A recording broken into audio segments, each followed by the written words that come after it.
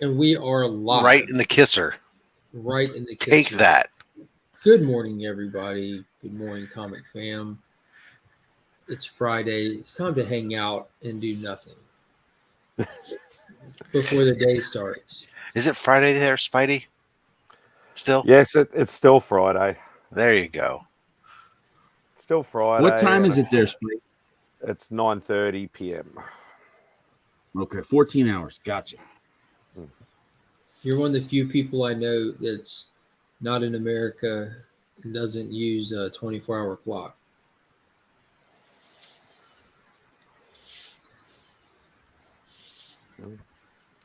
Just tell them it's 2100 after I got on the notes. or 2130. 2130.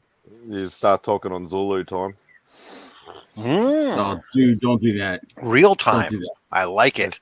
Real time. That is That's actually what it is. I'm for it. real time. That is. I know. I But- have this argument with Mark several times.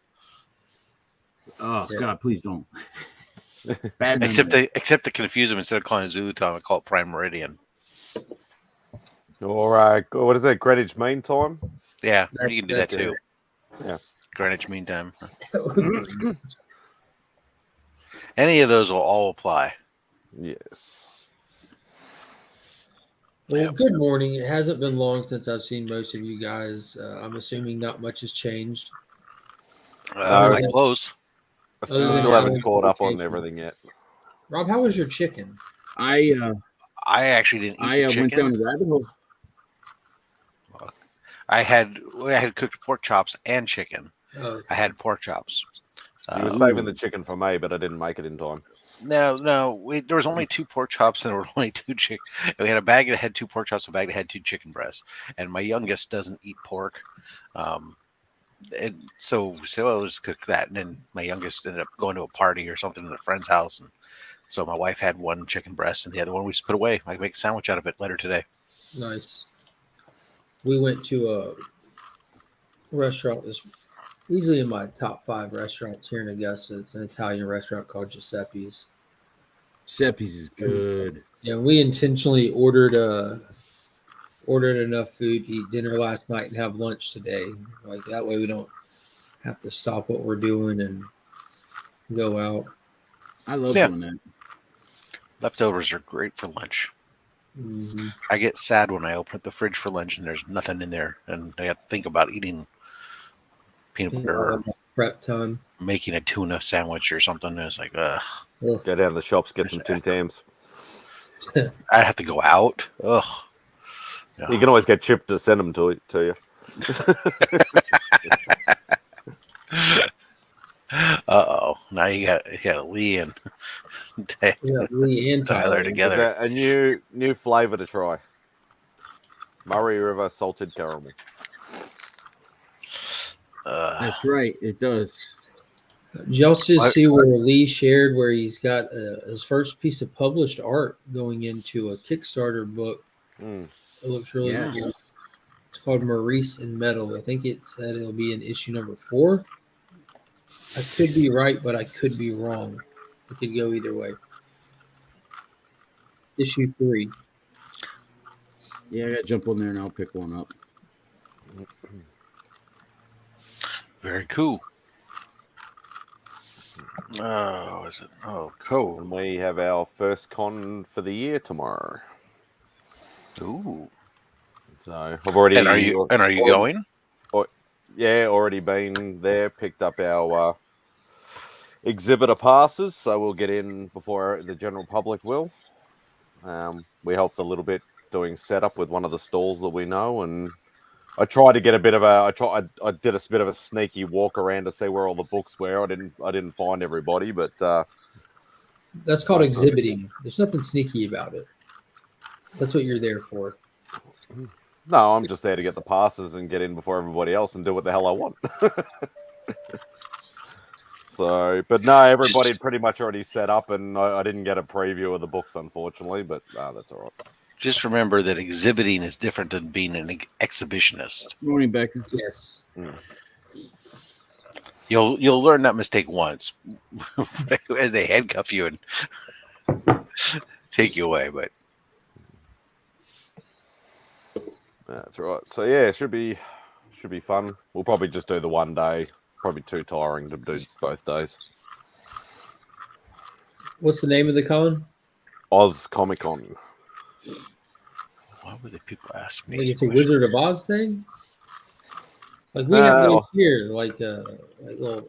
They have a name for them. It's not like Ozfest or anything, but it is.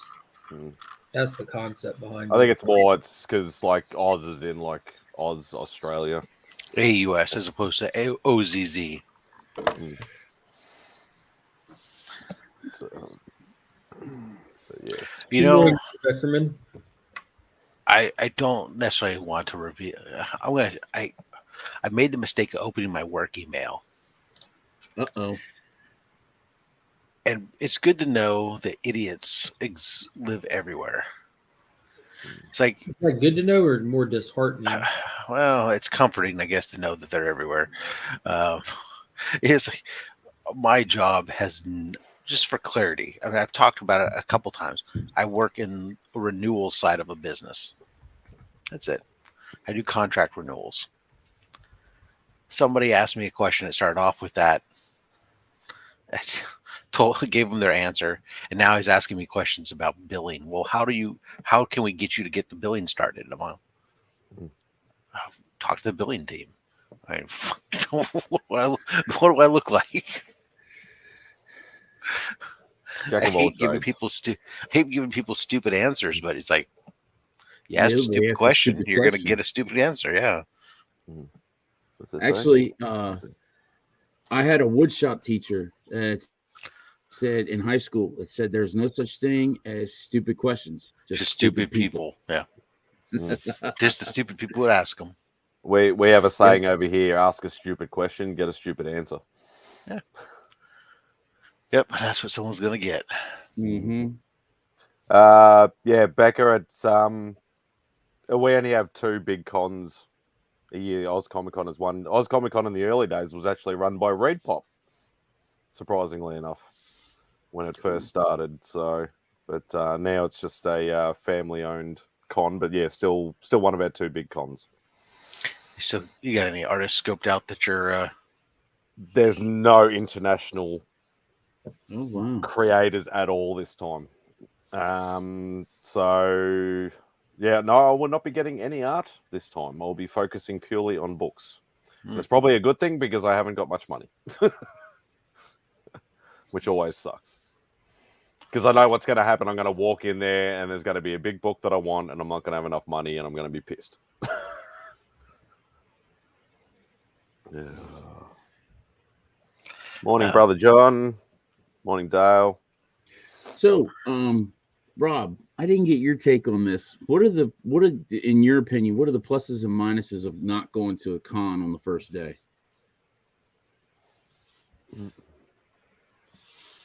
I assume you're talking about a larger con. Yeah. So I'm going to Heroes Con, and right now I'm going on Saturday morning. I'll get there early Saturday morning because passes were $25 a day or $50 for the whole weekend. So I just got two for the whole weekend, obviously. And so I want to get there, and you're allowed in up to half an hour early. So we'll leave here and drive up there that morning, Saturday morning. That's the plan now. But now I'm toying with the idea of going up Friday morning. Or Friday afternoon even. Well, I don't know. I tend to go for the whole weekend when I go. Never really put much thought into it other than, Friday is usually less people, but it's also, some of the things you're more about potentially getting lay of some of the land and stuff. And because you're probably not getting any big deals there on that first day, as far as like books go, but there's the opportunity, like if there's certain artists or something you want to do, like when we went to C2E2, I took the first day, I took care of getting almost all my signatures and all my art stuff taken care of while everybody else was doing other things, or it was less people in the crowd. And so for me, it was nice that by come Saturday, morning, I was pretty much done with 90% of the signatures and stuff I wanted to get. And so I was able to focus on started hanging out with some of the friends, starting to, start to get the lay of the land, start checking out for some books. Um, that was me, and that's what I kind of liked on it. Now, if I didn't have a huge ton of people that I was going there and hanging out with, I probably would skip Friday, to be honest. Simply just because I don't know that there unless you're going for panels and other types of stuff. For me personally, I'm done. I can 2 days is all I need to shop a con from a shopping standpoint, right? And it's like at that point, day 3, I'm just kind of like, I'm back here again to spend more money, right? But again, it all depends what you're trying to get out of it. If there's if there's panels that you want to see, if there's other activities you're trying to do with other people, and you're trying if you're a signature person or you're an art person or whatever else, those all come into play. Yeah. So it also depends on the size of the con. Like the cons over here, you can do in half a day, depending on what you're doing. Like if you're just hunting books, getting signatures, you could literally, because that's what me and the missus do. We'll literally, if I'm not going for art is the biggest time waster. So if you're just getting signatures and books or just pops or whatever, getting in there, and we could literally do it in like half a day even. Like we could go in there, do a couple of laps, see what's around. Okay, I know that person's got a book I want, that person's got a print I want or whatever. We'll do the couple of laps, get the lay of the land, then go and buy what we want, and then we're done. Whereas you guys have 3-day cons, and obviously the shop floor is probably 10 times the size of one of our big cons. So, it really, like, when I'm doing my art stuff, if I'm setting up commissions, that's what takes all the time.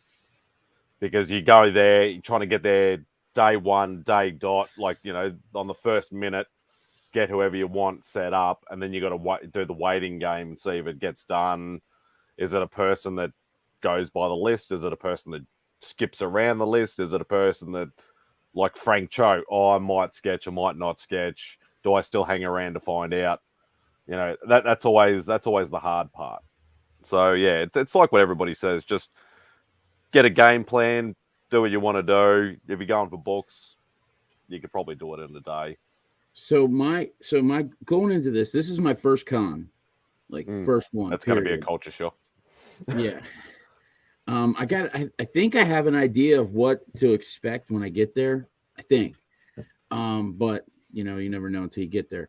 As far as my goals, I'm taking one book to get sketched on by Bill Morrison.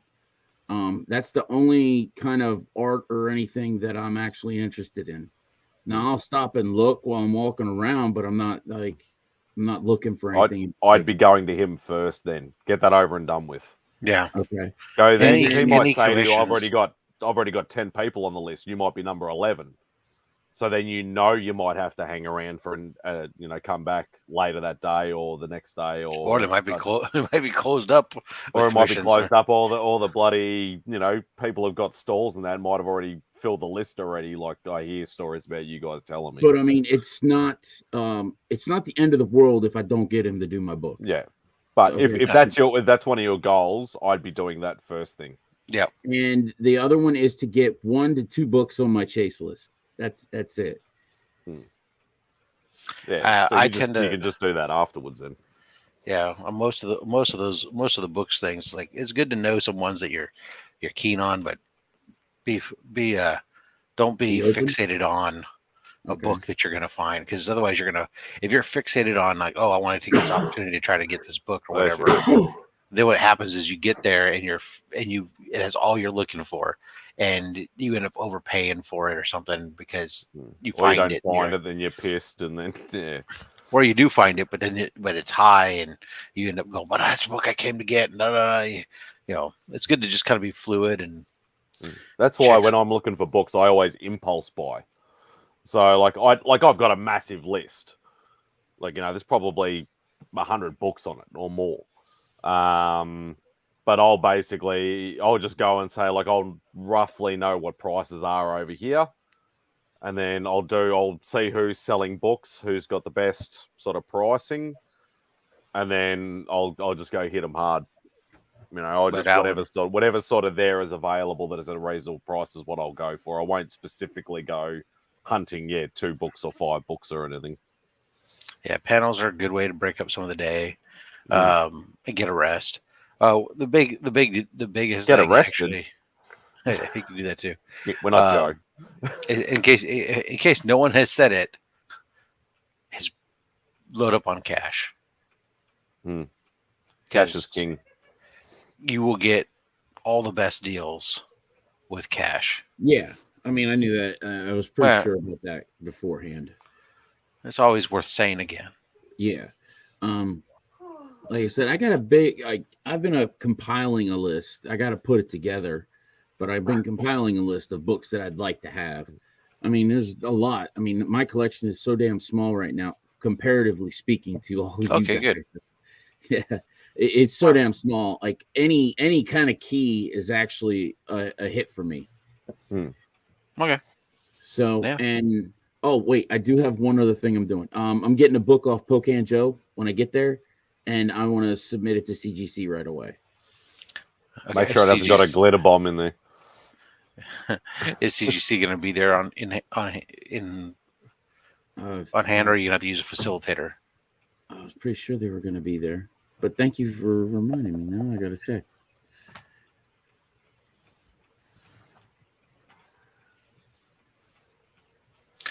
But I mean, because that's the thing is if you're going to if they're there, then you can submit it directly to them. Otherwise, you'll have to figure out which facilitators are going to be there.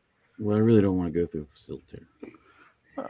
Depending on the facilitator, it's actually not bad. It can be better depending if you need to have the book pressed, because they're not doing the like one shot like slab it then and there sort of thing anymore, are they? Just very seldom do they do it where you can get them graded the same day or same weekend. Most of the time they're taking the books and they're taking them back. CGC won't be there. Facilitators will be on hand. Okay, says Brother John. So depending upon the list of facilitators that's there, like I can tell you certain facilitators that I know of that if you're going to have the book pressed, they're going to just send it to CGC and have CGC press it, which means you'll see that book, sometime in 2024. But if there are other facilitators that have that do their own pressing or are partnered with a presser that will do it. Otherwise, you can always just bring it home and just do it, send it to your own presser and submit it yourself too. But from what Joe told me, it doesn't need to be pressed at all. I mean, it's from what he said, it sounded like the book was really, really good. Which book is it? First appearance of Damian Wayne. Was it 665? Yeah. But it's, I mean, you can you take a look at it and see. But I mean, most of those books. I mean, it's a book that's been, even if it's been done immaculately. I mean, it's a book that's now 20-something years old. It probably could benefit from a press, just even if it's been bagged and boarded and stored in a box this whole time. It could have. Is it really that old already? That's wild. At least. Man. I pegged. I mean, think about it. Batman's in the 2007 or something, like 2008. When did he come out? No, it would be more like 2010. He'd be probably closer to 15 years old, I think. I mean, that's still just potato, but it just had me thinking, how old is he really? And what are they calling his first appearance? Because the son of Bruce Wayne and Talia al Ghul first appeared in Kingdom Come, but they consider that a different one. It's not a canon one. He had a brief appearance in that, and they did a one-shot about him during the Kingdom series. So 656 is the first full appearance of Damian Wayne, and then 655 is the first cameo of Damian Wayne by name. So in other words, he appears somewhere else before it. But either way, that's 2006. Ooh. So yeah, it's up there, man. That's So crazy. yeah, you're right. It's not 20 years yet, but I mean, it's right there though. I get just thrown curious off by what the fact that that is. Batman came out to a month for so much time that really runs up the numbering. Yeah, well, like I said, that's just potato. It's pretty much there, but I was just curious what the exact Yeah. number was. That's crazy. It's crazy how time flies. It's crazy. No. So I'm thinking back to really I kind of just bookmark it with the DC animated film Batman versus Robin that they came out with. That was good. Yeah, and that was like 2013, and I know that was a handful of years after he had been in. I did finally get a 9.8 on one of my 656s. I watched that Catwoman animated too, Mark. Trash. I thought it was a bit of fun. I don't believe you. Because you answer like, I thought it was a bit of fun. No. Yeah, it was a bit of fun. It wasn't No, bad. it's 655. Pokemon says.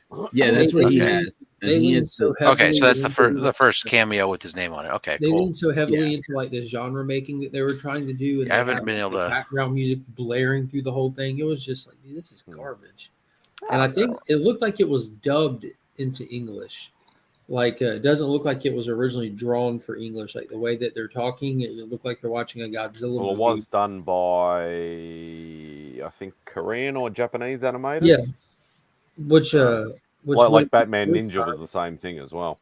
Yeah, but Batman Ninja, it was drawn for, wasn't it originally drawn for English though, and then probably dubbed, just like how most American properties. I think it was done by a Japanese studio, a Japanese anime studio, but done for American viewers. Yeah, this one was done by the studio, but we're the secondary market on this one, which it doesn't take away from it really, but it's just another thing I noticed. It feels like if you don't know that information while you're watching, like why is the audio off? And I still can't confirm that the audio just might be off. Just a bad dub. You could replace the word dub for movie. It's a bad dub. And then I watched that. I also bought the Constantine thing. I didn't realize it was short. Oh, movies. that was so good. I did not realize it was all short movies. So yeah, that's the second time they've done a compilation of those. Normally, if you buy the Blu-ray, or if you're a DVD person, you would, back in the day when they'd have just the DVD or the 2-disc special edition, whatever, you'd have to get the special edition one, and it comes with all the special features, the little clips of kind of episodes of TV shows and stuff that are kind of on the same. They always did like the Batman animated, like they'd pick like they would show you episode here and there. And but they would also do one of the DC showcases, which is like a 15-minute or so short film. And what they do is they'll compile them together, and then they'll add an additional one that's only available on the set.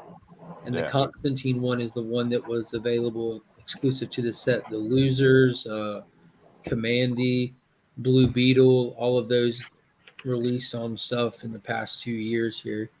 But they were all this was a good run of shorts. It really was. Yeah, I really enjoyed the Constantine one. Yes. Bookended that whole Dark Side war. It was nuts. I didn't know, like I know of Commandy, but I've never known anything of it, and that actually looked a bit interesting. So yeah, it's Jack Kirby. Yeah, but I've seen I've seen obviously the books on shelves and stuff like that, but I've never actually known what it's about.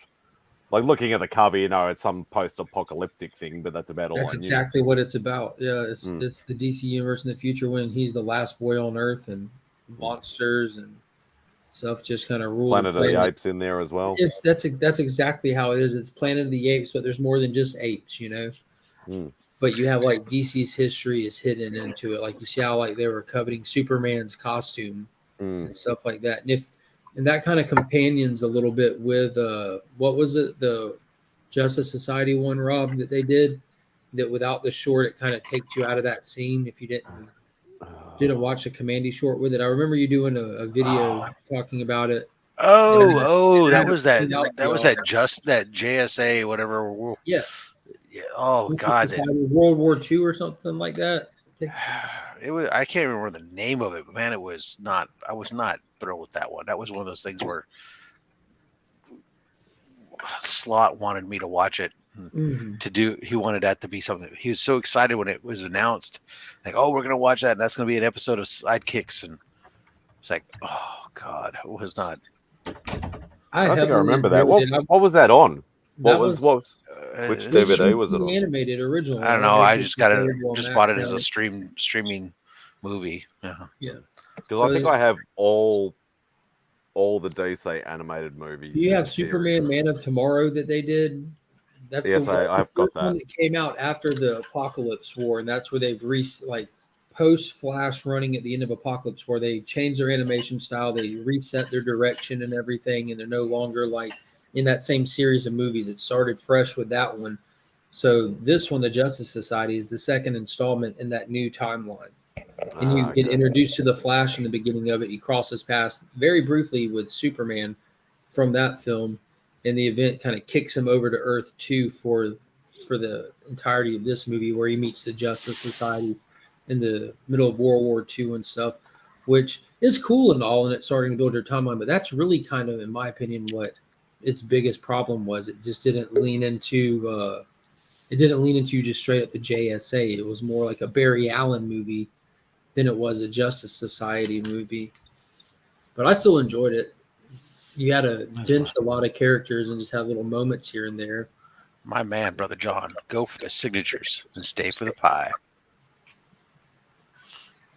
What kind of pie would you suggest he stay for, Rob?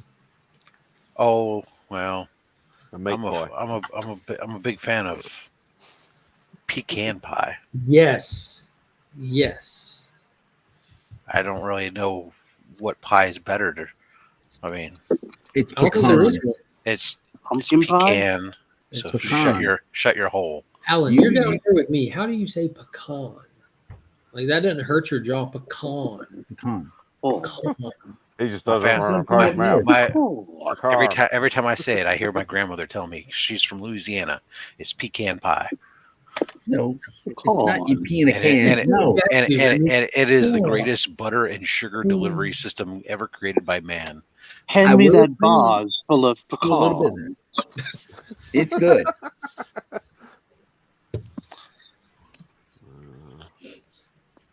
I know it's so good that my mom's side of the family, Thanksgiving was always, and Christmas was always the pumpkin pie people. And my dad would start coming. They start bringing in a pecan pie for him, and next thing you know, nobody was eating pumpkin pie, and we started making 2 pecan pies. And then of course my dad will do a variant with it. He'll do a macadamia nut pie. Oh wow! Where he'll like swap out the pumpkin pie though. Yeah, I'm not a big fan of it personally, but my mom loves it because she's from Hawaii. So,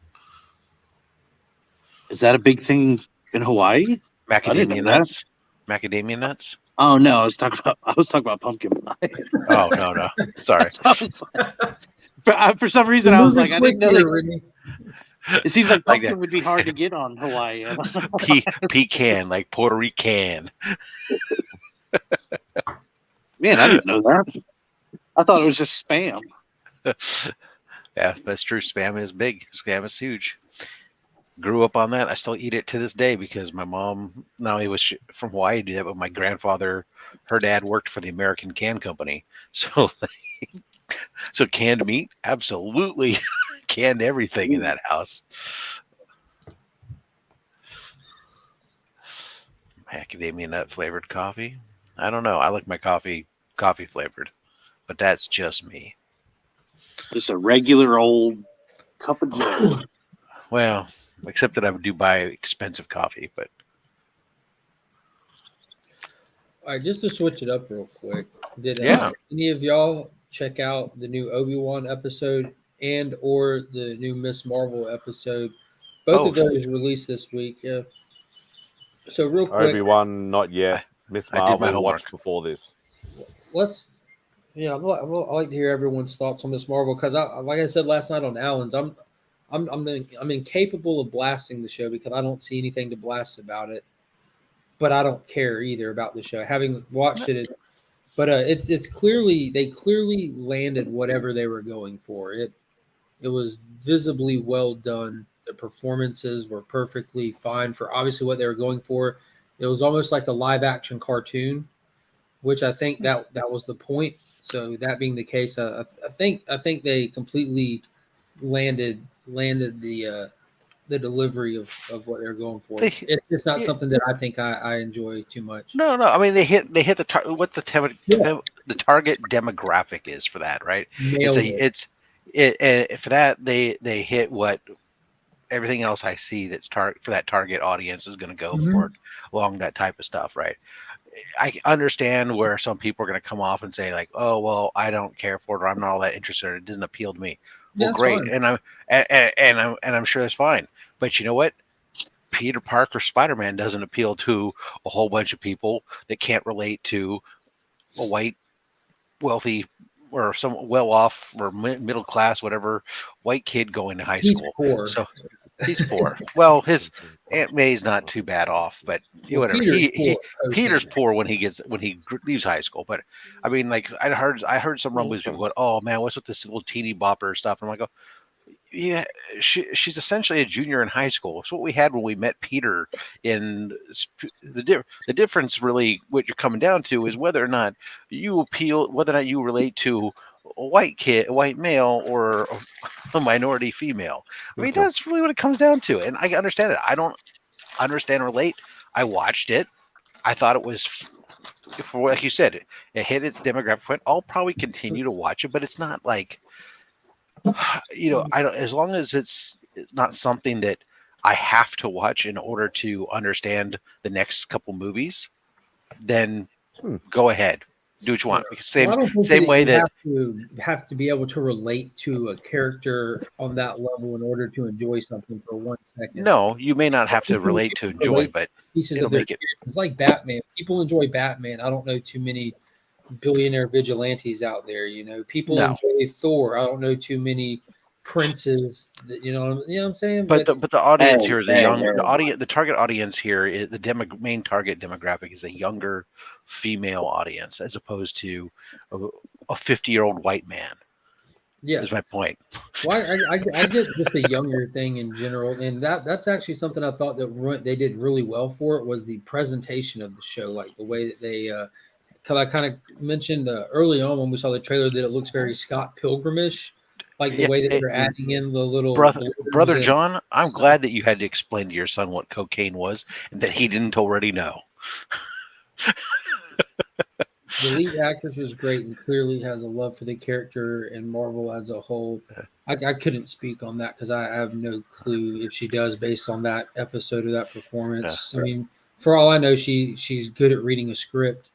What I will say is from what I saw, cocaine was, so it's not that kid centric. That's just Disney for you. Yeah. They blur the lines on what's appropriate. They decide what's appropriate for your kids for you. That's one of the problems I have with modern Disney. Yeah.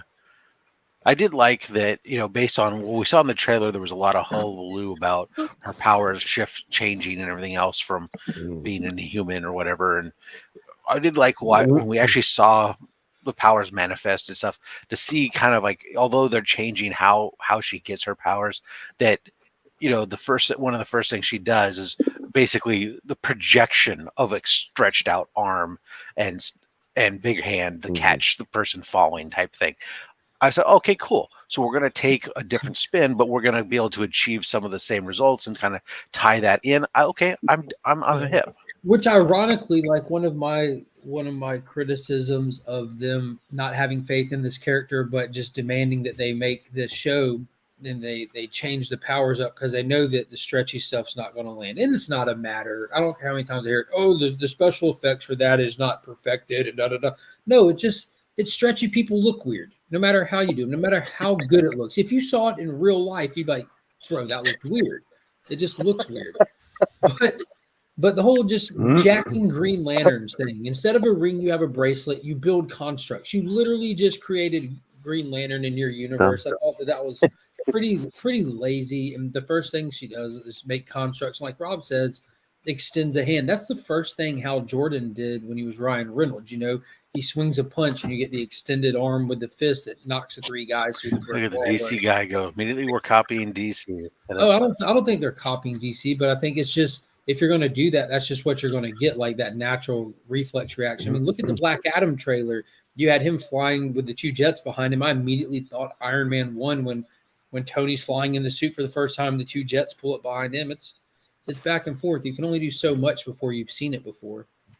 If anybody wants the real inside dirt on how Marvel copies DC, go back about 1.5 years on Remy Q Studios. I got the live stream just for you. What was that, like 20 years apart or 15 years apart? Something outrageous. Yeah, it was. The comic book, I think, was 20 years, and then it was like the movie was like 30 years after that. So it was like they doubled down on it. They were like, we copied your comic, and now guess what? We're going to put it in the movie and go even further. Ridiculous. At that point, Marvel lost a lot of respect from me. I'm not mad about the origin of the power source at all. Nope. You've convinced me DC's better. I said it right now. Eman said that the idea that the power comes from a Pakistani artifact is very much in line with the MCU norm, where powers come from a suit or an item. I'm not mad at all. It's like Brother John saying it's more to tie it to the negabands and diminish the inhuman connection. Yeah, I think the humans are a bad word at Disney right now, and rightfully so. And it gets a little confusing on certain things, but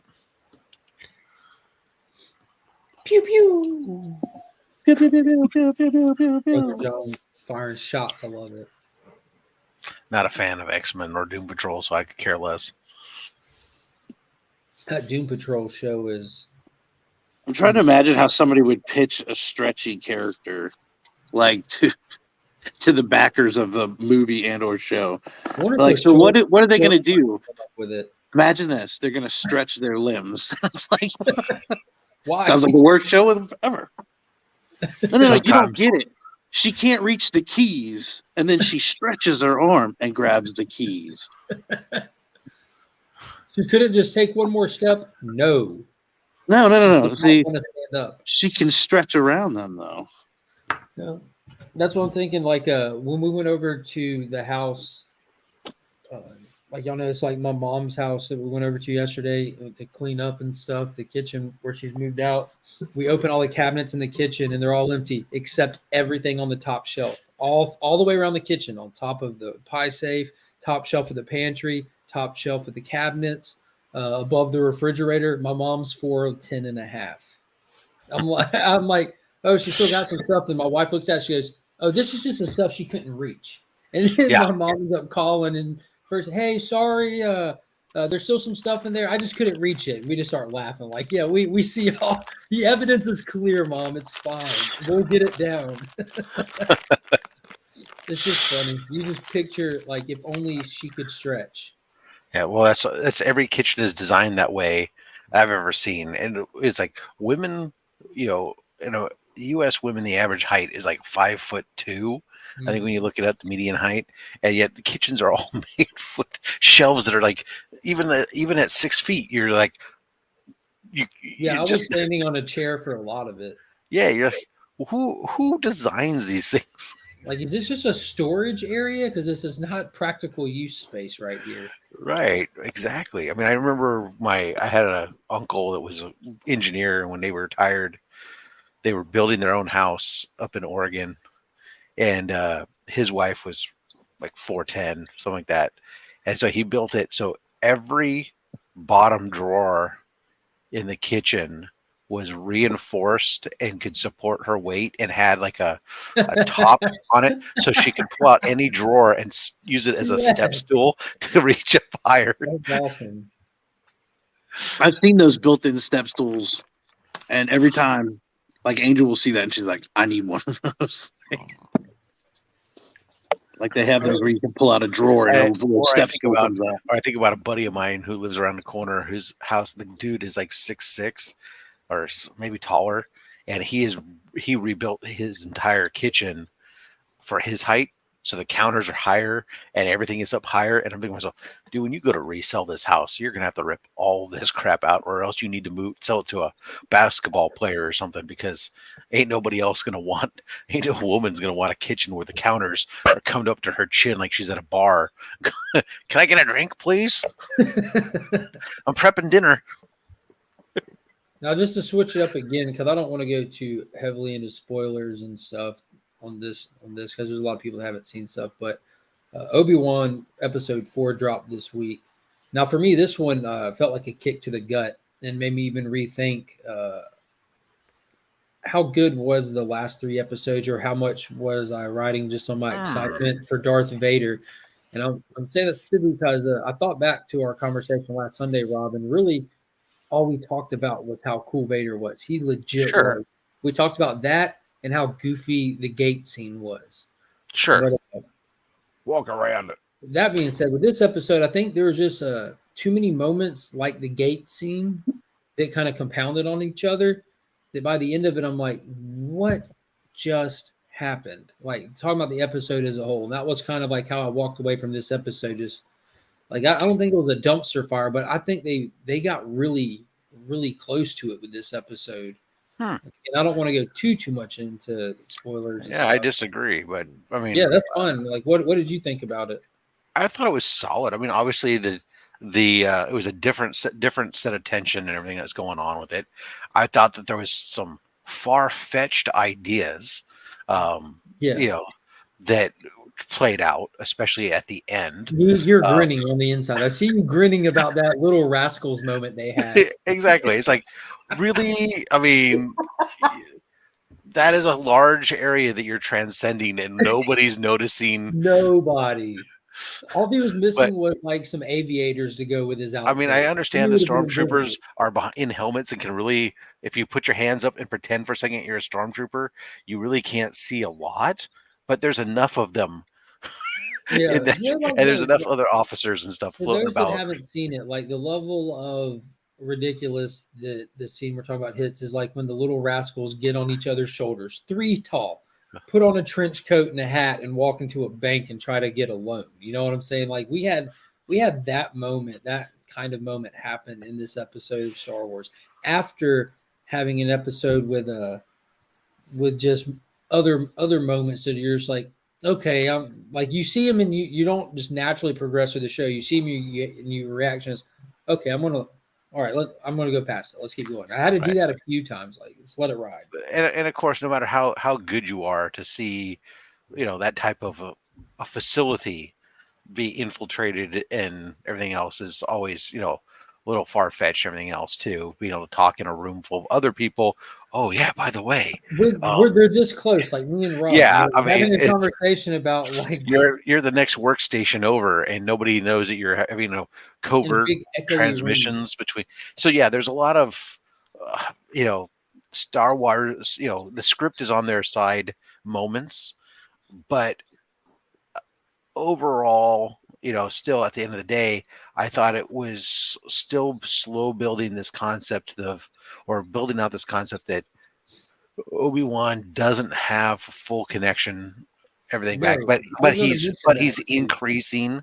Yes, I was going to mention that. So in terms of like story pacing, is the overall, I think that's something it had going for itself, because it feels like we don't get a lot of forward progression in this, but that's really if you're not looking in the right place, I guess. You kind of have to look for it, which, again, I watched up for the final. We got 2 episodes left. Yeah, and to that point, we actually get, like, it might feel repetitive, or, like, the scenes in it that are happening toward the action, it might feel like it's the same thing going on and on, but what you're seeing, like he said, is Obi-Wan sharpening up. Even though it doesn't look like he's doing much, he clearly is.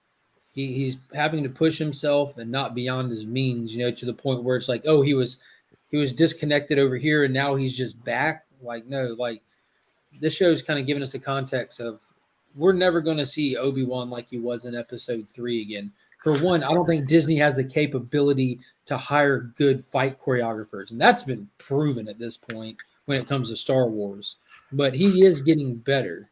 What I thought then of course there's the other thing that's kind of interesting. Of course, you invariably have I'm holding it back. I'm holding it back. I'm holding it back. Now I'm going to let it go. and I'm running. I'm right in front of it. I get through the doors. The doors close. Now, let's just be honest. He's running from some water. There's a wall of water. He's running from it. He gets through the doors close.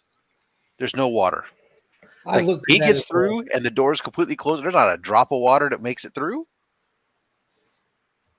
And also the releasing of the water, that was the moment I had to scratch my head. For one, why is this even breaking? Why is this? Oh, they showed that. Oh, I know that it got hit with a blaster, but why is this even? Why is there glass down here to begin with? What are so you can see outside? So you can see in the dark water. Because even the Empire, with all of its control and all of its desire to be function over form, some architect decided, hey, it'll be really nice here in this walkway. Let's put some glass up here, so we can look out. We can see the so you can watch the fishes swim by. I read about this place in history called SeaWorld. They have this tube you can walk through underwater. We need one of those in here. Yeah, it's almost as if they constructed an indestructible thing that had just one point, one secret spot about this big that if you hit it just right. I mean.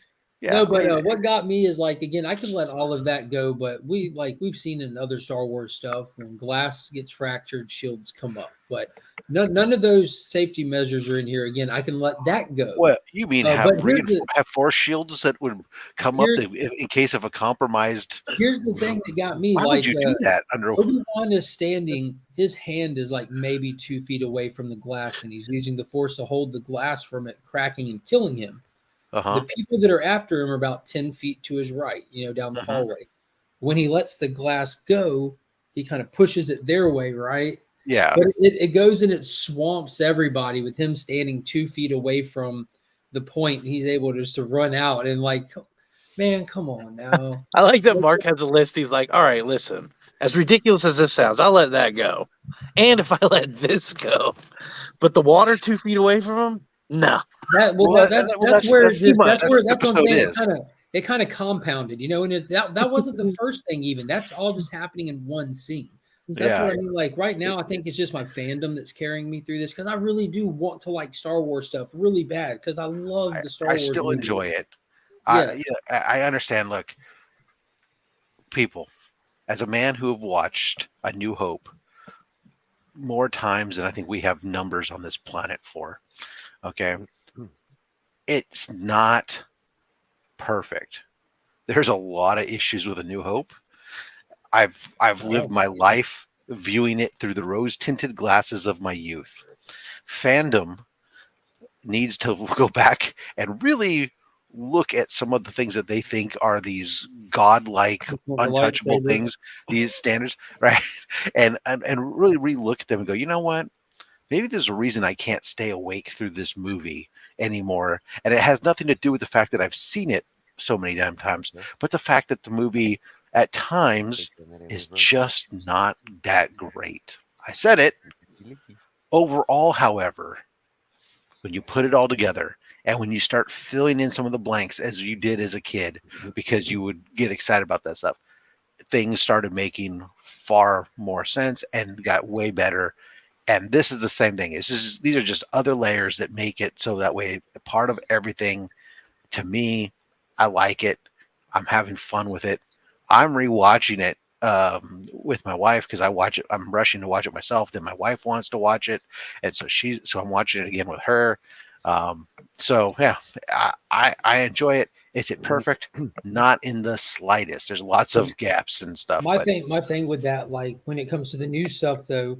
They're not making Boba Fett. They're not making Obi-Wan. They're not making the sequel trilogies thinking, the old ones weren't really that good. We need to make sure we make something that's not really that good. They're making new shows, though, because the newer movies weren't that good and trying to retcon that shit.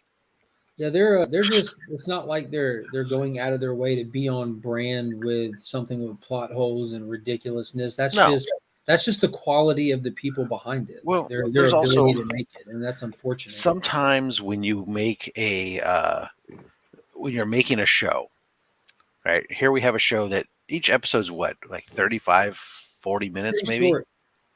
Yeah. Yeah. So you're only doing something that's not. You only got so much time to tell a story in that you're doing.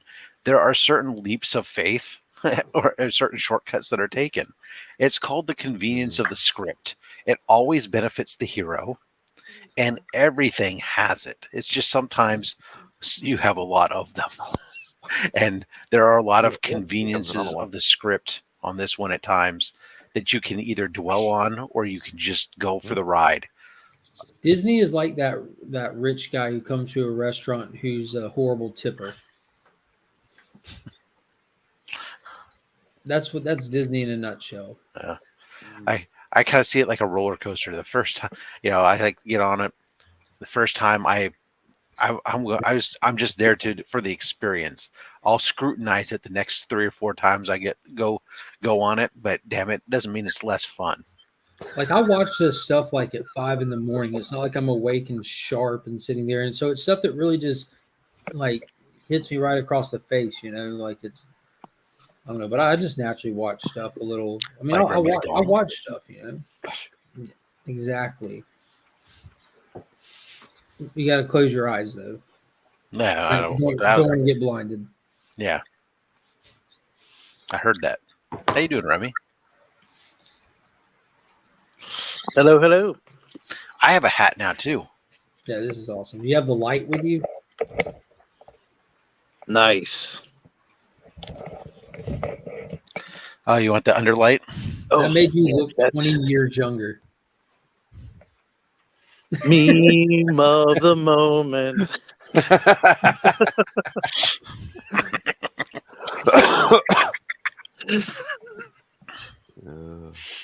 I like that the shadow of the wings, the tips is in the face. It's so amazing. Like that's what I want. You want to talk about a meme? I just want somebody like every now and then Rob comes in like from the side and then just goes back through. Like we need to have that a little animated, yeah, some sort of animation with just a little Rob, and then he's back off real quick. That would be amazing.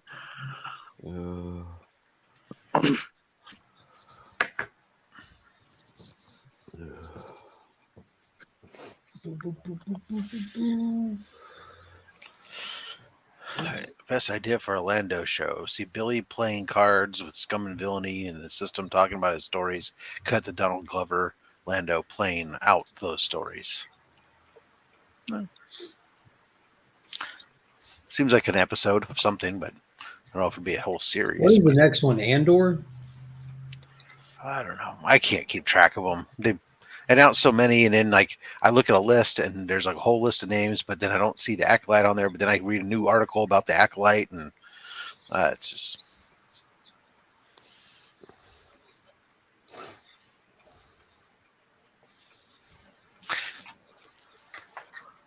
What are they gonna do one day to make you glad, Spidey? Ooh, that's a good question. What? What would it take to turn you from Mad Spidey into Glad Spidey? No, see, it's an Australian Mad, so he's crazy Spidey. Would it be? That's would it be like? I'll give that the. When you complete your ASM run, we're reading into will it you wrong. Be Glad Spidey then? Yeah, when I win Lotto and have an AF-15. Even then, you're going to be even crazier. I think you should be more Mad Spidey. Completely Mad Spidey. Rock up doing videos in straitjackets.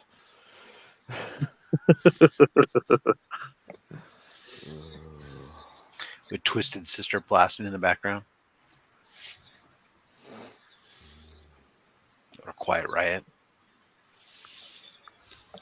Look at all these What's people. The Australian lottery even like? Very minute compared to the big totals that you guys get. Yeah, but so the ones that you hear about that make the news, at least massive, those are like across like 15 states and stuff that are like, or more, like Mega Millions and stuff, which is like, I don't know, it's 20 something states, I think, is now part of it. So it's the number of people that you're talking about that are in there. I mean, it's just ridiculous. And I also know, you can correct me if I'm wrong. That you're wrong. Shut up. What a guy. If you take it straight away, you get taxed at like 50% or something. But if you take it over time, you get taxed less. Well, so there's a lump sum payment, and then there's you paid over time, and so if you take it lump sum, you're going to get less because that's a single payment tax within a single year. Yeah, but you always take the lump sum versus getting it amortized out. But you take the lump sum because as long as you invest it smart, just even conservatively, but you invest it right. A conservative investment on that kind of money will yield you more money over the period of time, as long as you can be disciplined and do proper stuff.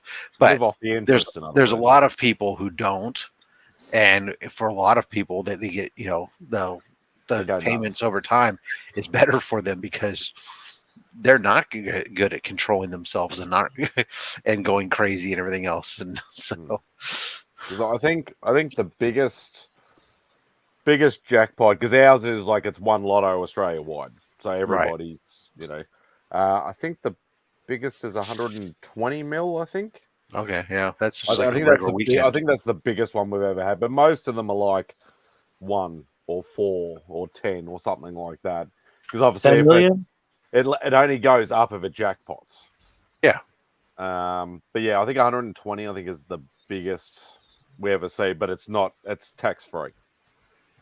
Oh, tax free.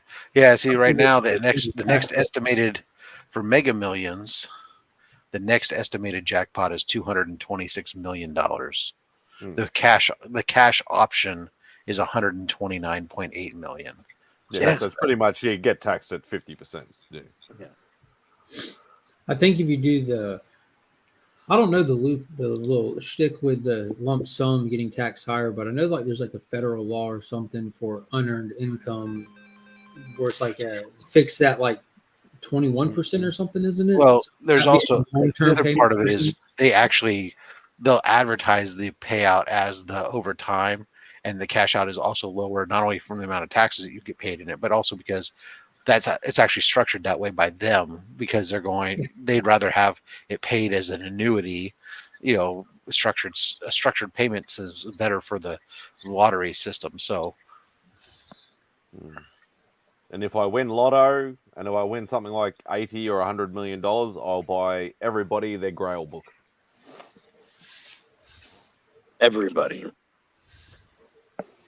Everybody who's been nice to me on YouTube anyway. Timestamp it right there. So Nick doesn't get anything. Well, that makes sense. That's really, I wouldn't expect it. Okay. Yeah, we've had some really weird ones where they've rolled over and they've gotten huge. When you're talking about people winning the jackpot's up to 500 million or 700 million, or when you're like, what, really? But and usually that's the only time I play, not because I go out and buy a ticket, but because then somebody in the office used to come around and be like, hey, we're going in. And you didn't want to be that one asshole who has to show up to work the day after while everybody else quit. Turned into, you're like, oh, all right, I guess I better put in $10 because I don't want to be that guy who's got to now rebuild his entire company.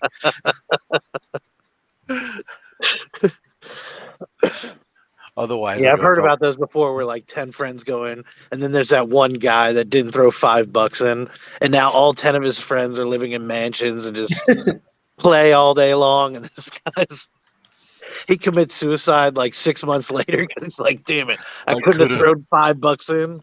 I said I was going to. No, you didn't. Yeah. No. That's forget having to do a presentation and not being prepared, or forget showing up with no clothes on. No, none of that. My worst nightmare is literally showing up to work and everybody just won the lottery and I'm the only bloke that's got to fucking rebuild the entire company. No. Thank you. And meanwhile, your wife has left you and married one of your coworkers that well, he was smart enough to put in $10, you cheap bastard. That wouldn't be Remy, though, because Angel would never leave him for that. I wouldn't blame her. It's in her name. Yeah, that was a clause in the agreement when we got married. It was like, hey, if somebody hits it big on the Mega Millions, you do your thing. Yeah, oh, that's fair enough too. That was very mutual. Yeah. Like, I'll marry one of my best friends. 300 million? Sorry, Angel. I'm going to go live with that guy. Ashton, the first thing you do is you meet with your lawyer. And if you don't have one, you get one. You can afford one now. That's right. Mm-hmm. You put them on retainer. Yeah. Yeah, just call one and say, you call the best guy that you know. And then that guy is who you want to go with.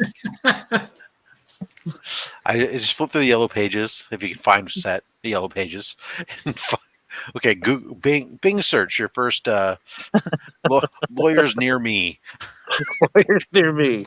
How can we help you? I won the lottery. No need to hold. Here you go. There's a man at your door right now. Oh, it'd be amazing. I won the lottery one time. The question is, $14.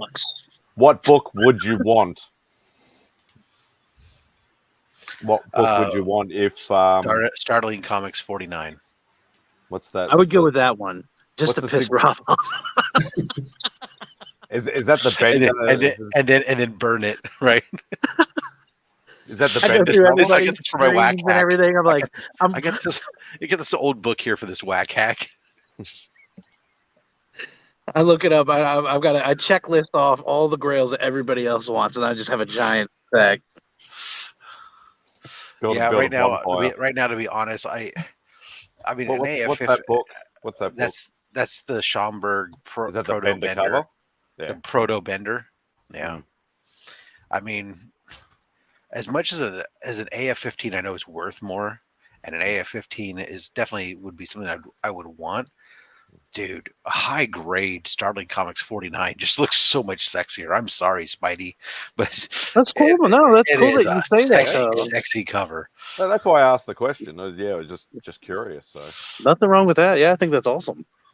I mean, it's there's a restored 5.0 that's available that's like around $8,000, but nope, not in my budget.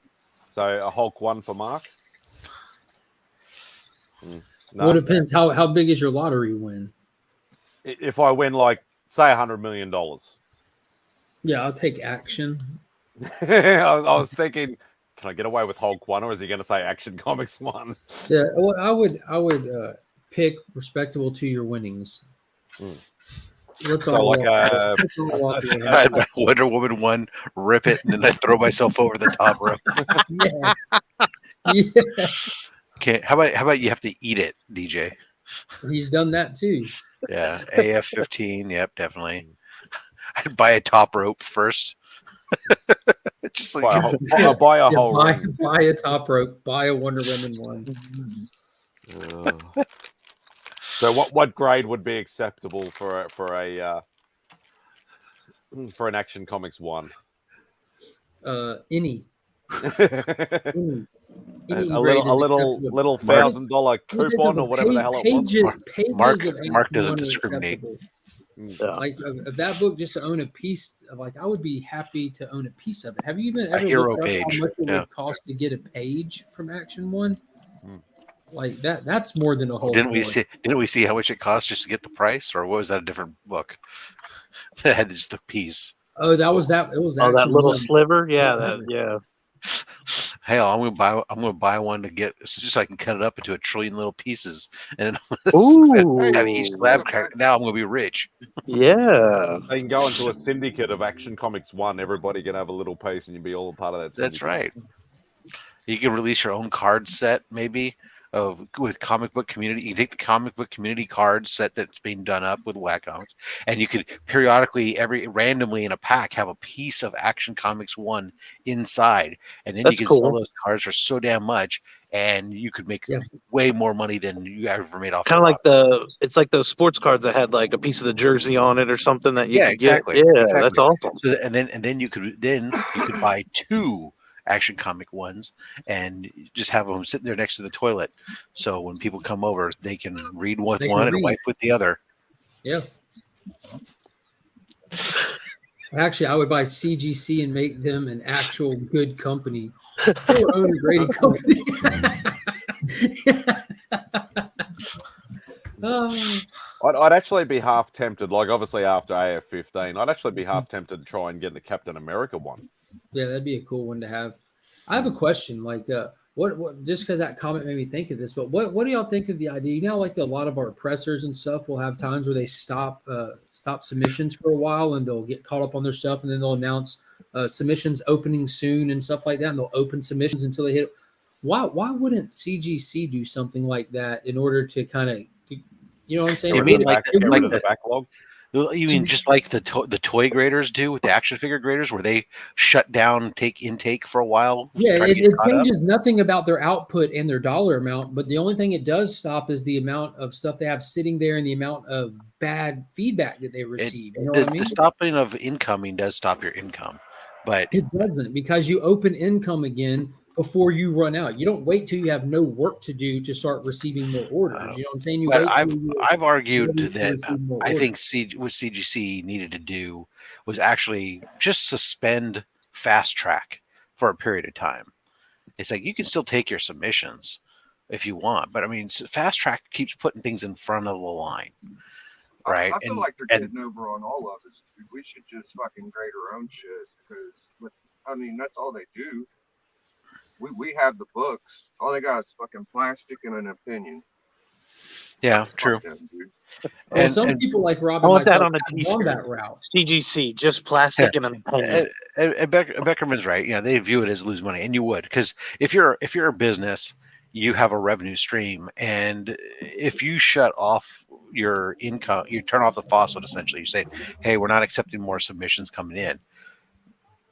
Because CGC is now switching to billing up front. Are they?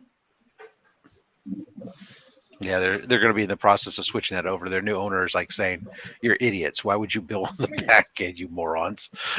People be dying in between the time they submit. I'm not saying this jokingly. Yeah. Like, I'm just going to like the biggest one. Like, you have people that literally submit books, pass away. Like in like, think how many people die every day. Like, you're talking about a 9-month period. Like on average, 9-month period on average. You have people submitting books that pass away. Then you have like what happens with that business strategy, just to like own more books by default? Like, where do they sell the books that are left with them?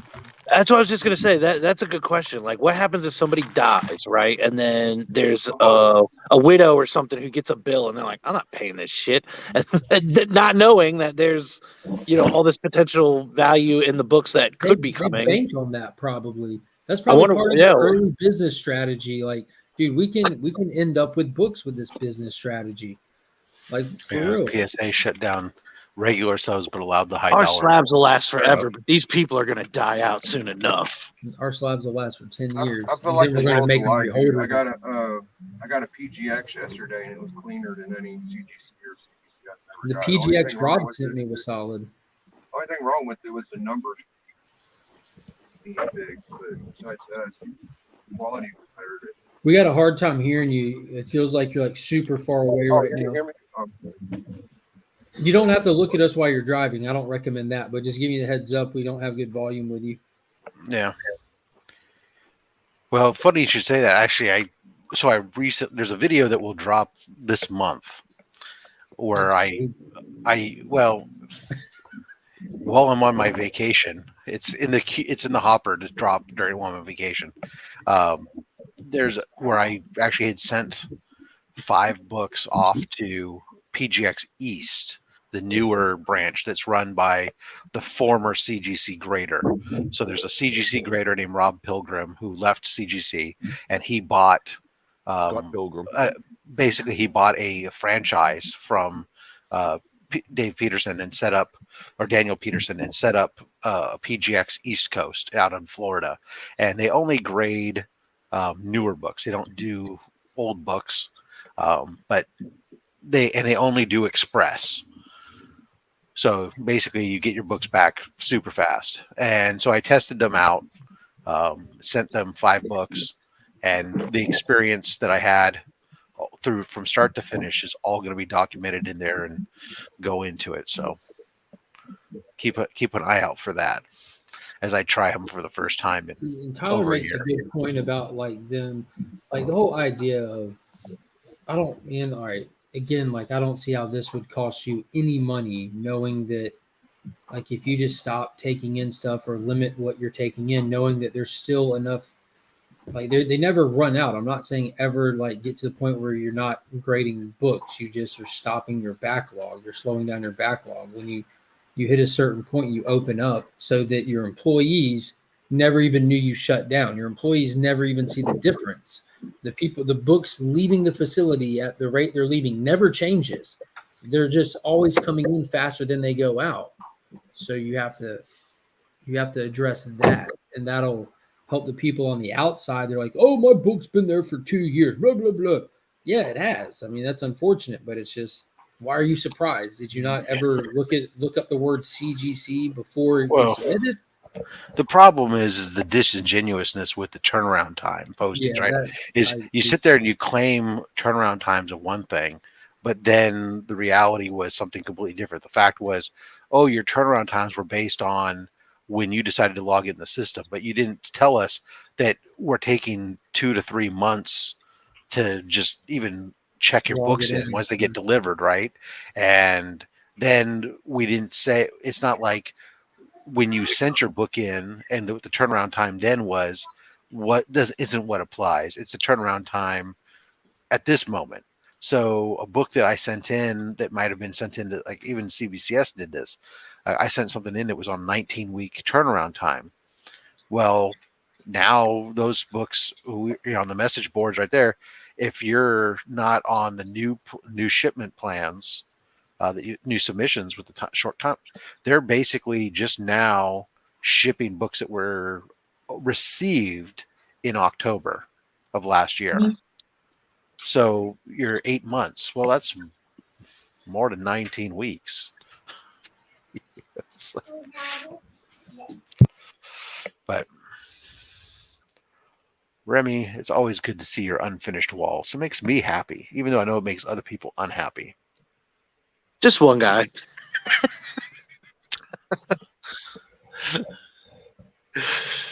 And I understand that. I get it. Like, so, you know what I mean? There's little ticks that people have that like get on your nerves. So, but see, I've got my spots. Like I have my little spots. So I can only go over there for so long. I don't want to be up front. So this is my area. That way, it's important. That way, if somebody comes in, they think that someone's working. Mm-hmm. Mm-hmm. See, I've got 3 corners that I have to make, and then I'm there. It's perfect. And you can yell back, "Hey, I'll be right with you." Mm-hmm. Yeah, I pull the old like, "Oh man, working hard back there." So you get a little spritzer, you spray bottle, spray the pits. Oh. Wow! Trying to listen to my phone. I'm working hard back there. How you doing, Steven? Oh, goodness gracious. Biggie. What's up, guys? Oh, hey. How you doing, brother? I'm Pops, good. Can you guys hear me? I got the box, Pops. Thank you very much. I'm getting ready to drop off 100 books. Where? In the river?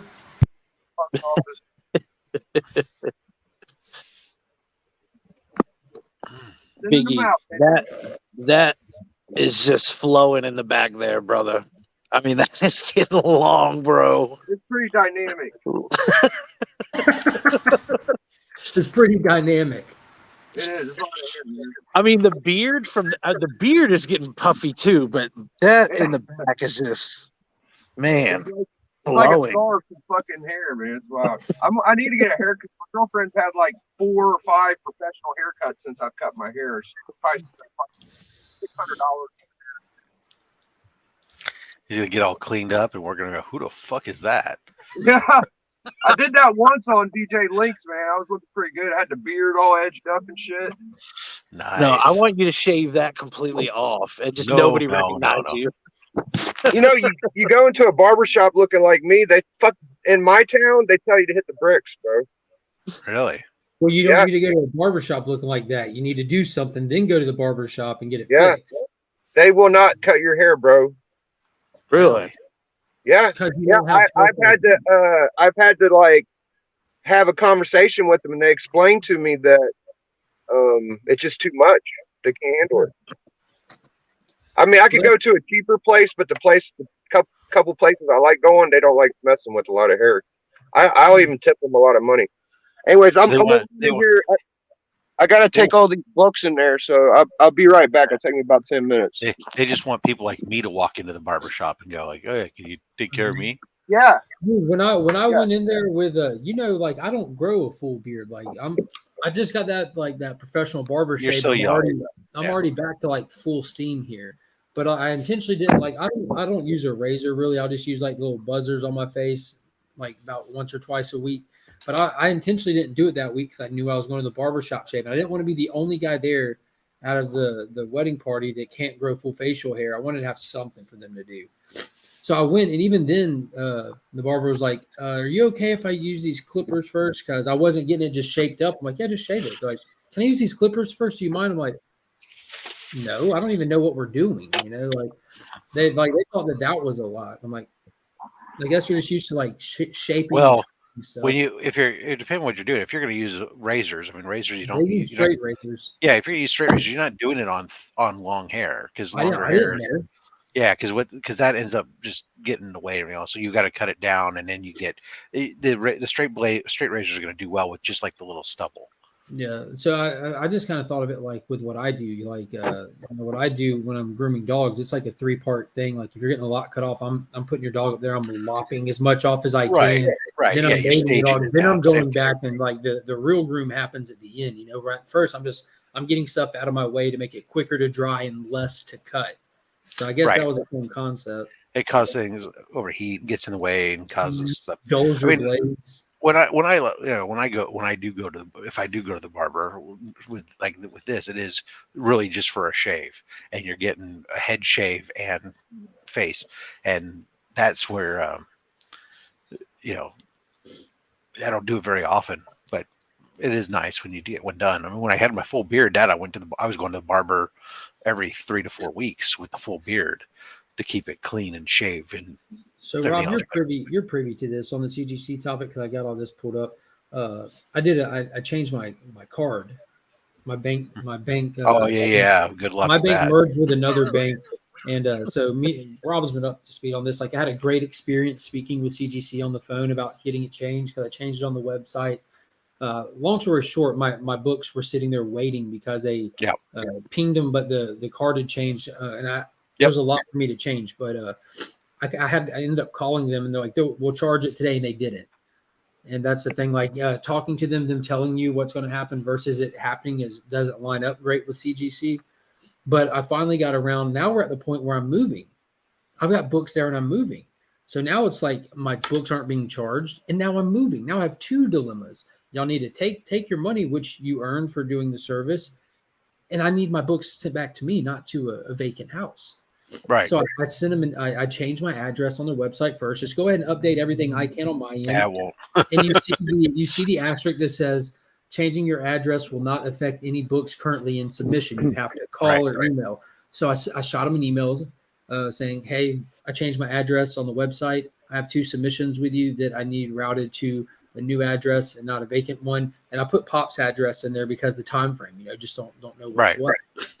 And 2 days go by, I don't get a response. Yep. Then they send me an email. We just charged you. Then right behind it, shipping. And then the next day, hey, just let us know what submission numbers you need. I'm like, dude, like if it was like time pressing, like you just sent my books to a vacant house. So needless to say, I'm here till like I have full access to this house till like 3 weeks from now. So they'll be here, but I thought that was just like very bad. You hope so anyways. Yeah, they'll make it in 3 weeks. There ain't no way they won't. I mean, they've shipped.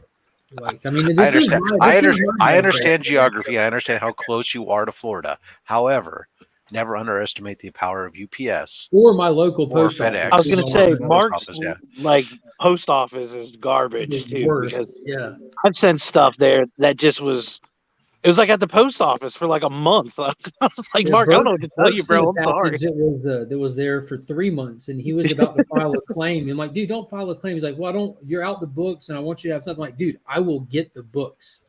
Just forget about them, and I'll let you know when they get here. Over 3 months, and then they popped up. Yeah. I mean, for the most part, like I'll give them, the mail system grief, but for the most part, I'll tell you, I actually have really, really, really good experiences with the post office, as long as you don't have to interact with anybody other than your local carrier, and then only if it's your regular carrier. But I was gonna say, like, yeah, the post office that I go to, the people there are amazing, but once it leaves, I'm at the mercy of everybody else, and for whatever reason, anytime I send Mark something, it's like his post office gets it, and then they throw it into a black hole. And fortunately, my post office out here on my end is pretty good, so getting stuff out usually isn't a problem. But where I have most of my shipment issues is actually any shipment that has to go through Chicago or near Chicago, whether it's the mail or UPS. Both of those, I just have nothing but problems. Oh, wow. Right there at Chicago. Chip's fault. It is really. It's probably all those Teamsters that aren't working. But it's like it's driving me crazy. Like one of the biggest thing I have that comes out of that area is the dog food that I order for my dog comes out of Chicago, and they're supposed to have it like on a 28-day supply, and they ship it to you just in time, right? But it's taking 10 to 12 days for my orders to get out of Chicago. So now I'm having to order keep manually ordering my dog food at shorter intervals instead of the auto delivery. Otherwise, my dog keeps running out of food and I have to cook for it or something. It's crazy. Yeah, it's bad for you up there in Chicagoland too. Yeah. No, I mean, I watch even like if I ship something to that area, it's for, whatever reason, all of a sudden in Chicago, things just get hung up and it's weird. Pennsylvania for the U.S. mail also for some reason seems to get hung up sometimes for me. But the Southwest, I don't, with the U.S. mail, I usually don't have problems. I wish that UPS and CBCS would ship not by FedEx Ground. FedEx Ground, I don't care for either. Sounds like it'll be as FedEx bad as is the old always female. Super expensive. There's a FedEx that's in my parking lot, and I would love to be able to send it to them, but I know I'm going to spend so much more money doing it. Well, FedEx Ground, which is reasonably priced, but they, for whatever reason, when the shipments are coming to me, they end up going up into Lathrop, California, and whatever reason, the California redistribution is really bad there. And so it will sit there for 3 to 4 days before they can figure out how to get it to the next center before it then takes another 2 days to get to me. I mean, it will take 6 days inside of Northern California to get a package to me every single time. It's crazy. We were going to deliver your package, but then I set a drink on it and it became coffee. Give a coffee table. Okay. So yeah, if Chip gets in the shipping department in Chicago, everything will be fixed better than everywhere else. Potentially. That's true. Yeah, that's true. Hey Rob, Chip can take care of it. Hey Rob, what's the deal with these Hawk 180 and Hawk 181 without stamp qualified 5.0s? Like, what in the hell is going on?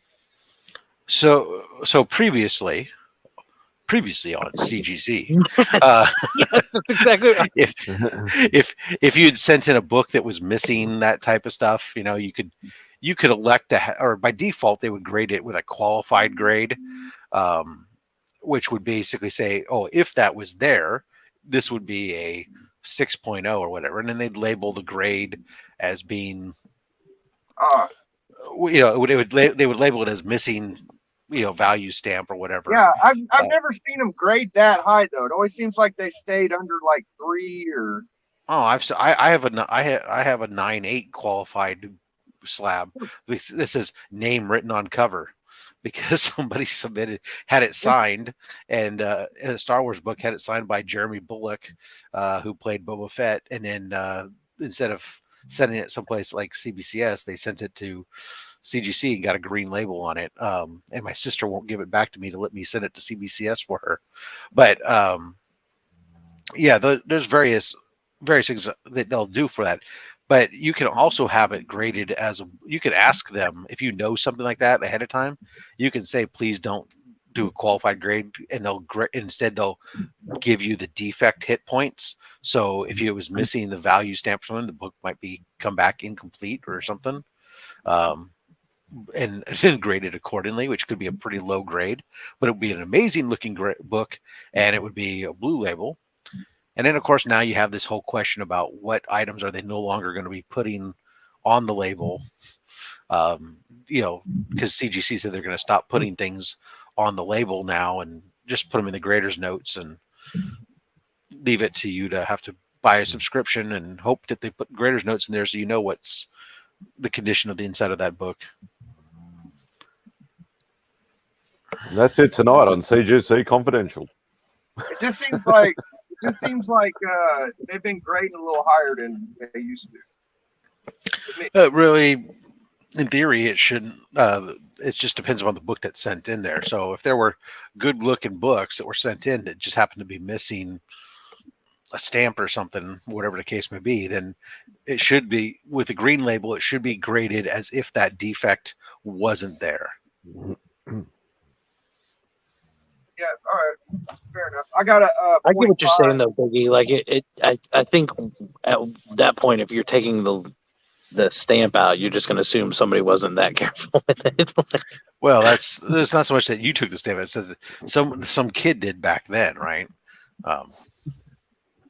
There's all kinds of things that clip out of the comic books and send in for this or send in for that, and if you're not get those X-ray goggles, yeah.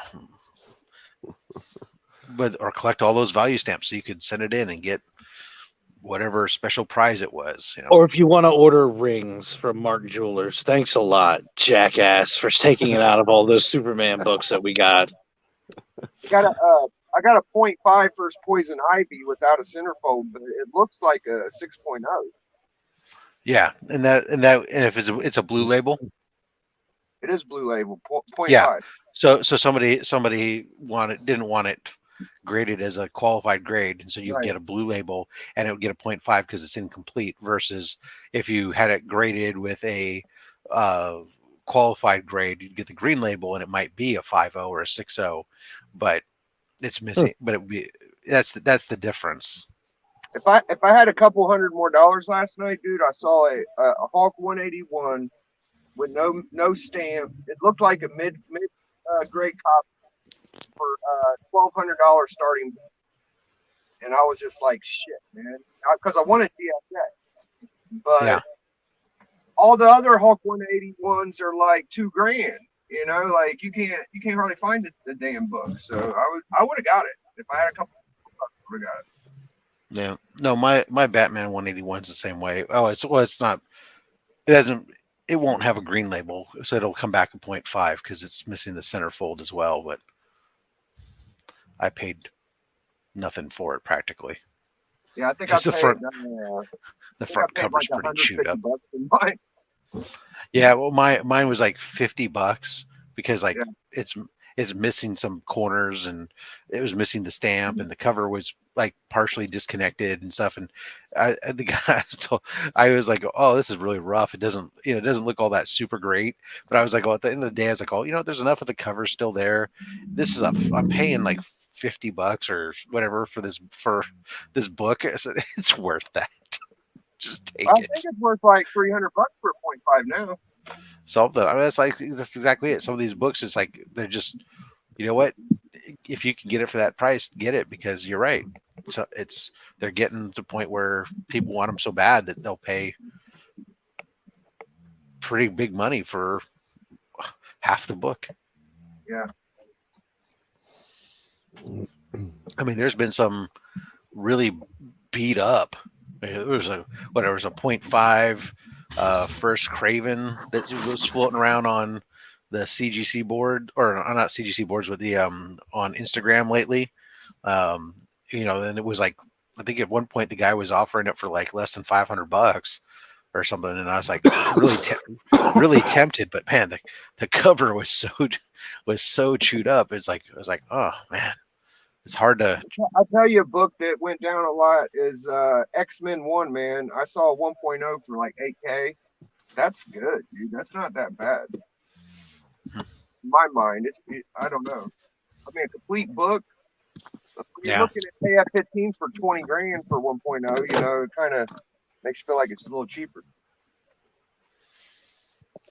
Remy doesn't know about that. He just has the books. Sorry, my phone's dying. I'm trying to plug it in now. Oh. I'm at 1%. We're gonna see. We'll see if it lasts. Running at Adories. Well, it's like if I plug it in, but I'm still streaming, it doesn't like it. Oh, yeah. Well, StreamYard is one of those things that just does do a good job of chewing up. What book would y'all rather have, 181 or giant size?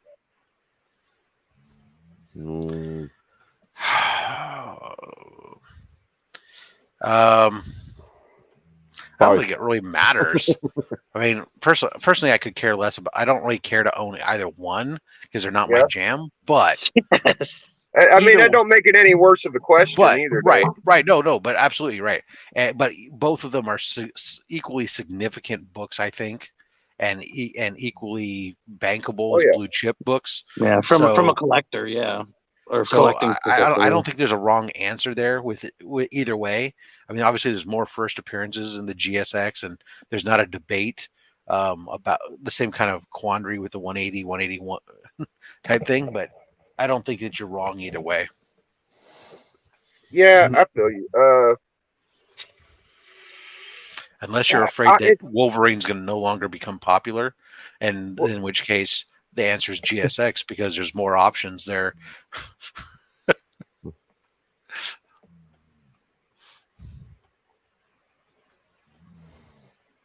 I just want. They tried their hardest to make Wolverine unpopular, but I mean, stranger things are known to happen. I do like the thought of getting Colossus, the Morning Storm, though. Anyways, I'm gonna run into the house. I gotta go deal with the family. I'll be back in a minute. I'll be back in a. Absolutely. I gotta go. Oh my goodness. Yeah, they're both those books are high on my to get list, but they'll be both very hard gets for me. They're really not on my radar. I would go with the 181. They're books that I mean, they're books that I would pick up if I just stumbled across them and somebody didn't, I'm going to garage sales or flea markets or something and somebody doesn't know what the fuck they got there and some stupid price on it. I'll pick it up, but I mean, they're not books I'm looking for just because I'm not $5 and sell it for $5,000. Well, exactly. I'm probably looking at it as a flip. Although I don't know. I might be looking at to throw it up on the wall because I mean it would be nice. It would be something to have a Hulk 181 or a GSX on the wall behind me. But I'm not. They're just not. I'm not an X-Men guy, so it's not. It's not a big deal to me. I don't. It doesn't have that same reverence. Yeah, I know it sounds pretty nice weird. Books. It's no Startling Comics 49. I think it's the idea of having those books just being a comic collector, where it's like it's like at one point, all right, I got to pick that one. It's like me saying, like, everybody knows I'm a Marvel only guy, but it's like if I had a chance for some dirt cheap stupid way of picking up an Action Comics 1 or a Tech 27 or something like that, and I had that opportunity, of course I'd buy Spidey, it. I'd like to go one better on you. I would say if you can really pick up any Action Comics sub 50 at a stupid price, just do it. It's it might be the first time ever that I actually sell a book if I did. I want to get that Thor Superman book. The other Thor. DC Thor. I had a chance to get that. I don't remember which one it is. I had a chance to get it last year, and I just didn't have the cash for it at the time. What book is it? Like Thor Superman? Yeah, it's Thor, but it's like the god Thor. He's throwing his hammer on the cover. I don't remember what it is. Hold on, I can look it up. So it's all more focused on the Norse god than the Marvel representation. Yeah, it's not Marvel's Thor.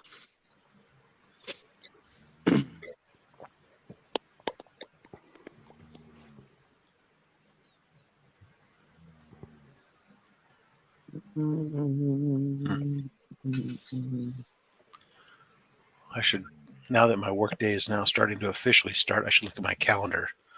Yes, I love my Fridays.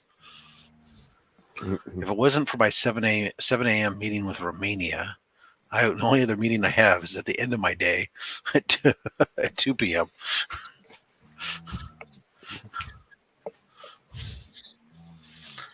But which reprint is that Action Comics that you have there? I know you have most of the reprints, don't you, Mark? I think I'm missing like one outlier, and I can't even remember what it is at this point. I keep thinking about picking.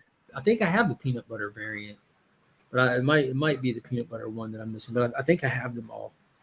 No, Digger Jim's right. Yeah, it was a Batman book. It wasn't even Superman. My bad. I just remember Thor being on the cover, and I was like, "Oh, well, I got to get that." Yeah, it was Batman 127. This one, Rob? Yeah. This is the 2018 pure silver foil. It's made out of 35 grams of 0.999 fine silver. Right. Okay. So this one isn't even actually a comic book. This is just right. No. Yeah. Collectible. I'm familiar with those. I've watched the guys. There's some guys in, I think they're either in England or Australia. New Zealand.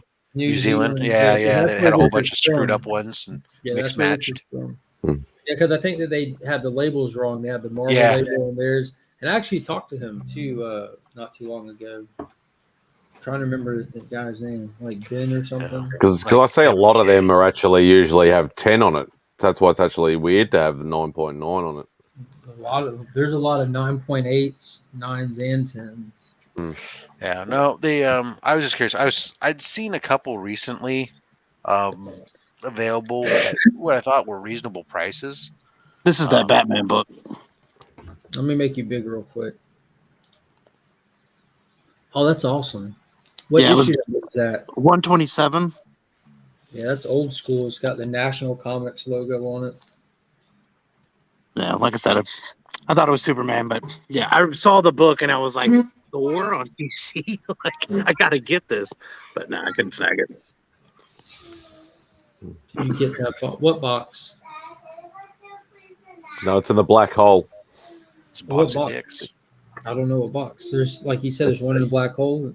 Rob's box of dicks. The black hole called your post office. Burke's box of dicks.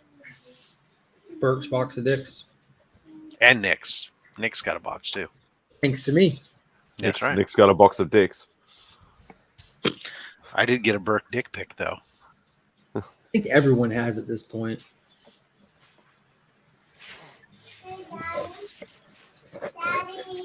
Yes, sir. See? Dick pic from Burke sent me a dick pic. Maybe. I'll probably see some dick probably this weekend. I'll go and say hello to Nicola Scott. See, you get the dick pic, and then if you handle it too much, then it squirtles all over the place. Yeah. I think you've done that joke before. No, this is the first time I did because it's the first time I had both of them. But But I've done the Squirtle joke it quite frequently when I. It's not a big box. I'm looking at the notes on that book, and it says Bruce Wayne dressed as Superman. That's what it was. I remember Superman was associated with it somehow.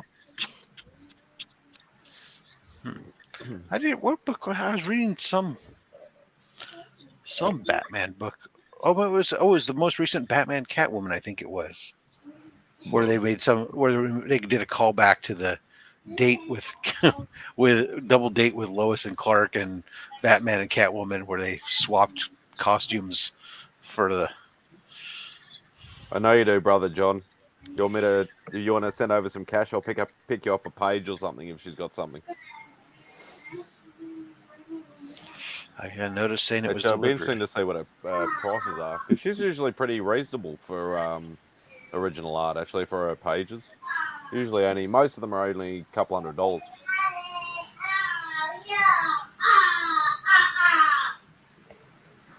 What he said. When are you, Mark? When are you breaking down the room there to move all that? Probably last, or it could be first. I was surprised it was still all up after seeing the painted pictures and everything. I was like, oh, this is all that is up in here. Like if I turn this around, it's like nothing else. It's like barren.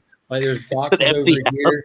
Like if you look, like I've cleared it off pretty much. Box of cereal, there's a jug of milk, and then there's that wall. Like some stray books, you know. And because there's kids, Remy, don't forget a bag of goldfish crackers. We got all their toys and stuff. Like we're about to, we just got the carpet done yesterday, so we're gonna be working on moving their shelves and clothes and all that. I'm calling today to schedule my movers, and we're gonna try to just do the bed, clothes, and stuff all in one day, and just start living over there. Hopefully we'll start living in there. Hopefully by the beginning of next week. And then just every day when I get off work, I can, because I'm right by work, and swing by here, load up the car with stuff, and just make it part of the daily routine. That's what we've been doing this past week. Just every day after work, just go over there. Oh, I know you were kind of keeping everybody up to date on that, man. Props for keeping up with the videos. I know it's a lot to move. Yeah. Normally, folks just take off. Yeah, last night I did 5. I don't know if y'all noticed. If you have notifications on, you notice streams started pinging. Probably, I don't know how far out they ping, but I built 3 streams last night. And made thumbnails for the Monday and Wednesday videos. So after today, the Saturday and Monday. After today, I'll have all next week done.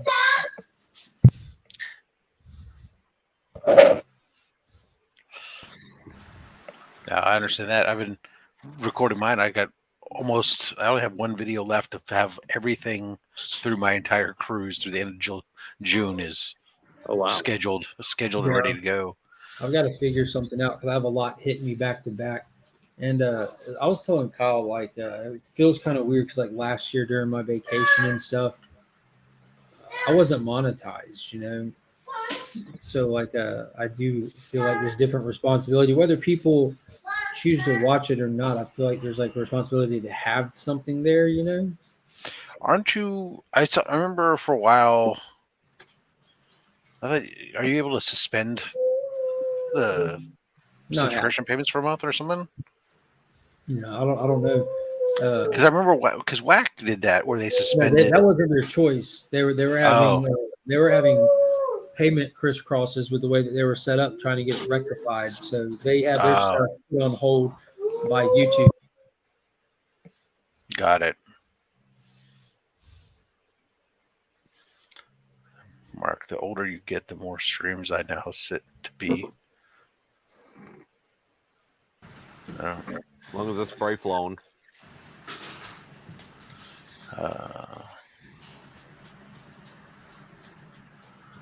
Alan's willing to help you load and move stuff, apparently. He's just been trying real hard to get his eyes on my collection. Yeah. Or your wife, one or the other. See, that's another thing I'm waiting on. I told y'all that I'm getting the little house in the back refurbished, completely, the walls, the roof, the floors dropped in it, repainted, the door on it rebuilt and stuff. My dad and one other person built it. God, like close to 30 years ago now, and it's just now at the point where you need to start like doing some upkeep on it. Like it was built with old school materials, and that stuff lasts. But I've got a good friend who owns his own repair business, like home repair stuff, property maintenance stuff. He was the property maintenance over like a bunch of apartment complexes, and then he's like, dude, why am I giving them a piece of my cut? I can just do this for people, and he's got a big enough network. So I paid him a stack of money, and he's coming supposed to be coming at anytime between the end of this week to Monday, getting started on it. So I need that to get done because that's actually where the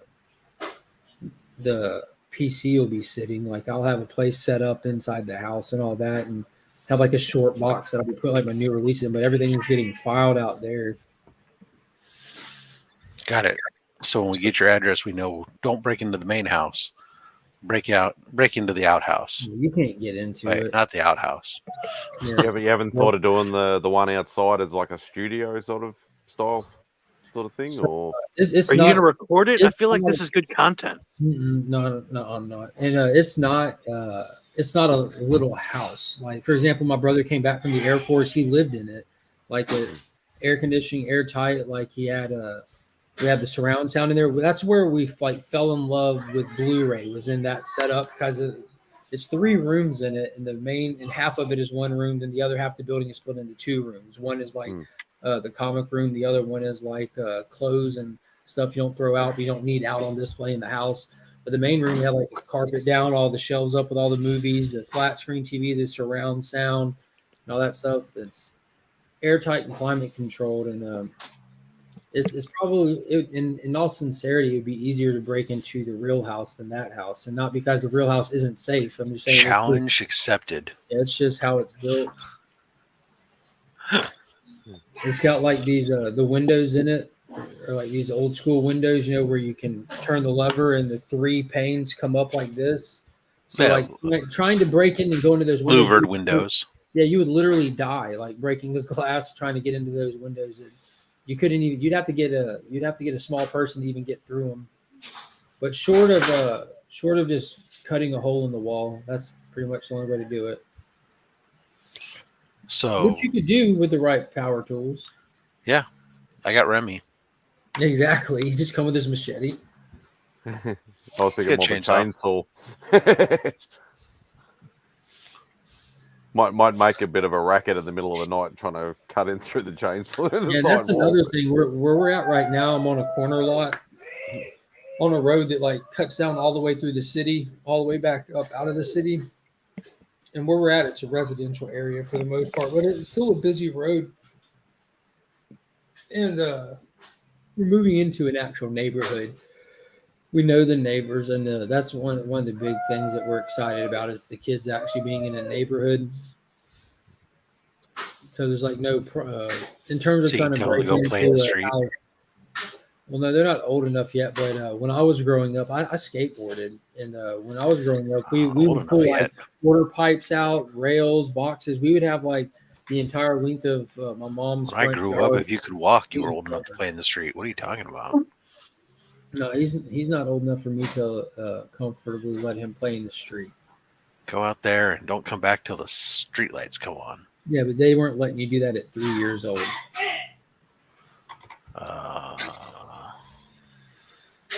Okay, did they not have 3. street lights when you were a kid? Not a 3. No, those. When you see the little lady going around lighting the gas, lighting up. We got electrification came when I turned 5. It was. When you see Virgil across the street come out with his torch, it's time for you to come in. I'll tell you, actually, it was the funniest thing. I took my kids back by my old house, and I was like, I was driving the route that I used to have to walk to go to school, from kindergarten on, and I was like, as I was driving it the other, I was like, this is an awful freaking long walk. That back then it's like, as a kindergartner, you're just like, okay, here's the path, walk to school, and it was like it's like a mile plus, and I'm just did it with friends, no big deal. But it's like, man, that's a long walk for a kid that size. But it's a different time. It is. It is a fire doggy cat. Where's the What I fire really doggy? miss about being young, though, was Hey, go put it in doing your stupid toolbox. Don't have stuff. it up here. The completely invincible mentality of like, oh, this hill's got a 20-degree grade, 20% grade to the bottom, and I have a radio flyer wagon. What could possibly go wrong? I'll if get it. If I jump off this roof, it's not actually that far. I should be able to make Right. it. Or climb One thing I anything. learned Like, about jumping off roofs, the lighter you are, the easier it is. It's just less hitting the ground. As I got older, it's not the same. No. it's I hopped off the or roof. you climb I hopped off the roof at play work a few structure. months ago. I thought I about died. I'm like, it looked higher. I'm like, dude, I know I can do this. There's no reason I can't do it. So I hopped off the roof, and it was just a standard one-story roof. I laid there for a minute. Like, this was a bad idea because I'm like, I'm hit and I'll roll, hit and roll. But dude, that roll, there was no roll. It was just hit, and like my body impacted separately. Like, oh my god! Well, we do Your climb the bones outside. are like, nope. You'd climb the play structure at the park, and you'd climb up on the outside, up on the roof. Go, oh, it's sand down below. That's soft. Let me jump. Only this much of it. Only this much of it. But yeah, no, I can't. I mean, like the number of hills and stuff, like getting into a wagon and like just free coasting down a wagon with down a hill in a wagon with no brakes, questionable steering. Just like you think about it, you're like, how did we not die? It really was survival of the luckiest sometimes. But it was fun. I remember like hunting out hills for either skateboards or rollerblades or whatever we had at the time. It was like somebody was like, oh yeah, they just built that new house. They got fresh concrete. Like a fresh concrete driveway was the best, especially if it had a big hill. If you were riding your bike down the sidewalk, if there was a curve, a dip down to let the cars drive in the driveway, every single one of them, you were required by law, I think, to jump your bike off of it into the street type of thing. And they're all good times. Play football and baseball in the street. Yep. Now I have to pace myself tying my shoes. You still tie your shoes? Slip on, bro.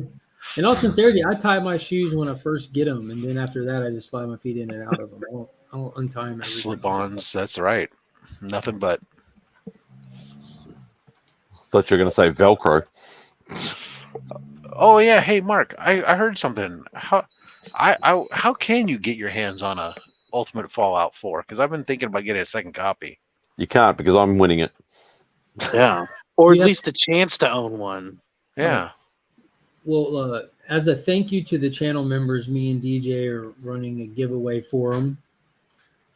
So yeah. How do I get in on this? Is there any way you can put that back on the screen? Because it said something about 2 entries and then 5, and I don't know. So DJ Links and myself are participating in this dually, and so it's for crossover membership. We noticed we had a lot of people that are members of both, and we're as our way of saying thank you.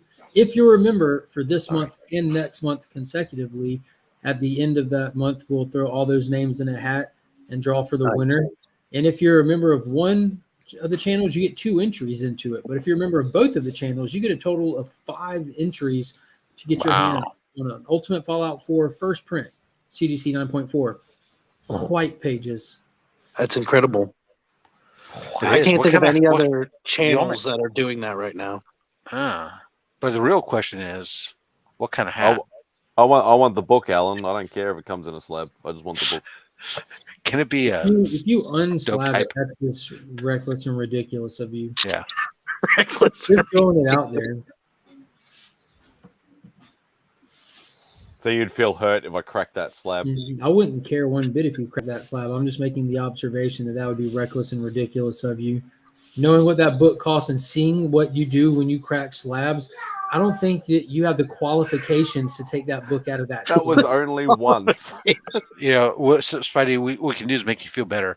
Is if you win, we'll take it out of the slab. We'll send it in the slab, and we'll give you a free Halloween reader copy. Yeah.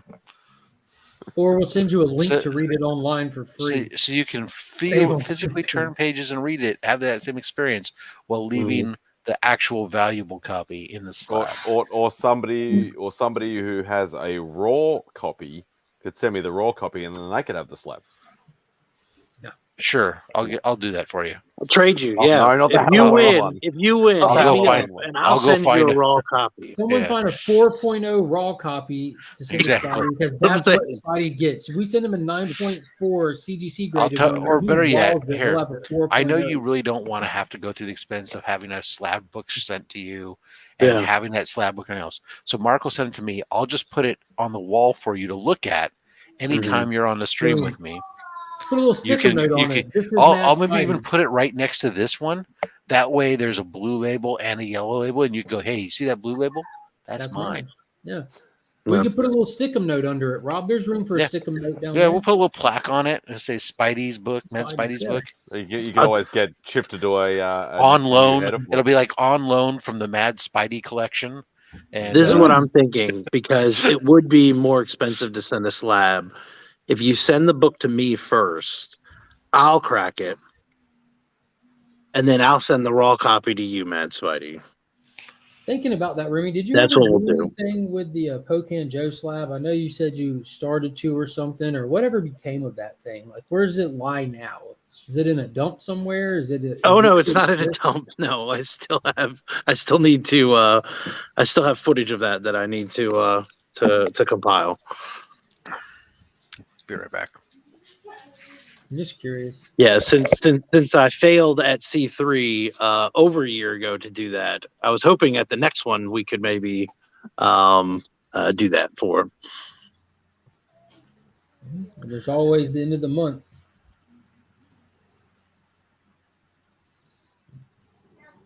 It's not C3, I don't know. but it's Heroes. Ooh, I didn't think about that. I'll be there. Nick will be there. You'll be there. Angel will be there. Pops will be there. Pocan will be there. I know. I can't wait for that. It's gonna be awesome. Brother John. Yeah, it's gonna be a good time. Circumstances. Yeah, it's gonna be sweet. Y'all all gonna be sad when like the street lights come on. Virgil comes out and I head to bed. But we're gonna go eat. Like, bedtime, you little punks.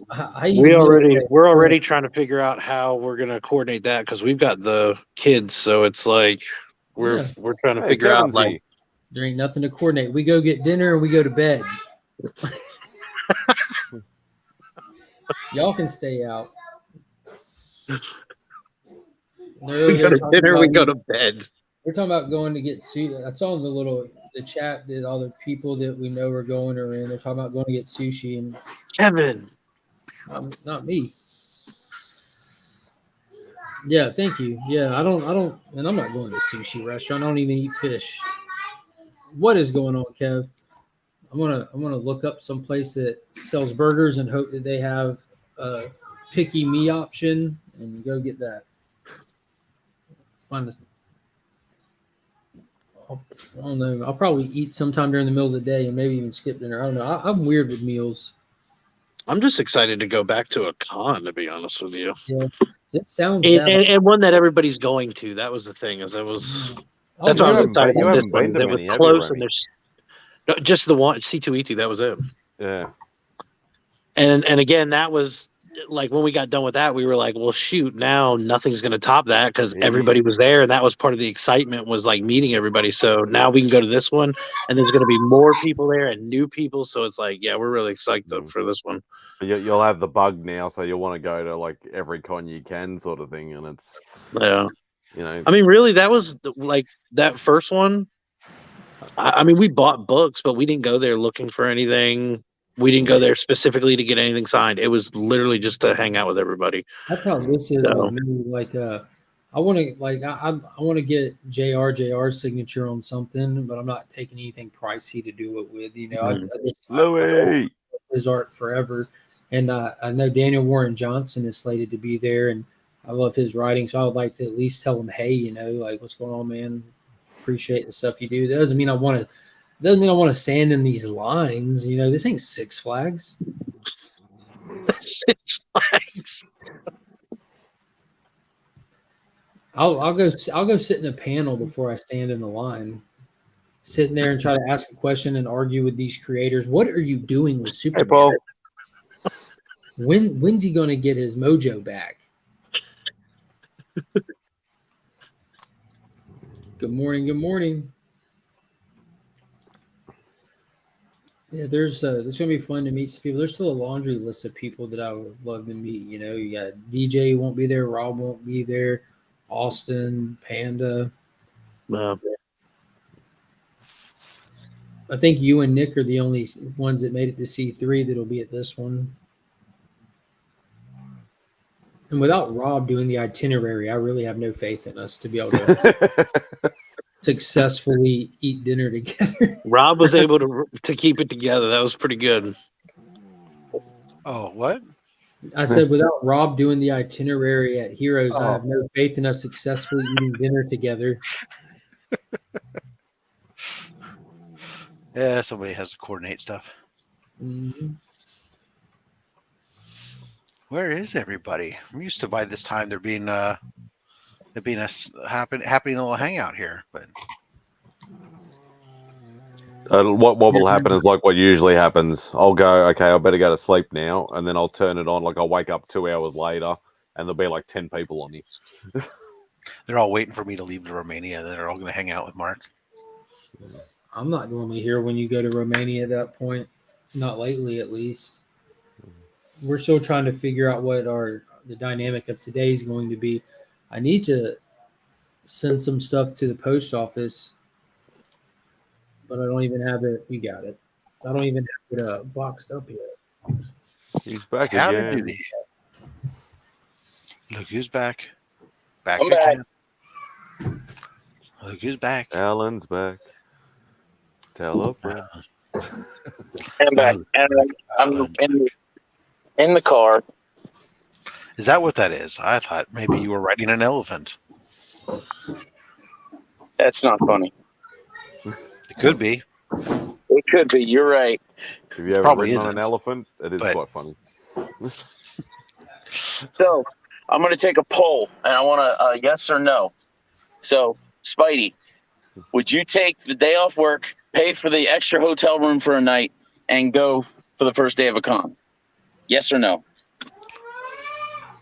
If I was and it's Heroes Con. It's Heroes Con with everybody that Mark and Remy just said are going. Just go. If I was going after art, then yes, I would. There's no stipulations. It's a yes or no. Yes. Yes, then. Rob? Yeah, just go do it to hang out with everybody. If everybody else is going to be in town, then yeah. Okay. That's right. That's more fun than anything else. I mean, yeah, it sucks you'll give up a day's pay, and you'll get some more expenses. I got plenty of vacation time. It's okay. So you're not giving up the day's pay. You're just spending more money on hotel and whatnot. But hanging out with everybody else, that's priceless, man. All right. Yeah, because the only person I've ever met in person is Mark. Well, that was pretty low bar. I mean, you can. Pretty low bar. It's fucking hot already here. This is bullshit. Yeah, it's gonna get pretty warm here today, but what in the 80s? It's winter. It's the start of winter over here. Start of winter, damn. We haven't. I'd probably need to get the obvious converter out, but it hasn't hit higher than 13 degrees. Ooh, ouch! But that's Celsius. That's not Fahrenheit. Yeah. That's about 40, 45, I would think. Rough estimation. I'm not quite sure. Temperature. Where is it? Temperature converter. I Google the conversion. I know it's 17 right now where I'm at. So Celsius 13. For the Celsius. Oh, that's actually 55 Fahrenheit is the highest. Not bad. That's pretty warm. Well, I mean, it's cool, but pretty warm. It's not though. Like The wind chill, the wind chill factor that'll like put ice in your veins. Yeah. No, not ice.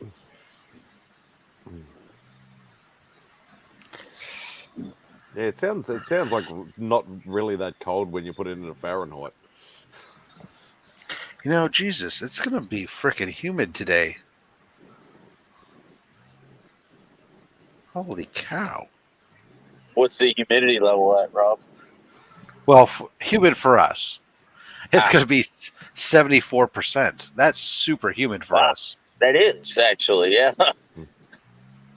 It's gonna be 90. That's almost getting towards our humidity. Oh, sorry. It's 74% humidity now, and it's going to get to as high as 92 degrees Fahrenheit today. Oh, that's a beautiful day. A little warm for you, but yeah.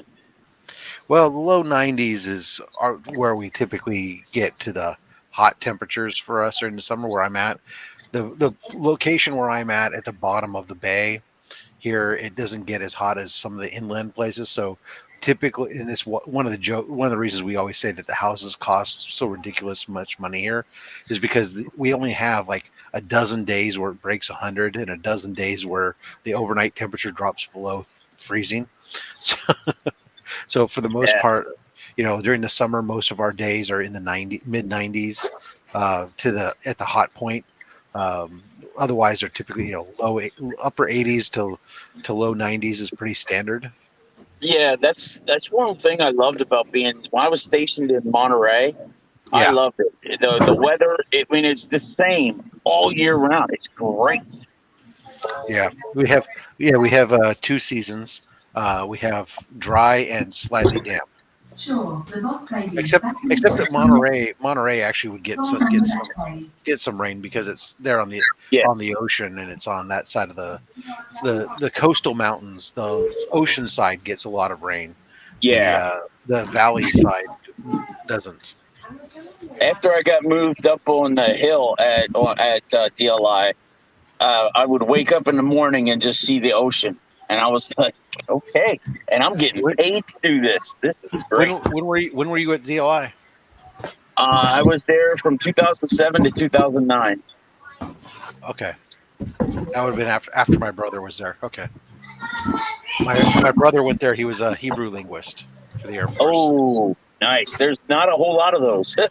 Yeah, no, originally he wanted to be a Korean linguist, but there was like the class was taking longer to finish and stuff, and so he ended up becoming a Hebrew linguist. Korean linguist, man, that's rough. That's like one of the highest fail rates right there. Yeah, that was exactly it. The problem was it was a high fail rate, and the classes were behind on trying to complete their stuff, so they ended up telling them that, oh well, you have to pick a different language, and so then he ended up picking Hebrew. And of course, you know, you go through that, and he was based out of England, fly over that region for most of his time until he parlayed that into a job at the NSA later. Nice. Before which was always fun because for so many years after he got out of the Air Force, all you knew was he worked for the government, and you asked him, you know, he's like, well, what do you do? I work for a task force. Well, what do you mean? It wasn't until like a year or so after he left the NSA that you finally, I was working for the NSA all that time. You're like, oh, of course you were, you fucking spook. Yeah, they can't. They're not really allowed to talk about it. So, for obvious reasons.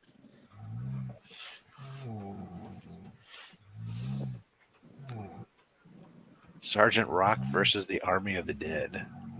Army of Darkness Bruce Campbell is returning to Evil Dead with a new DC miniseries starring Sergeant Rock. DC Horror presents Sergeant Rock versus the Army of the Dead.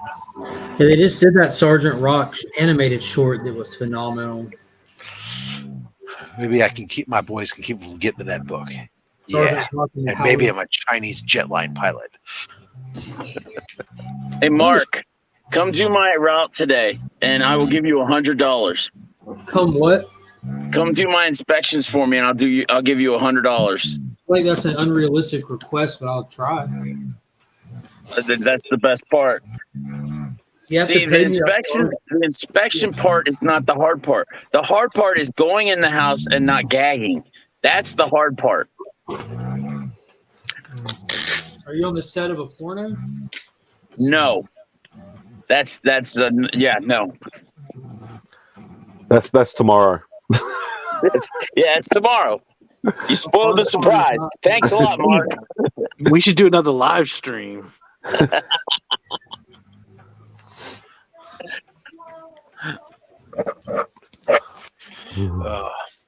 Where's it? There's some sandwich spot over there by the DLI that my brother always used to talk about. Was like, Panos.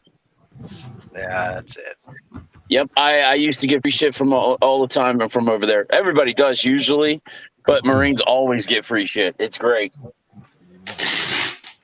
Nice. Yeah, like a piece of cake is like basically an entire cake. You pay like $6 for a piece of cake, and it's like almost an entire cake. It's fucking ridiculous. For $6, you better get the whole cake. Dude, $6, it's not that much. Not with an attitude like that.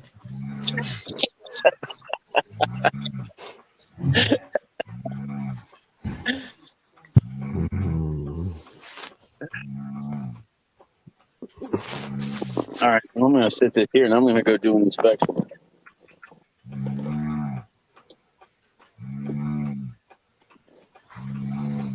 I want to see this gaggable location.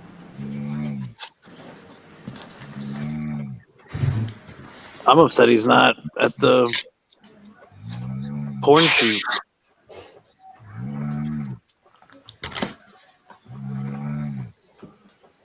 Wow. She's going to town. Yeah, it's a weird box. It's got the That came out at the wrong time. That was perfect. Oh my god. I forget sometimes. It gets late for Spidey while we do this. I'm sending out my mystery box today. I gave fair warning it would take some time. I think it's been 2 weeks. So.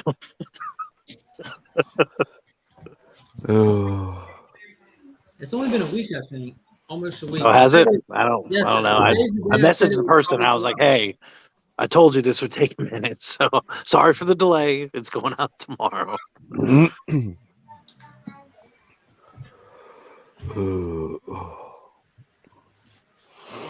Yeah, this is the Legion loot for this month. Two Gemini mailers full of books and that Batman 89 collected cereal and piggy bank thing. What's up, player? You can't find the other arm to the Iron Giant?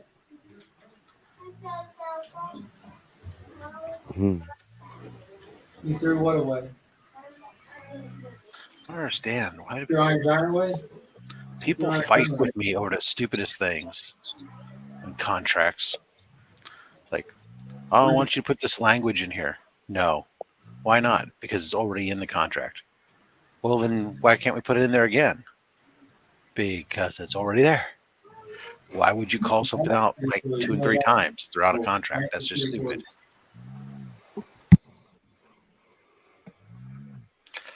Oh, wow. Look at that. Oh, he left his phone on in the car while he went in to go do an inspection? Yeah. He said it'd take a couple of minutes. He'll be right back. He just has to go in, throw up, and then just fail. He walks in, he's like, fail. He's not doing restaurant inspections or something, is he? I think he said home inspections. He works for the housing authority. Oh, okay. Boom, he's back. He's back. See, that's it. Failure. That was passed. That was actually a glorious. Usually you can tell right when you walk in and you see the living room, you can tell whether that's going to pass or fail. So. And that's they did the living room up great, but the back room was probably a meth lab. That's the thing. As long as he doesn't walk in and smell meth lab, he's like, I know this is going to be a good one. This is a good one. I don't smell rotting cats or meth labs. These people are fantastic. Child dungeon down below.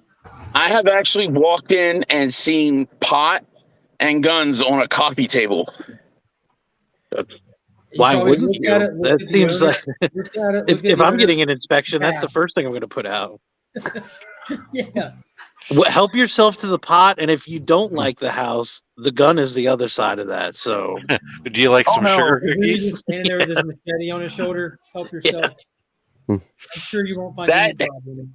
That entire ceiling, that entire ceiling could have been caving in, and I saw that, and I was like, "Well, ma'am, you have a good day. You're good to go. Thank you so much." And I was out. And then I reported her to her case manager. Airsoft gun, but they're like, "We did it, honey. We saved the farm." No, and then I reported it to the case manager, and that she lost her voucher. So yeah, no, you can't have that. You can't have that kind of shit. And I am all about people that are on housing assistance having to do a drug test. So the pot and guns are legal thing. That's depends on where you are. Here in Georgia, pot's not legal. So if you have a gun next to pot, you now have an illegal firearm. The when escalator. You take a firearm and put it next to a crime, it's now that crime armed. Yes. Which takes your pot, which was potentially a misdemeanor, and you just created a felony. Yes. Called an escalator, and it's not the kind you ride up and down the mall in. No. Tylox wants to know if it was his house. Was it my house? Said the mullet. Tylox. I can't say Tylox. That's a breach of privacy. Can't say.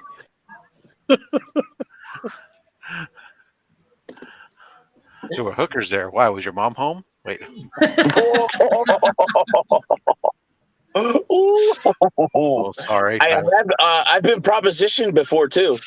Oh, of course. Yeah. She was not. No, there was no water on in her house, and I was like, I can't get out of here fast enough. Sounds like so I ran. I ran out that bitch. All right, house number 2. Blake, what's right down the street?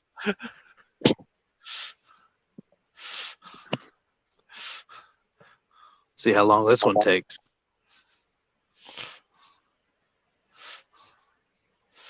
Indeed.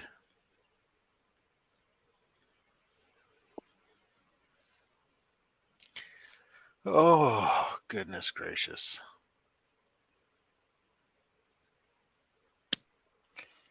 What else is coming up this week? Anything good?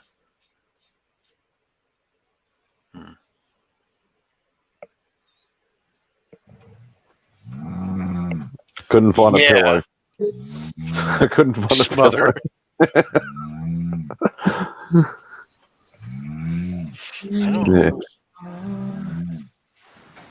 I just fired up that's probably one of my favorite Disney movies. I have to send off that new art page that I got to get protected. You ought to send off that Spider-Boy sketch to a loved one. You know, it's funny is like that box I got, like, immediately Gary B was hitting me up asking me if I wanted to sell the Spider-Woman sketch cover, and then I don't want to buy it from you. You just send it to a loved one. Got it. So with those boxes, were they all mystery, or were they some were DC and some were Marvel, or you couldn't pick? Oh, so the box was a mystery box. Oh, so it's full. Okay. So you knew it was going to be the sketch covers and the art pages were guaranteed to be Marvel or DC. So could you pick that, or you just as soon as you opened the box, then you knew? Yeah, it was a mix. Oh, so there was a mix of stuff. So the video's posted, but so there was like in it. I watched the video. Yeah. Yeah. So it was a bunch of signed books, and then there was the 2 sketch covers. There was the 2 remarks. The remarks. Yeah. One was the full color remark. That one's badass. Yeah, the Batman one. The Batman one. Yeah. Then then there's the full page, which was the Batman Beyond. That was really cool. And they were cool enough to understand the hobby to send the book it was out of as well. Yeah, and it was a signed book. So the book was signed that went with the page. So yeah, it's a cool box. Definitely, I mean, look, $425 is a chunk, right? I mean, obviously, you figure $25 covers the shipping domestically, so it's a $400 box. But $400, you're getting an original art page, and I got 2 sketch covers plus the full color remark plus the basic remark plus all those signed books, including one of the books was a quad signed ASM 600, and then a triple signed Marvel 1000 and a couple double signed that whole run of that Justice League run that's all signed. That I forget what story that was. Just the page alone basically covers the whole price of that box. Well, that and the sketch covers, right? Each one of those sketch covers, a $200 sketch cover. So I mean, because I was thinking, like, because if he said, "Oh, look, you can either buy a Marvel mystery box or a DC mystery box," right, I would actually be tempted to get one. Yeah, no, it's if I got DC stuff, I'd only end up giving it away. Well, you could sell it. I could sell it, but I'd most likely give it away or something. Yeah. It's like because when I bought a mystery box from Ken Lashley quite many years ago, and he said I thought he was going to fully tailor it because he would do art on the outside of the boxes. So I said, "Oh, look, Spider-Man, obviously." So he did a Spider-Man thing. He did little canvases, which he did a Venom for me. But then he had a sketch cover in it, and that had Doomsday on it. So I just gave it to Simon. Yeah, it was completely luck that both those sketch covers were Spider related. I was like, "Oh, damn, that's awesome." I've gotten several sketch covers from them, a good number of them, and like most of them I've been very happy with. I mean, there's probably the one that I'm probably like kind of the Ken Lashley one's probably the one I'm the least excited about because I'm not really a big Domino fan, but whatever, it's Ken Lashley. And then other than that, I've had some pretty good sketch covers. The only thing, another one that's kind of like I'm waiting to get, it's in my pile to get sent off to CBCS. Is I can't remember who the artist is on it, but it's a Sinestro on the cover of a Green Lantern Star Trek book. But it's there were some odd book choices too, like the Spider Boy was on a Secret Wars book or something. Well, it was on it's on a fucking Age of Ultron versus Marvel Zombies or something. It's very odd. But I mean, there's really not blanks out there that probably fit Spider Boy. No, there's not. Right? I mean, it's a really weird.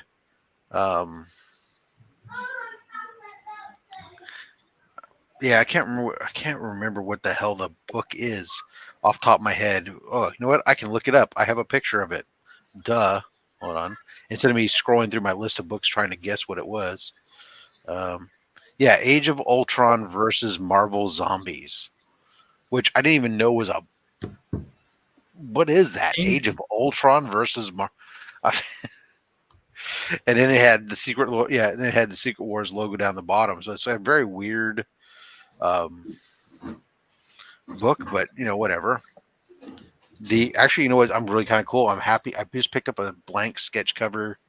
I was on eBay. I stumbled across somebody had a modern Magnus robot fighter sketch blank, and he was like asking $10. I just hit watch on it.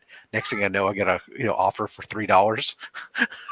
So okay, I'm taking that because I will. Thank you very much.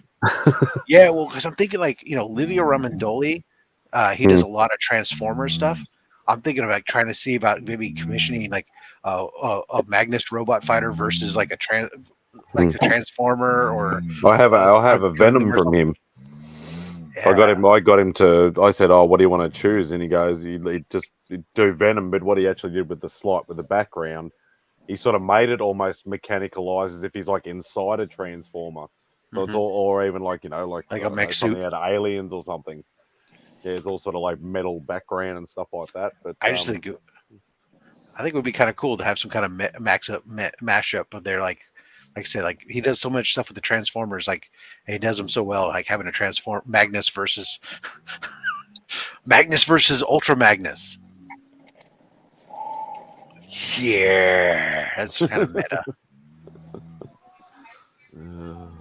I don't know. It's just a thought that kind of I said for $3 I'll buy it and I'll noodle on that one.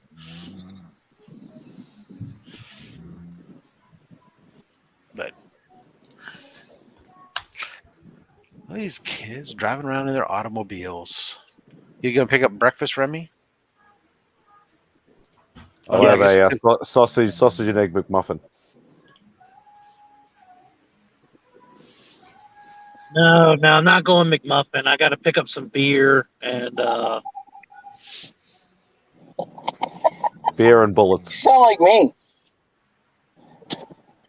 I've used the company car to go pick up a gun. You had to do an inspection. Yes, I did. And I was done. I'm actually not allowed to carry, or else I would, because I have a CCW. Even though in Georgia you don't have to have one now, but we're not allowed to carry guns, which sucks. CCW translation. Concealed carry. Thank you. Weapons. Yeah, concealed carry weapons permit. No. Some states require you to have a permit for that. Some states don't, and some states that require it then don't issue them. Well, like Texas, they just hand out guns to anybody. Yeah, well, some states, they're open carry states and stuff, but concealed carry, you have to have it, and like it's really crazy. Like my kid's school, they recently just changed the thing. Like my son, that like last year they changed it where like now you don't need to have a concealed carry. So the kids on campus, and they're announcing this at campus, like the kids on campus can conceal carry. I'm like, oh, that's just like crazy. Why does is it a public school? It's it's a state university. Wow, that's new because for Georgia's laws, you're not allowed to carry on any public institution, no school, no nothing like that. No church. All that. This is part of their state university system. So, but it's Utah. So, yeah. They're all kinds of different.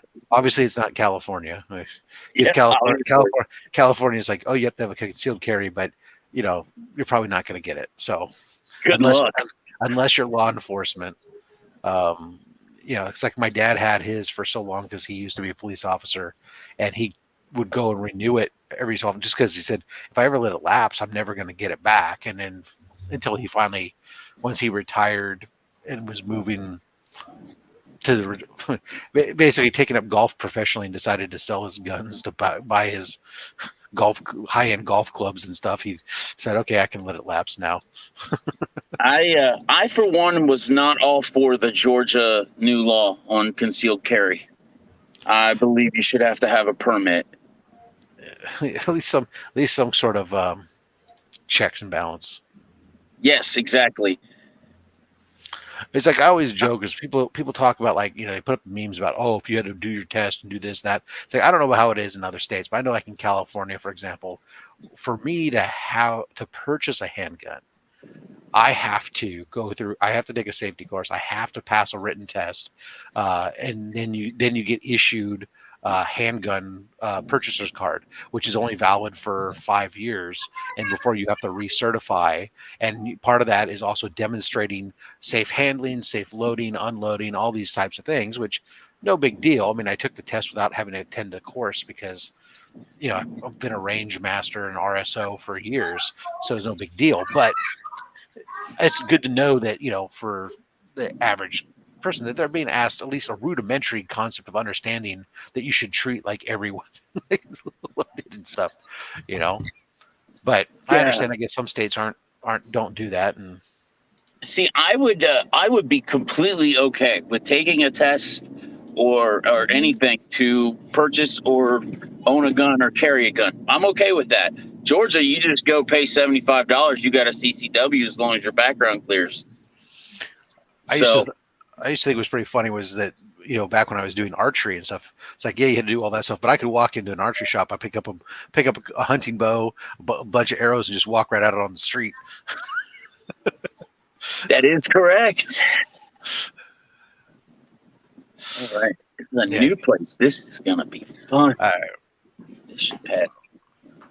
Well, Mark, it's that time. Watch out for the crackheads. Catch a flight. Call? I gotta catch a flight to Romania. I'll check to see if you guys are back when I'm done. But I know it's kind of whatever reason all these people like just to hang out, and nobody wants to go hang out and chat with you. It's like they have to work or something. Work is for suckers. It is, but yeah, well, it pays the bills. It allows you to buy comics. Hey, Mark, you going to Dead Media today? I'll be back. Probably not. Mm.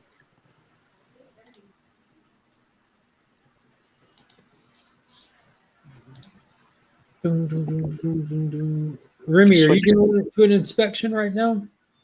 What's that? Are you doing an inspection as well? Yeah. Yeah, to the bottle shop. In the grocery store because I'm hungry. I'm about to go heat up my dinner from last night. I'm there too. Yeah, I'll be calling it soon. Got to get up early so we can get in there. Savannah River Brewing Company. Is that where you're heading to inspect? I wish. You're down there next to the jail. Down there next to 401. That's where the Suicide Squad was filmed at. Yep. I missed being an extra in that. But you have the look. They said they needed some jailhouse looking motherfuckers, and you got the beard. I actually got picked to be an extra in Red Notice, and I couldn't get off work. I was very upset. Oh, you just call in sick. You tell them you have diarrhea, and that's it. No, I would have gotten in a lot of trouble. It was a mandatory meeting type of thing. How can you get in trouble for being sick? I would have had to provide a doctor's note. And it was multiple days. This building this building is supposedly brand new. So it should be an easy pass. I'm going to go in and there's not going to be a drain valve on the damn water heater. And that's what it'll fail for. Or no smoke detector. Some stupid shit like that. Offer's still out there, Mark. $100. After this one, I only have 6 to go. It sounds like you have a pretty easy job. It took you 2 seconds in that last one. What do you actually do? I go in and inspect the house to make sure it's decent, safe, and sanitary for someone to live in. Are they home when you do this? For annuals and re-inspections, yes. For move-ins, no. The last one was a move-in. That's why it was so fast. The one before that, she took immaculate care of the house, and that's why it was so easy. And so this is a move-in as well, and it's a brand new property. Probably the longest part that's going to take is getting to the unit and having the manager open the door. So this one should be pretty easy. But there's the next one after that. That's old people's home. That one's easy. That one's going to suck. That'll fail. That'll fail. That's a hit or miss. That's take us inside with one of the fail ones. What's that? I said take us in with one of the fail ones. Take you in with one of the fail ones? I gotta see if I can make that happen. That might be able to happen. I don't know. I'm gonna go knock this one out real quick. I want a real episode of Hoarders. That's what I want. We want to. I'm about to heat up some food. Remy got me hungry. I'll be right back. It's crazy because normally people say I can get them thirsty. I'm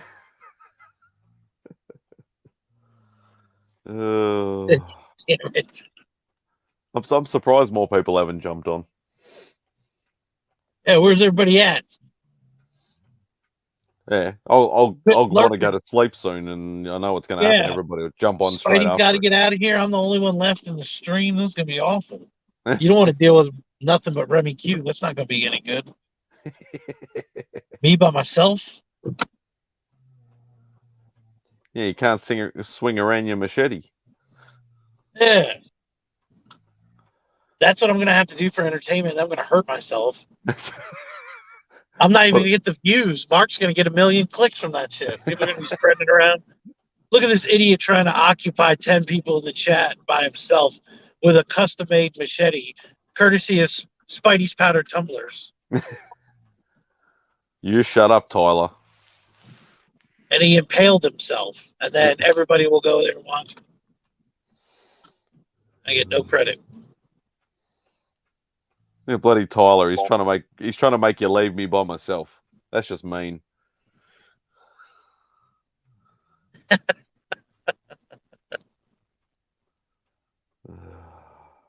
No, because then Spidey will leave and just see nothing. There'll be nothing on the stream until Mark comes back. After that, you're gonna be like, "F this," and just leave. It's just blank. Yeah, why aren't you on here, Becca? You must be at work.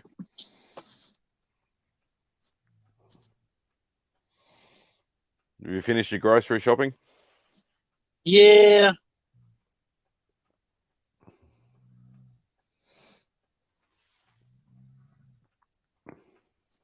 What does it say? What would it take you? Oh, God. What are you buying eggs for? You got chickens. I didn't buy these. I'm just in the car. Apparently, Angel's getting somebody.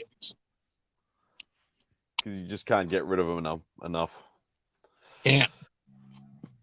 Some days you just can't get rid of a bone.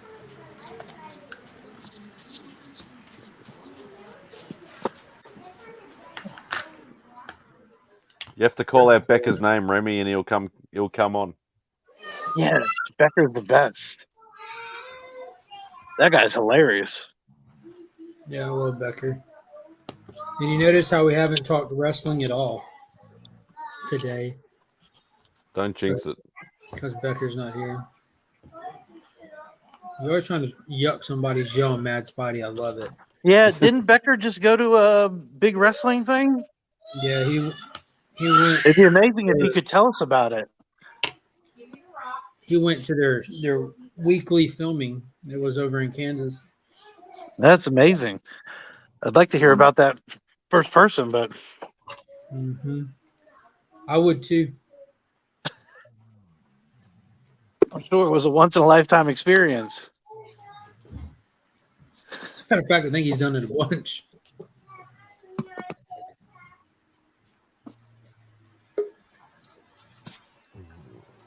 Hey, Remy. Yes, sir.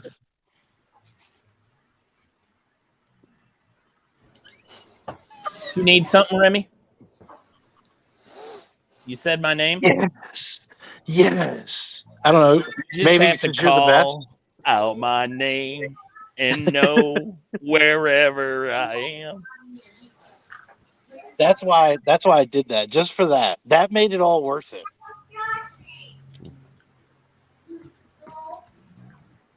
I am a Remy Q guy. To Dan's comment, I think 3 of the ones that stand out for different reasons has got to be Keith Lee, Darby Allin, and Wardlow. For my Keith Lee is favorite just already there. Darby Allin's there in his own little genre. And Wardlow's just got that upcoming potential that the sky's the limit if they handle him right. My favorite current wrestlers are MJF, and MJF. That makes it easy to remember. Hey, I already told Angel we need to go to that con that you were at, that y'all just went to next year. Oh, Planet? You're coming to KC? Yeah, I told her, I was like, we'll have to figure it out. Oh, if you come to KC, oh boy. Yeah, well, I think I don't know if they make pants loose enough. I don't.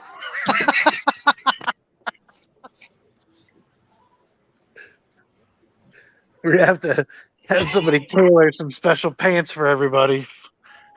I don't even want to go to the con. I'm just going to go hang out with you the whole time. We'll go hit restaurants. And... They'll kick us out. That's not even. No, they won't. Like, these guys have been giggling here for the last 3 hours. They just stare at each other and laugh.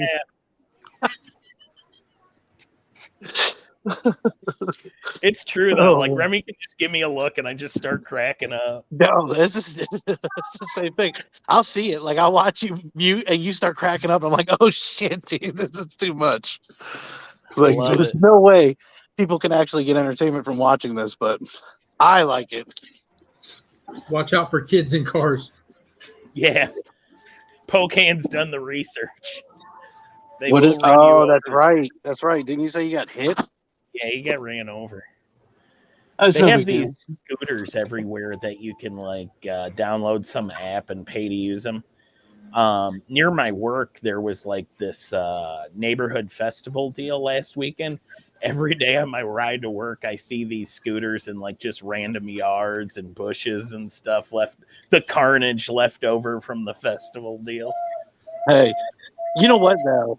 Testament to Pokehan Joe, like that shows you. Because that dude got hit and he just went to the bar and acted like nothing happened and nobody even knew. So that's why Joe, you're on my top 10 list for zombie apocalypse. Just one reason why. Joe's the real life. I ain't got time to bleed.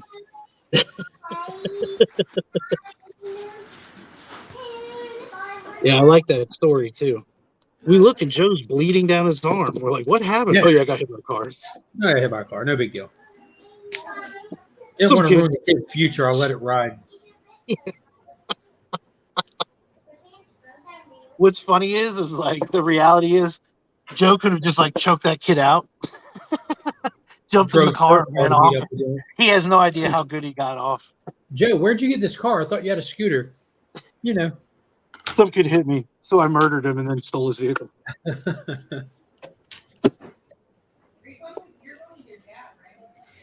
Oh, that's later in the afternoon. Man. Mike. Yes. So good that you're on here. I mean, you want to talk about a panel. Now it's a panel. Right.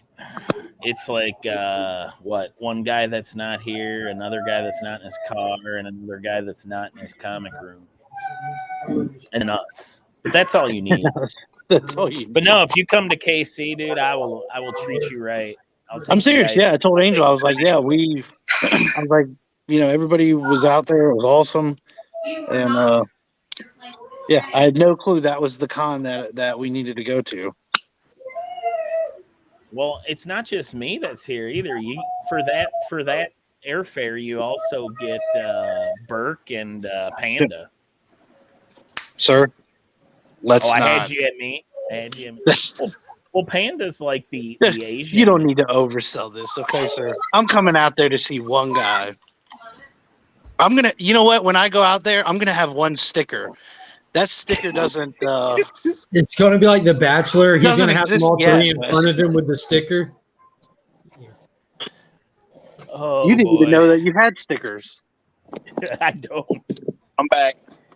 I do. The closest I have to a sticker is the avatar Mark uses that says "I love Becker."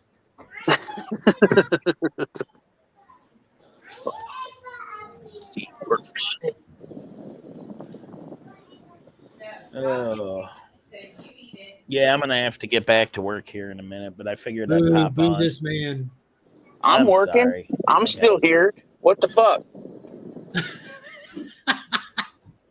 Yeah, but apparently you can drive around town and call it work. Well, the thing is, I get paid to do that. That's my job. Some people call it cruising.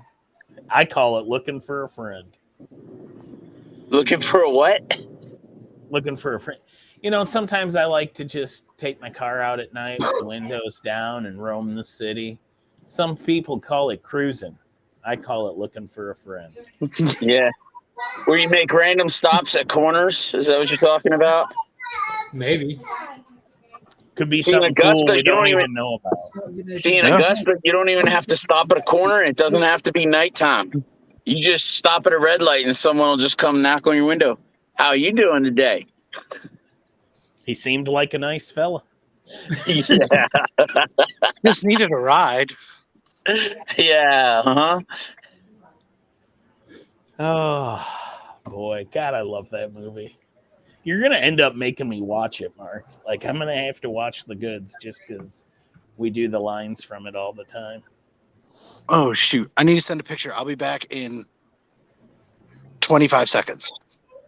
I'll wait for you. 1001, 1002, 1003, 1004, 1005, 1006, 1007, Holy crap. 2009. Tyler, if I ever see Burke, I'm punching him square in the face. Why is that? It's Morbin time. It's not a laughing matter.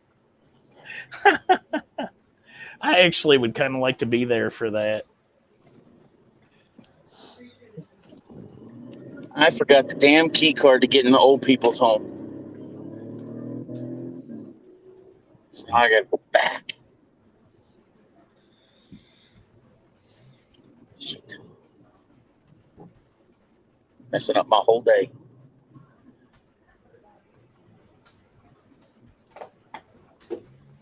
Oh boy. So how many weeks do you guys have left now till Heroes? 2. Are you under 2? I couldn't remember if it was 2 or 3.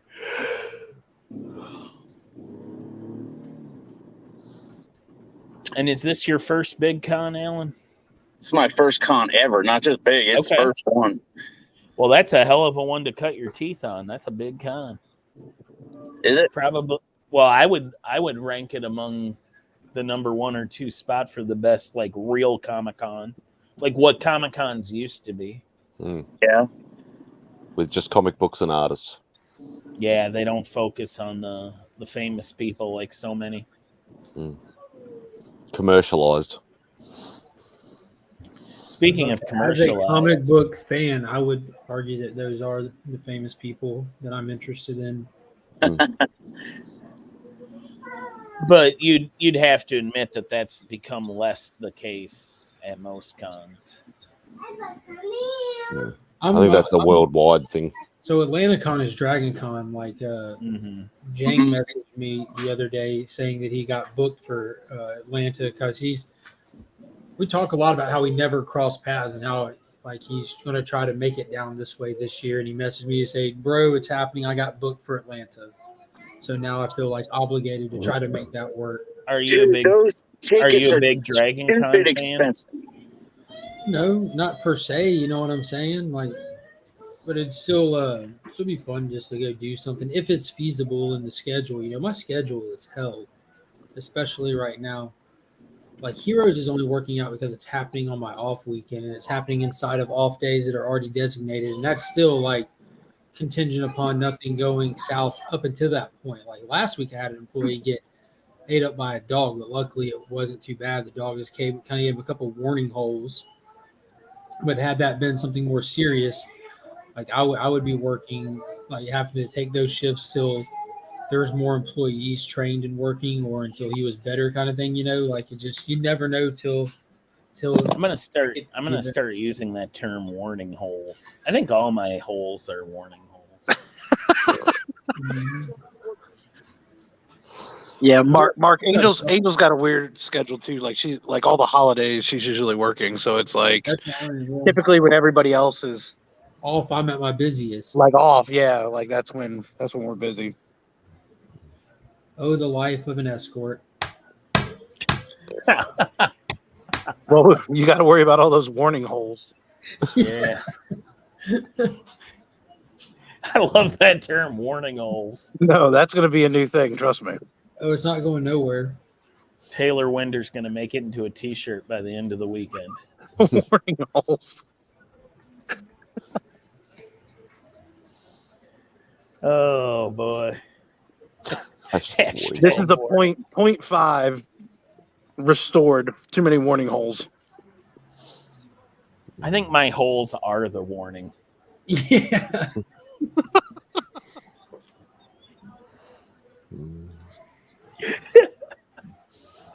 warning. Took a turn real quick. Oh boy. I was watching that. There it is. Now I see Remy's smiling face, and I'll just crack up. I don't know why that's what went to my head. I was like, is he pretending to be a telescope? Like, I saw. All right. Well, I'm out of here, fellas. All right, Becker. Thanks for popping on, It's bro. always a pleasure.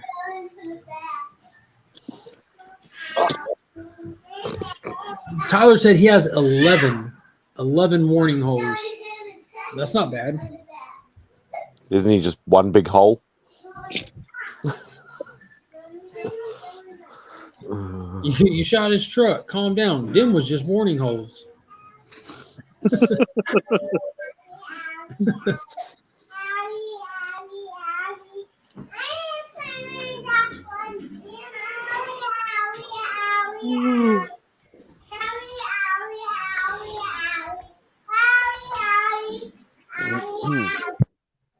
Owie, owie.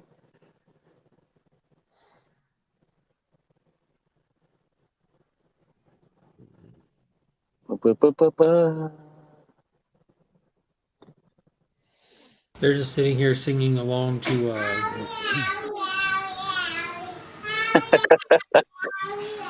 in their own way. In their own way. Reinterpretation.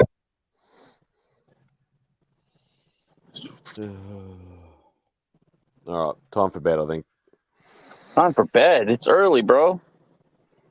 Yeah, it's 12:30 a.m. It's early. Yeah, I'm getting up in 6 hours, start getting ready for con.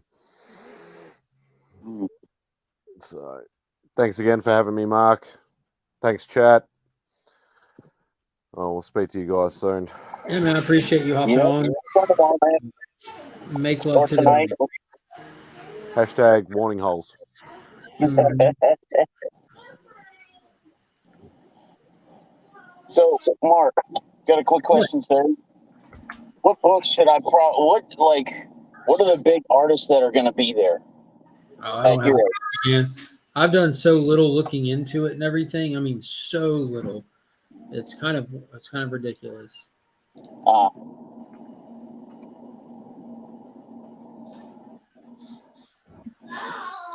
I just know that JR is going to be there, as well as Daniel Warren Johnson.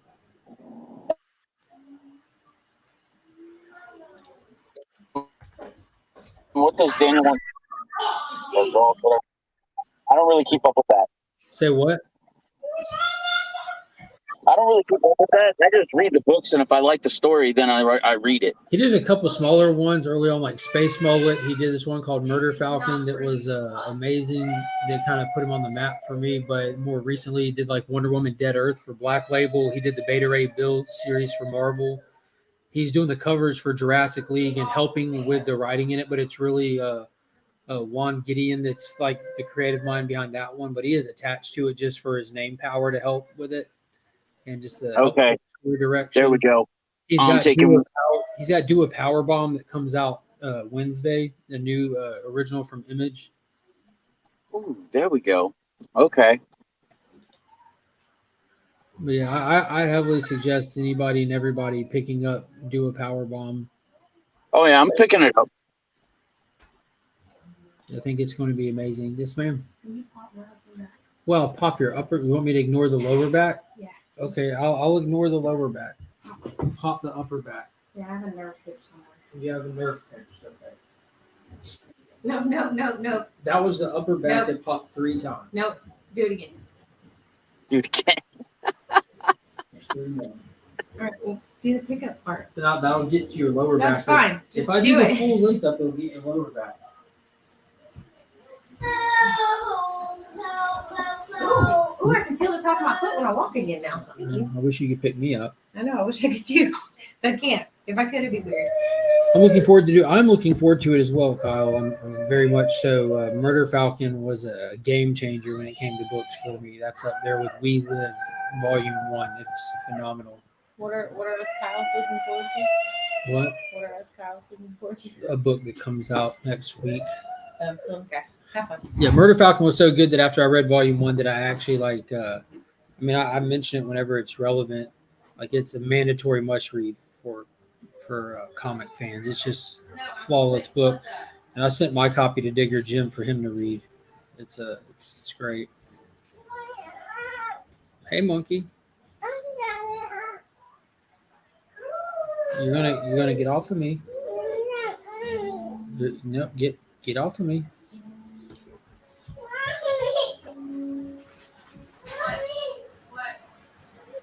Tough love there. What's that? You say get off of me. Yeah, monkey is in a little hissy snit right now. Ah. You need to put his leg back on. Let's see. Is this a offensive toy? That is an offensive toy? I don't know, buddy. But it's big. It's not that big. But super big ones are offensive, right? Maybe. Because he wants a lot. So you plan on hitting up Dead Media this week or today? I went yesterday, so probably not. They didn't have anything new that I hadn't already looked through, so.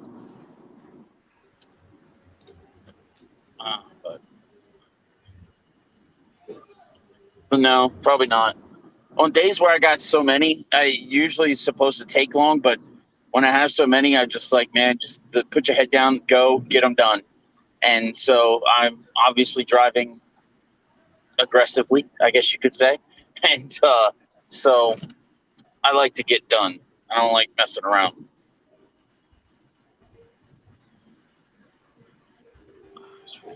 There. So I just want to get done with the route, get my damn inspections done.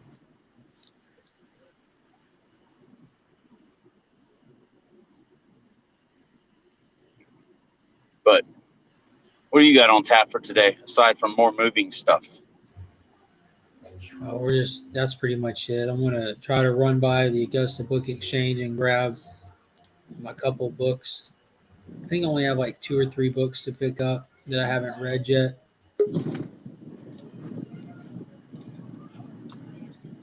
Oh, hey Nick. Hey Nick. Let's bring up the energy. I'm tired as fuck right now. That's why you're here. What do you know the list of people going to that are going to be at Heroes that at least you're looking forward to? Alan asked me, and I don't have anything in the tank. I don't know. I will give him the entire rundown right now. Guest list. Are you going to do like a video on it, like a pre-con video? I've seen people kind of doing those here recently, like what to expect, what I'm aiming for, stuff like that. You know what? For me, it's just like I'm just going there to meet people. Bacalo, Bagley, Beatty. You got to get some context to some of these names. If there's somebody that you know what I mean. Chris Bacalo, known for doing Generation X and Kenny X-Men. Mark Bagley, Amazing Spider-Man, Ultimate Spider-Man, New Warriors. Who else? Cullen Bunn. He's doing Deadpool Kills the Marvel Universe. Let's see. Chris Claremont. Amanda Connor, known for Harley Quinn. Who else? Tony Fleeks, Trish Forstner for Stray Dogs. Ron Friends, who did ASM. Larry Hama, G.I. Joe. Ton of just killer iconic covers. Scott Hanna. Jonathan Hickman, who's done X-Men. Stuart Immerman, he's done ASM also. Klaus Janson, I guess, is what's his face going to be there?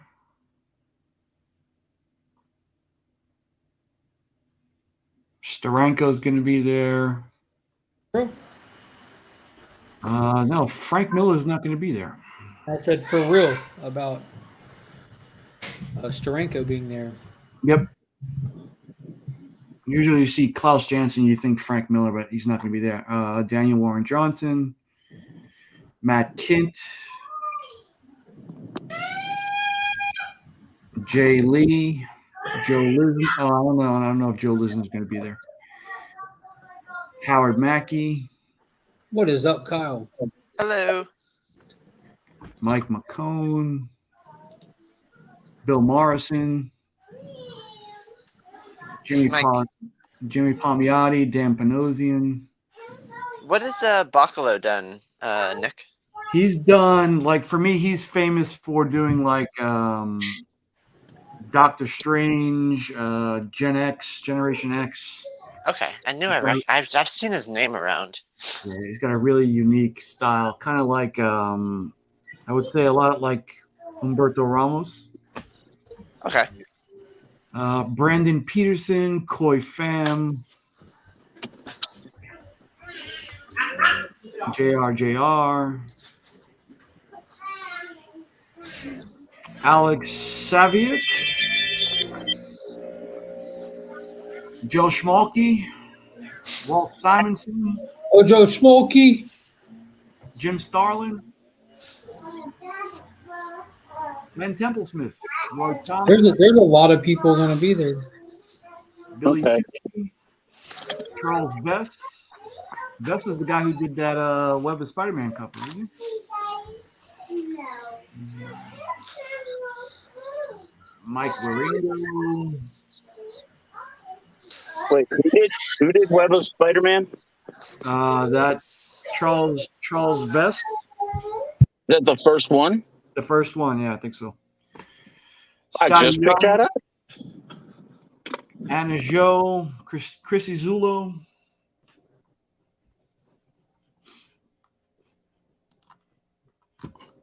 Okay, so now I know. Yeah, okay, so all right, there's a couple books that I'm going to take then to get some autographs.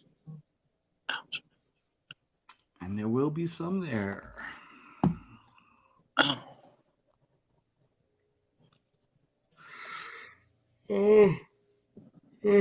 So last night I read Batman Damned. What'd you think? Yeah, it was all right. The artwork was fantastic. The story itself was. Borderline's a little mystical. You need to pick up and read the Joker directly following it. They pair. Oh, it's really good. Like the Joker starts with the bridge fall. Okay, so I'll pick up with that one. I read that Superman Red and White #5. Red and Blue. Red and Blue #5. That the Daniel Warren Johnson snippet, right? You didn't read the whole thing because it's just his. No, I did read the whole thing. I didn't think it was bad. Yeah, that Daniel Warren Johnson one was. Cool. Was that the one where he says, "I'm proud of you"? Yeah, that was a good one. That was a good one. The one with Crypto was good. And I have to say, you were right about Supergirl. Supergirl was one of the most beautiful artwork this year. Do you know how to say the name properly, Kyle? The artist Bilesk Everly, is that right? No, I don't. I don't know how to pronounce it. I just don't want to chop it up, but it's something exotic sounding. Like you don't. Be right back. What was the complete? Oh, let's see. The complete what? The title, complete title. Supergirl, Woman of Tomorrow. Yeah, that's literally up for some of the best art of the year.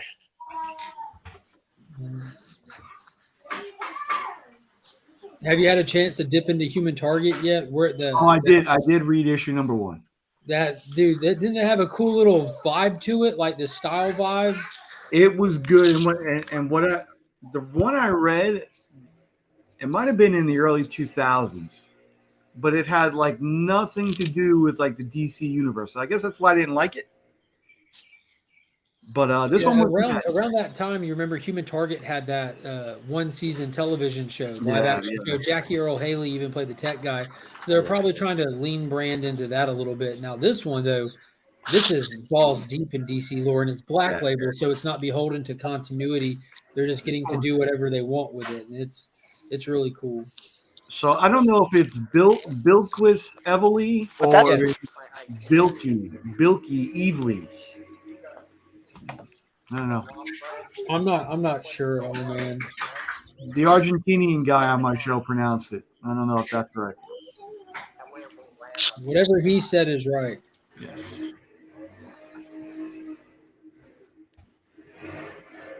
But it was good. I was looking to read Three Jokers, but it's not on Infinite. You haven't read that before? I haven't read it before. Oh man, it's like I was massively let down when it came out, simply because like I was wanting it to be like this cosmic level explanation, kind of leaning into more of like the meta restructuring of DC at the time. But it was just a low key, well done. Faybox artwork in it is just stunningly good. It's like Gary Frank, but a little bit tighter. Yeah, I like Gary Frank. Yeah, Gary Frank is awesome. Mr. Justin Birch, how are you today? Good. About you? Good. Honest. Now they got me thinking. We're talking Eisner Awards. Have you seen the list of the Eisner Award stuff? Why did you make that? So, truthfully, whenever I see a list of awards like Eisner's or Ringo's, I just go to the letterer category. I look to see who's nominated, and then I just leave. Well, who's nominated that you know in that category? I'd have to I have to look up the list again. Gary Frank is a beast, Flo. Absolutely.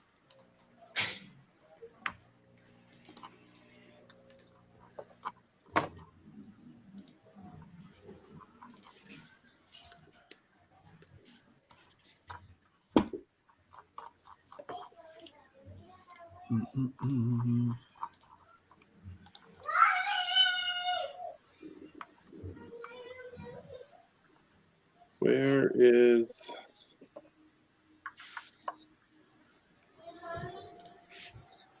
Best lettering is Wes Abbott for Future State and a couple other DC titles. Oh, yeah. Okay. Do you want me to make a comment about each one as you say it? You can, yeah, sure. Please. So Wes is the letterer on Nightwing. Yep. And Nightwing was this year's darling. So I think that's why I'm not trying to take anything away from him. I'm just saying that that's probably where his nomination came from. We're getting to the seedy underbelly of comic book lettering. So I was going to say, he's got shade. He's just throwing it around. Yeah, it's still too bright over here, Justin. Continue. All of my comments are directed more as a slight towards the Eisners than they are the individual. We'll keep them coming then. All right. Clayton Cowles for the Amazon, Batman, Catwoman, Strange Adventures. Yeah, Clayton letters everything, so I'm not surprised by his nomination. Yeah, he's got a pretty long list of stuff under there. Ed Dukeshire, Once and Future for Seven Secrets. Yeah, Ed is a big letterer over at Boom, so a lot of their bigger titles. I think he's on all of the Power Rangers stuff, so not surprised by that. Also, Once and Future is a great book, so it is. And some new guy I never heard of, Barry Windsor Smith. I never heard of that guy. Okay, this is the one where I have some issues with, right? This is so if you look at traditionally or historically at the lettering category of the Eisners, I think it's been up like 33 times. 29 of those times, two people have won: Todd Klein and Stan Sakai. Stan Sakai isn't known for his lettering. He's known for his storytelling and his art. I truly believe that they need to come up with a separate category for lettering. So you have, comic book lettering and what I would call like cartoon lettering or cartoonist lettering. So if it's your own book and you're doing the work on it, that's where you should go. You should belong in that category. So in this case, Barry Windsor Smith, I believe, should go in that category, and I truly believe that because it's Barry Windsor Smith, he's going to win. He's going to win this year. There you go. I should vote. I should really vote. I should do that. Where do you vote at? You have to go to. I think you just go to the website and you vote, but they check your credentials to make sure that it's a valid vote. Like I think voting can only be done by like actual creators, people in the industry. Like just the common person can't vote? I don't think so.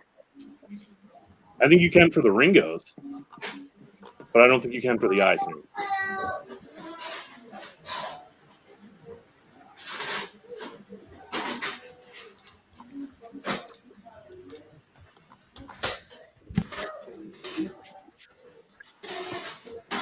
All right.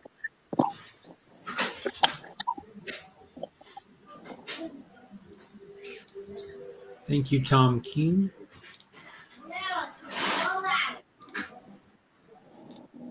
Where's Ronnie at? Okay, so to vote, you have to have a user ID and password, even to get in the vote.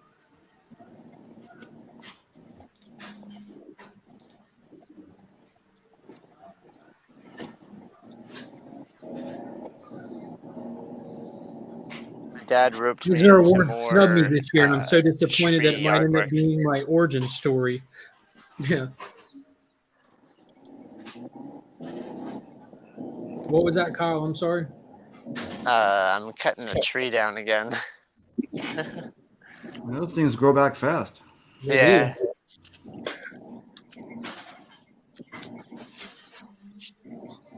Austin Overpeach. Best cover artist: Jen Bartel, David Mack, Alex Bruno Ross. Redondo, Alex Ross. I mean, that's not even fair. Like there should be an award show This one. just for Alex Ross that only includes Alex Ross. Julian Totino Tedesco, and Yoshi Yoshitani. And how is Matina not in there? How is He's a copy paste artist.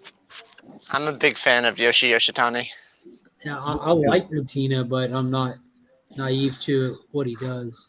And what about Bermejo?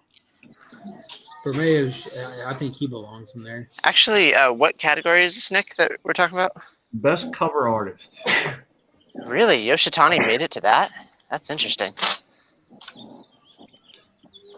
He does a lot of connecting covers for people. Yeah.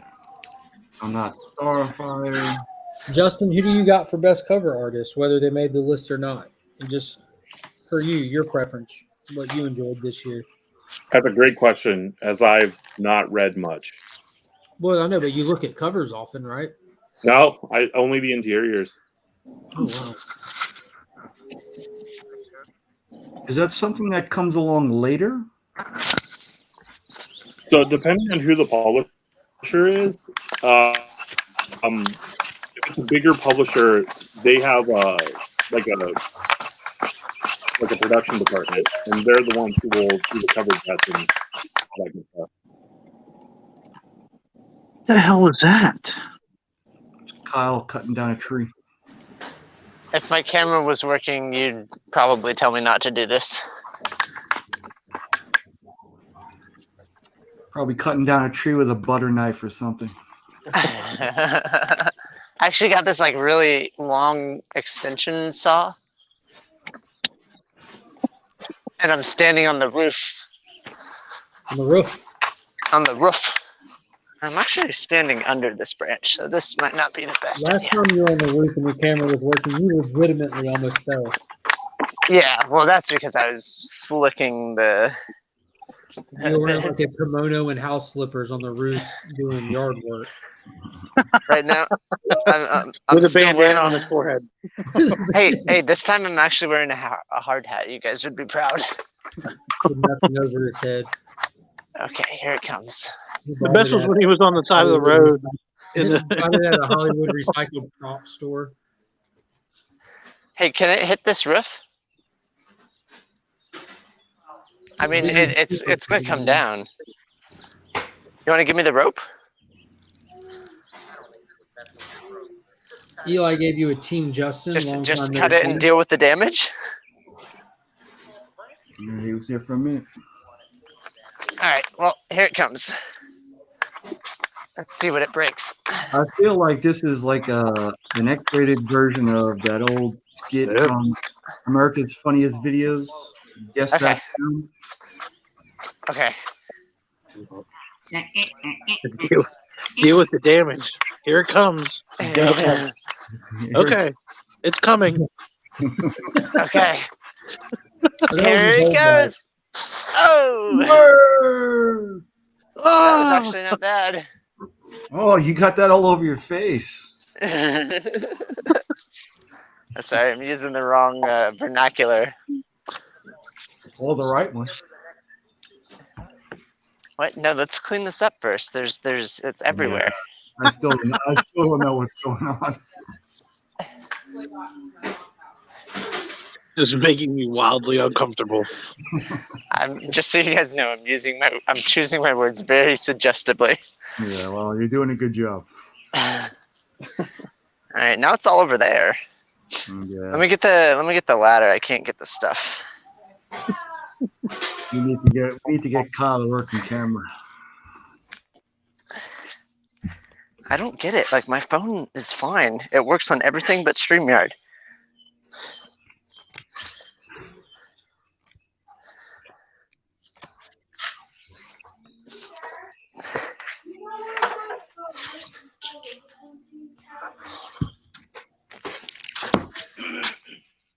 That was not bad at all. Okay. He is. I'll just need to tell my wife as soon as Rob gets back, I'm gonna have to run into the attic and start pulling some stuff out. So I'm not going anywhere. I'm just gonna put myself backstage because I need to do this real quick. Okay. Oh, we got Kyle here. Yep. Oh man. He's off cam grunting and coming on people. Yeah, his usual stuff. Cleaning stuff up. So we got Alan's empty car. God. He's got to go and smell another house to see if they passed or not. What do you do for a living? I smell a house. I know Remy's just in some back room in his office somewhere, swinging out a machete around. Oh no! But we got Biggie, so hey, that counteracts Kyle, so that's good. All right. We got Biggie probably coming on to show us some ASM heat that he just picked up. Nope. Did Mark just leave us with a babysitter? Yeah, he waited till Rob was on before he left. Yeah, because I have controls right now while Tyler's on a different shift. Finally, an adult in the room. My goodness. Sorry. You mixing concrete? No, cutting a tree. Make sure you're not in it while you do that. I was on a fucking auction with I was on an auction with Kyle Promiscuous, and I tell you what, bro, that kid knows how to make a couple dollars, bro. I ain't gonna say how much he made, but I'll just say he made like probably 4 times what I made, and I had a good night. Nice. Well, good. So he's not poor anymore, is what we're saying. He can actually afford to put his food in a refrigerator overnight. Yeah, I mean, Biggie got what? You got halfway to the book that you want, right? Yeah, I'm hoping to find like a 1.0 or 1.5 for around $1,400 bucks, but then there isn't. Well, are you considering the 2.5 that he has? Yeah, I'm considering that. Maybe he can negotiate with me or something. There's only 2 that I could possibly get right now. There's one on my comic shop for like $1,600, and then there's his, and I don't want to say how much. But Yeah. I mean, I thought the price was pretty. yeah, I thought he would want a lot more, but whenever he said 2.5, I thought slabbed. So raw, it's just like. I'm sorry, I'm coming in late to this. Which book? Giant. GSX. Gotcha. For some reason, it's a book people are interested in. Good book. I enjoy it. But Biggie, I actually made like more money the next day through direct messages. I wish I had the fucking books you had, dude. Good God. He's got some heat. He does, bro. And you know what's weird is that I recognize like 2 or 3 of them. Ah, shit. Yeah. They were all like 1 in 25, so I didn't know.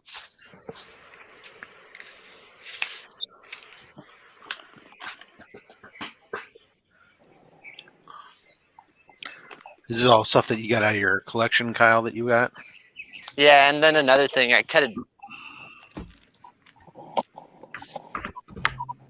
Well, phone's about to die, so I got to get on out of here. See y'all later. Take it easy, Later, Alan, bro. Yep. So, But yeah, two different sources, Rob. Oh, cool. What do you know? How? Oh my goodness, Nick! It's like you think it's gonna be warm or something there today in Texas. Today is actually the cool day. Tomorrow it's gonna be like 103, 104. Nick just heard everybody earlier talking about guns and was like, "Oh, I got to show y'all something." He's all, we represent for Burke, since Burke ain't representing for himself. Nick, we're gonna have the same heat wave. Yeah, it's gonna be bad. We don't even go outside. Where's my phone keep resetting? Can you guys even hear me when I'm talking? Unfortunately. Get the red light district going on here. Red light district. With Tylox, you don't have to turn the red light on. Put on a red light. Ooh. I think you're a couple of minutes late because Kyle's done now. So I was hanging out with Tylox on the hunt after the show, and he kept saying, "You know what I mean?" like that, and it took me about a day or 2 to realize he was doing Ernest P. Worrell. Ernest P. Hey, Vern. Oh God. One of the greatest underrated actors ever. Let's roll that language, that terminology back a little bit, because I don't know about greatest, but he was a staple of the 80s for sure. Sure was. Actually, he did a lot of theater and stuff before he did all those movies. Oh, those movies, all those commercials. Oh my God, that bro, he had to have been paid, bro. I watched a YouTube video. It was like 2 hours straight of 2-minute commercials with like Sprite and everybody. It was Sprite. Like, whoa. Ernest goes to camp. Ernest goes to jail. Ernest does it with three hermaphrodites and a hippo. You know, whatever. There's a picture somewhere. I mean, I probably couldn't find it now, but it's Jim Varney, but he's just in a turtleneck, a black turtleneck, and it gives you like all the emotions, like happy, sad, upset or something like that. And he's just using his face to make the expressions, and they're all like dead on. And that's something that you only learn if you take theater classes and stuff like that, because you have to, convey stuff on stage a lot. Speaking of dead on, he passed some time back, didn't he? Yeah, he passed about 5 or 6 years ago, I think. Oh, gosh, I thought it was a lot longer than that. I thought he was on for a while. I think he passed from cancer. I think is what it was. And how can we Yeah, it was forget like throat Beverly cancer. Hillbillies movie where he played Jed Clampett? Oh, so good. Know what I mean? Know what I mean? So you're halfway there, Biggie, to your GSX? Hey, yeah, man, I'm getting there, dude. I could buy like a coverless or some crappy copy, but I'm trying to get a complete one, so I need to save up about $500 or $600 more bucks. Yeah, he died in 2000. Was it 2000? 22 years ago. Wow. I knew it'd been a while. I thought it was in the 90s. I didn't think it Actually, had been that long ago. That's weird. I thought it was though, in the 'cause 90s, but I was thinking maybe he was in the Roseanne show, but not like the current Roseanne, like the old Roseanne show. Yeah, so that makes sense. Even I know one Tylox year is 5 human years. So yes, it is. Yeah. Well, drugs are a thing, you know. Time is a hell of a drug. Those goddamn sports cards, I tell you. Oh man. You may experience time dilation and. Yeah, sports card bug has hit me pretty hard, man. Oh, I'm sorry. I feel like I'm a kid again, man. Yeah, I'm inching closer and closer to getting basketball cards again, but oh my god. Don't You guys accuse me of going down too many rabbit holes. I'm a lost cause, man. I'm I mean, Nick, at least I know will turn around and try and sell them all. Yeah, he's just a hustler. But no, I've still got all the basketball cards I had since the 90s. Oh. Nobody wants those though. I got a Shaq autograph basketball and Anthony Hardaway. I got some cards too. Nice. yeah, none of that stuff was appealing to me. It started out as a thing where like you would go to gas stations when I was a kid or something like that, and there'd be cards like right there by the register, and it'd be like, "Hey, can I get a pack?" Or I'd have money and I'd grab a pack or two or something like that. And Yeah, but a pack was like 50 cents or something. Yeah, I remember when they started being 75 cents, and I was like, "This is getting ridiculous." Guy at the LTS told me one of the packs was $25. Yeah, that's a lot of markup because the cost of goods isn't that. I was about to say, what was I haven't cool. seen an individual pack of cards for sale since I've got back into it. It's nothing but blaster and hobby boxes and stuff like that. The comic book cards back then were pretty cool. I remember getting some indie comic book cards like I'd never seen again, but I actually remember I would plan out whatever I was doing to get money by how many packs of like Marvel cards I'd be able to get. Like I was like, I'd be like, oh, this will be 6 packs. I'm so excited. Like that's how I would separate the money. Like the last time I cared about what a pack of cards was probably 93 or so when I was picking up a couple packs of Magic the Gathering. But so they had Magic the Gathering in 1893.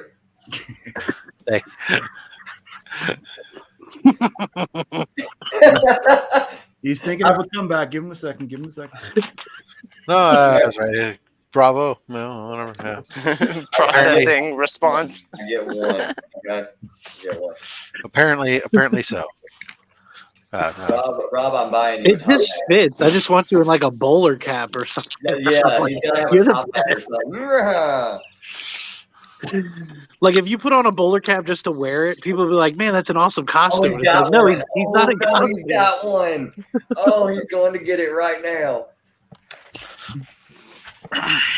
Oh, he does. Yes. Oh, yes. So appropriate. What the hell is going on right now? You have to wear that for like steampunk. your YouTube. I would wear that every day if I were you. Dude. Like, don't you? Yeah. That is so perfect. He's like, I can't do it with the headset. It's not. Yeah, it doesn't work with the headset. I mean, I can take the goggles off. He's a headset guy. The headset, and it's just the hat. But wow, this is from part of my my Steampunk Han Solo cosplay. And it happens to be I had it out for something. We had it out for something, and it hasn't gotten put away yet. So, what styling product do you use, Rob? For what? For your mustache. Water. That's it. That's all it is right now. Is water and a hairdryer. It's all natural, baby. He just wakes up and it's point blank. So I mean, don't get me wrong. I do normally use stuff. I mean, right now today, Friday mornings I wake up. I sleep in my chair. Friday nights I sleep in my chair, or Thursday nights so I can get up at 4 a.m. for this shit. But I use I live bearded. I have like for the most part it's just oil and for the beard, and then a little bit of not wax. It's just a beard balm that I use in the mustache. Just a little bit of stickiness because I've trained it at this point. But the overwhelming majority of it is water and a hairdryer. Yeah, same type of stuff. Beard balm, Revolution, baby, or beard butter. And I do have a little thing of mustache wax that I keep in my pocket if I really want it. That way it's warm and it's easy to go. Right, so got a little thing of mustache wax. I'm going to pretend, Rob, that instead you have a mask that has that shape, and you put it on at night. And he started off with a really simple answer, and it got super fucking complex at the end. It was, I just use water. I just use water. They're like, well, occasionally I use this special component that I keep in my back pocket. And when it gets really, if you sleep on it really weird, it might get screwed up. You might have to do a little bit more to it than just water. But I try to use minimal product at this point. So water and hairdryer works 99%. But I learned more about hair dryers, like hot and cold setting and all this other stuff. So that way you heat it and curl it with your, you got to heat it and curl it on the hot, and then you got to set it to cold to set. Yeah. Yeah, I think everybody has that guy in their town that has the Fu Manchu kind of mustache. Am I wrong? Or if you really get at it, then you really have to start doing crazy stuff. You start using wax and other products, but nope. In some towns, you are that person too. Like I'm the weirdo that does some things people don't do. The other day when you were doing a live stream, Biggie, and you were like, hold on 1 second, and then you got out the car, and then you got back in, and you started using the hand gel. I was like, he just seen something on the side of the road that he was like, I can fix that up really nice. No, it's because I touch something. Every time I use my hand gel, it's because I touch some bullshit or something. I don't think I've caught the damn corona, knock on wood. But I have been trying to get more healthy. There's been a couple times I was like, man, if this ain't it, then I don't want it, because I feel like ass right now. Like, there's no way this isn't it. And they're like, no, you're negative. And I was like, bull, do it again. Man, I can't believe Cody Rhodes. I've only seen a little clip of that match, and to see all that bruising on his chest, that is terrifying. Like he is now like one of the toughest wrestlers I know. Oh my god, that compared to get like a collar or something, like having a bruise all the way up your arm, bro. That is. Well, it's like it's the tendons off the bone for his pectoral muscle. His nightmare move, or where the hell it is. He did that like 5 times. Yeah, I mean, I've said that's my favorite wrestler for a while now, and just for him to have that match is like, well, there you go.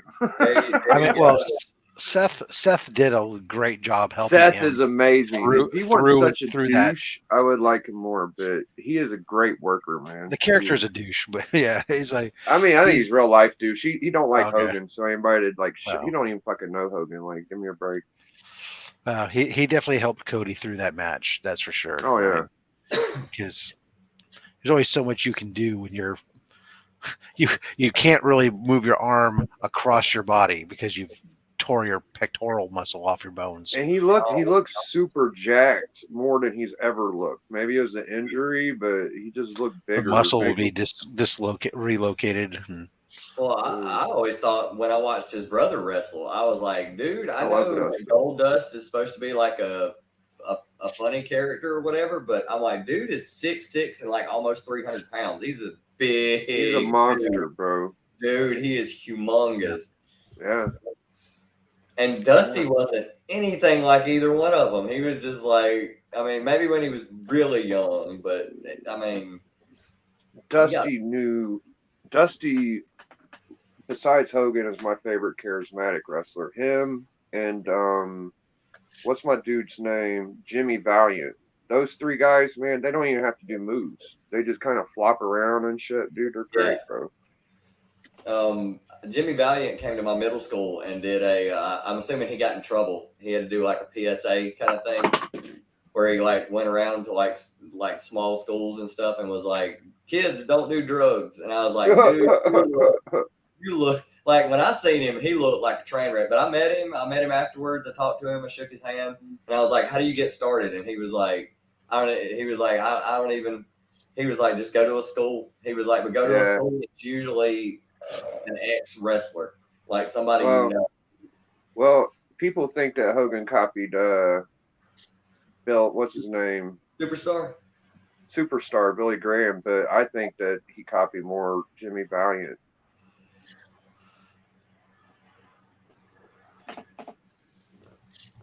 Jimmy got what was it? He got fired from Florida. He got kicked out of the Florida territory because he got caught. Him and somebody else got caught having a cookout, and they were supposed to be in a feud together. And they were having a cookout on the beach. The kayfabe stuff. Yep, and they both got kicked out of the Florida territory for that. But yeah, he was a really cool dude, man. He was like 70 something when I met him, or he looked like he was 70 something. The Boogie Woogie Man shit was tremendous, but I liked his era with Dusty Rhodes. There's this one match I really liked. It was in New York, and it was really good. Him and Dusty.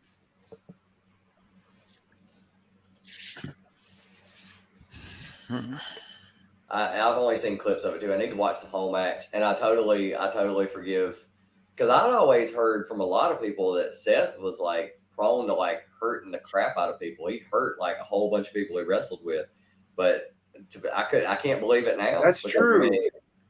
How the hell does Sting have a 50-year career out of WWE, and the moment he signs with WWE, Seth Rollins injures him?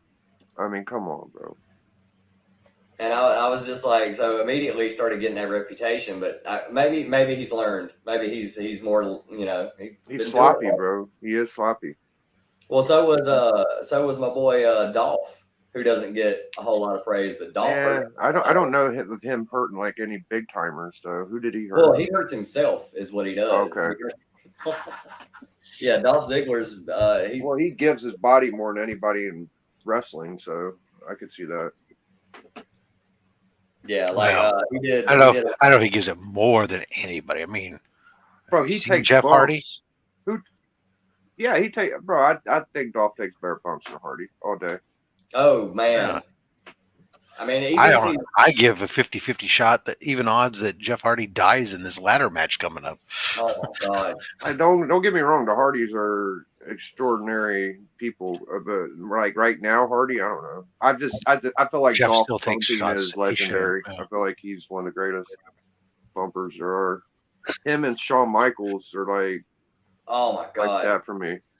Dude, Sean, what's the bump he does where he does the flare bump or whatever? Dude, his looks so vicious. People think that he gave Hogan a hard time. He's done that his whole career, bro. I could show you matches where he was more hammy than he was with Hogan, dude. That's just how he is. He botched Nash's power bomb by landing on it. Oh yeah, that's his boy too. He took the worst power bomb. The greatest worker ever took the worst power bomb. And they asked Nash about it, and he was like, they were like, do you think he was messing with you? And he was like, did you not see the match? Absolutely was. Yeah, he did it on purpose. He does that shit. He did it on purpose. Oh yeah. But yeah, Sean's gotten that reputation where if he doesn't want to sell for you, he's Hardy is mad smart though. He's one of the last. I like Matt more than the other guy. I think he's more in ring smart all together. Yeah. But Jeff is just pretty boy. Jeff just does the stupid crazy stuff. Well, Man, Jeff's a little prettier than Matt, so he gets a little more. What was the one where he did the swanton off the ladder in the ring, outside the ring, and then him and I think it was Edge collapsed the ladder and stuff like that? And I was like, dude, you want to die? Like, what? They were doing crazy shit. Yeah. Oh, there's That's that. the top 5. I wouldn't be. It's one of those things like people, wrestlers who you expect. You wouldn't be surprised if they end up paralyzed while on TV. It's like, oh, Darby Allin, I don't surprised that fucker doesn't get fucked up on. Yeah, he has a death wish. And you used to think that of Mick Foley, all the time, because that man took way more than he ever should. Well, the bump off the sail, him and Taker. Oh, I was watching that live on that thing. That was like, I remember going, that's it. He's dead. I remember, and I was like, yeah, that's definitely the number one match. I think. He got up off the fucking stretcher and went back and started trying to climb the cage again. And I was like, you got to be kidding me. You have to be a wrestling fan to watch that. Like, dude, normal people would be like, holy shit. His interview with Taker's interview with Joe Rogan, where he was like, I was shocked. I was like, he's coming back up here. What am I going to do to him now? Like, he's climbing up there and at that point he had like a dislocated shoulder or something. Yeah, he's climbing up the cage, and he's not an agile guy.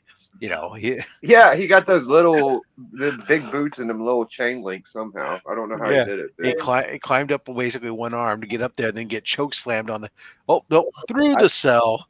I mean, to give Undertaker credit, I think he had a broken foot. Yeah. Well, Taker at one point he got up there too. Taker at one point I think he had like a bunch of cracked ribs or something like that, and Triple H said that he was watching him tape a flak jacket to himself underneath his, and then he went out and wrestled like that. So he took a flak jacket and taped it to himself, and then put his outfit over the top of it, and then went out and wrestled. And I was like, that's ridiculous. Why did he have to use Limp Bizkit as his interest music? That completely just ruins his whole legacy. The 90s was a little something different. It's really weird because he's a big Black Label Society fan. He could have totally used one of Black Label Society songs, and I think it would fit the whole Black Label a lot better. Don't use the flash in the pan trendy rock rapper guy like that. Don't age well. I was never a fan of any of the motorbike era stuff that he did, because what does that have to do with Undertaker? But then again, I also didn't really care for the Ministry of Darkness stuff either. So.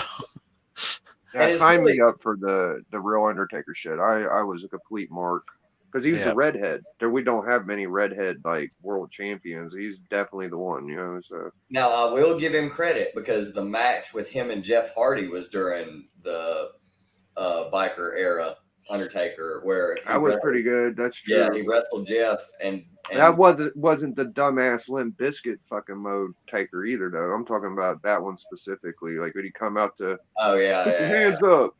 That shit was horrible. So bad. I didn't like it when Stone Cold changed his entrance music. He got the Disturbed song or whatever, and I was like, dude, you don't have to like you got David Draymond rapping over your shit. It's not Stone Cold. Like, I missed that. Damn. Like WWE changed that stuff up because it was an opportunity to sell. They were selling albums, and if it didn't change up their music, how would they sell new albums? Oh God! Because if you've heard one Disturbed album, you've heard them all. I don't think there's any fucking doubt that Hogan had the best entrance music, dude. I mean, come on, Voodoo Child, Jimi Hendrix. You know how? Oh man, that song was so expensive to get that they only got a little clip of it and just kept repeating it. Yeah. You don't like the I'm a Real American? I mean, it's hard to compare, but I think the Voodoo Child is just a little more hardcore. It's a little, That shit, when that shit comes on, dude, I'm like, oh yeah. And then chop it down. Yeah, Sting went from having the oh God, what was his music before he did the whole before he went crow? Yeah, like the Crow thing, it was just so ominous. Like the first time I heard it, I was like, "Who the hell is this coming out?" And then Sting comes out, and I was like, "That's his entrance music. That sounds terrifying." Like, I'm surprised. Well, I guess I'm not surprised. He's just as he's got older, it allows the whole crow thing just allows him to cover up and not have to be ripped and stuff. I suppose. I can't even believe I'm going to say this on stream because somebody's going to be like, "Really?" I really liked when he did the Joker Sting thing where it wasn't just the face paint, but he started acting crazy. Like he started acting like he was losing his mind. Like, and he played it so well. I was just like, dude, Sting can act. Like, this is great. I like Stinger, man. I don't know which era I like the most, but when I was a kid, I had the flat top spike haircut and a rat. I'm not mad at early Sting. I like when Sting looked like Darth Maul. That was my favorite. I don't remember that one. Oh, he's done. And there he goes.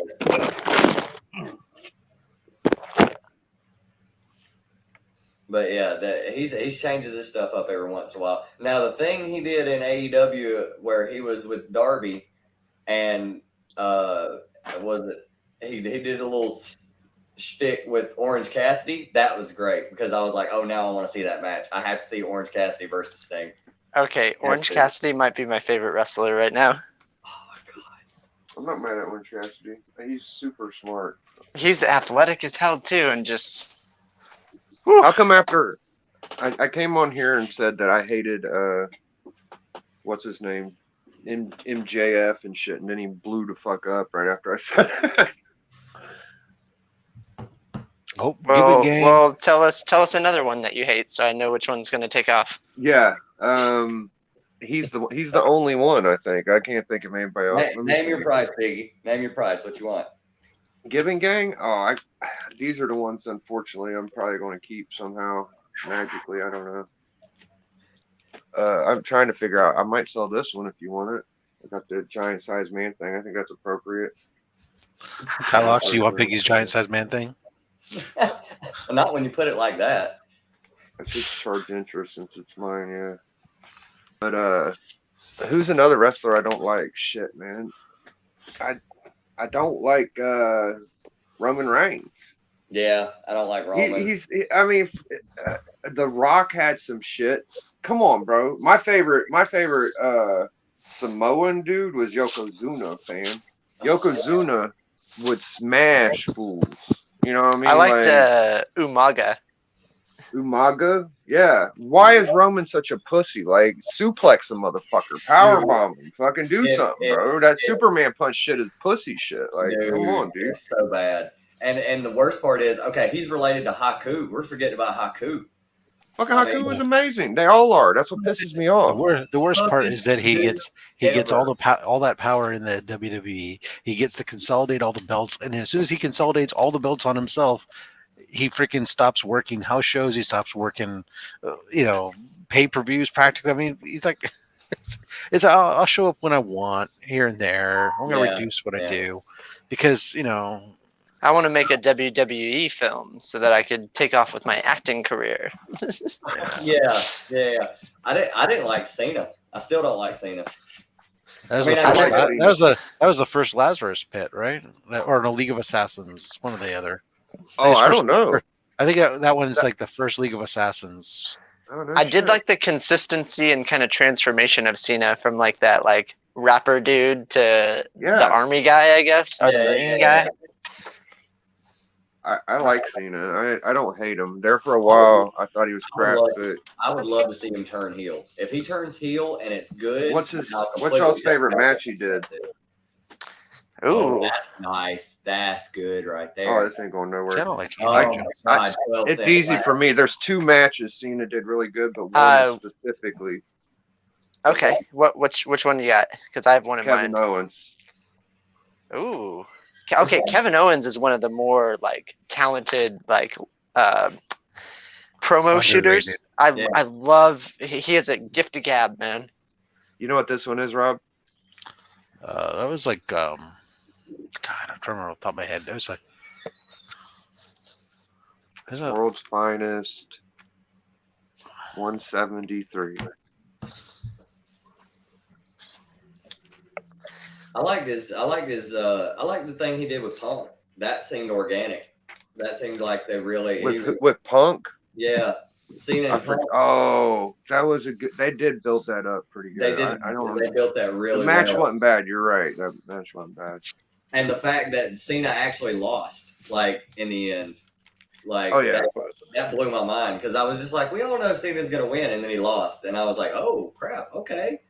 Yeah. By the way, this is prototype Two-Face. Some people just say first Silver Age Two-Face, but yeah, first appearance of Two-Face in the Silver Age. Yeah. But another match I liked with Cena was the Rob Van Dam match. I don't remember that one, Biggie. When Rob Van Dam beat him in ECW, and the crowd was saying, "If there you go, circumstances." Jericho, man, Jericho's Cena wins, we riot. He's been a heel. He's been hilarious. He's been serious. I'm sorry. Okay. Jericho and Kevin Owens, that friendship thing was so fucking funny. Oh my god. That was good. You just made the list. Like, what list, dude? This list. And literally stuff like that, the list literally starts with somebody backstage. Like I guarantee you it started with the way The Rock started the People's Elbow. Like The Rock was like BSing in the back with the guys, and he was like, I'm so good I could put over anything. And they're like, oh yeah, we'll put over Andre's standing elbow drop. And he was like, deal. And so he goes out there and does it, and then it becomes the People's Elbow. Personally, I just loved, back in the day, I loved Taz. Taz was great. Just watching him friggin' suplex people all over the goddamn place. Oh my god. My dream, I had so badly wanted to see a Taz and Kurt Angle. Just it did happen. They had a match. It happened. Biggie. Favorite Cena match for me was the triple threat match: John Cena, Triple H, Shawn Michaels. That one was great. Oh, that one was so good, especially the beginning where Shawn kicked the shit out of Hunter. Another good one was Rusev, bro. You had a good match with Rusev. Yeah, Rusev is still going, right? Isn't he at a different promotion? He's Miro in AEW. Mm-hmm. Cena had some low key fucking bangers, bro. He wasn't. Yeah. He ain't like all garbage. The look on Cena's face where the match started and Shawn kicked Hunter. And Cena was just like, he's like, oh, now, like I was expecting to fight two people. What happened? Yep, and he turned on him immediately, just super kicked Triple H. Yeah, I mean, and then Cena's like, what the fuck? One of my favorite Shawn Michaels moments ever, and this is like something that like I can hardly find it on YouTube or anywhere. There was a Survivor Series match, and it was like DX, CM Punk, and the Hardys versus, oh God, I don't even remember who was on the other side. But at the beginning of the match, it was supposed to be Shawn versus Mike Knox. And Mike Knox's valet was there, and she was an exhibitionist. And Hunter saw her, and he was like, hey, let me see your boobs. And the girl got up on the apron like she was going to show her boobs. And like he spun Hunter around and like pushed him. And when he turned around, Kelly immediately kicked his head off his shoulders. And then like everybody's like, and he hits the ground, and Shawn's like, did the match start? I was just kicking him because he grabbed Hunter. And like everybody's like, the match is going, pin him. And so he lays down on Mike Knox and he pins him. And you see Shawn get up and walk to his corner and go, who did I just pin? Who is that? Like who did I kick in the face? I don't even know his name. Like what happened? Like I didn't even know the match was started. Like, and they were like, Mike Knox. And he was like, so he's in the match. We're a 1-up. And they were like, yeah. And he was like, okay, good. We're starting off good then. Like, it was like, he didn't even care. Kelly was the name of the... Yes, it's Kelly. The valet. Mm-hmm. Do y'all remember the match when Undertaker and Yokozuna had a casket match? And yes. Yokozuna had to use like 30 people, and Undertaker was still beating everybody's ass. And they finally got him in the casket, bro. That was like the most ridiculous. Well, who was the person that Undertaker threw and was it Undertaker or Kane that threw somebody and skipped him into the grave? That was Big Show. Big Show. Big Show. He threw Big Show threw him like a fucking football, man. That was great too, because I was like, dude, he bounced. Like that had to hurt. That's hilarious.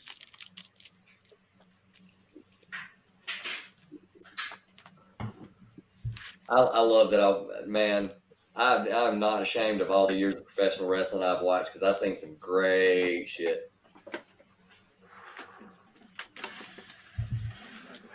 When Big Show debuted, the St. Valentine's Day Massacre, I remember getting that match in a tape trade. Somebody I might sell these two.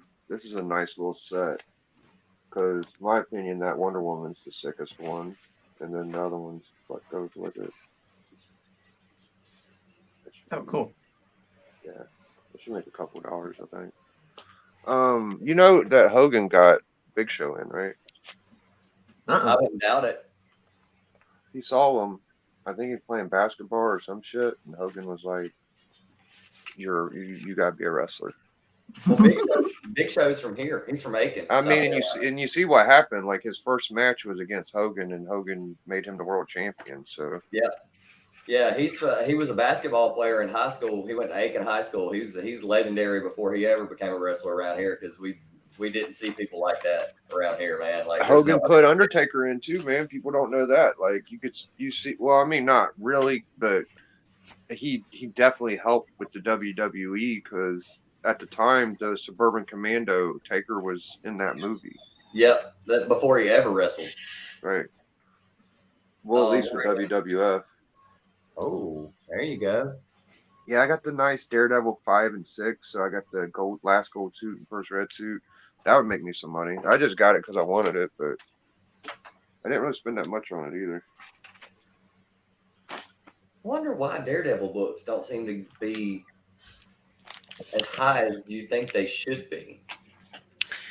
I don't know. Yeah, no, they never are. That's the thing. Is like I can still pick up raw, mid-grade, sub 15 Daredevil books for less than $100, and it's like try doing that with an ASM from the same era. It's like, oh, there you go, Ramita. You're not gonna be able to. Or was that Ramita? Was that Kane or was that Ramita? I would guess it's Ramita. Yeah, that's Ramita. Oh yeah, that's my boy right there. That's my favorite Spidey. Ramita and Neil Adams were my second favorite. It flip flops. Yeah. I was about to say Gil Kane's my boy too. Yeah. Hey Biggie, did you see the comment from Aggressively Relaxing about GSX and Professor X? I did not. Okay. He said the best part of GSX is Professor X. There we go. I've heard Aggressively talk about this before. Okay. Yep. It's true. I believe that's true. I don't know for sure, but I've heard that before. If it's not true, we're still going to believe it. Yeah. If it's not true, there's a rumor it is, so close enough. Close enough. Oh, there you go. There was a lot more stuff in the attic than I remembered. It's got a chunk out of it. I don't want to get shortchanged because the rest of it's like pristine. Oh, like yeah. High grade to this. That's way better than my copy. Shit. My copy's got a little. Oh, you got a copy? Nice, man. On the spine.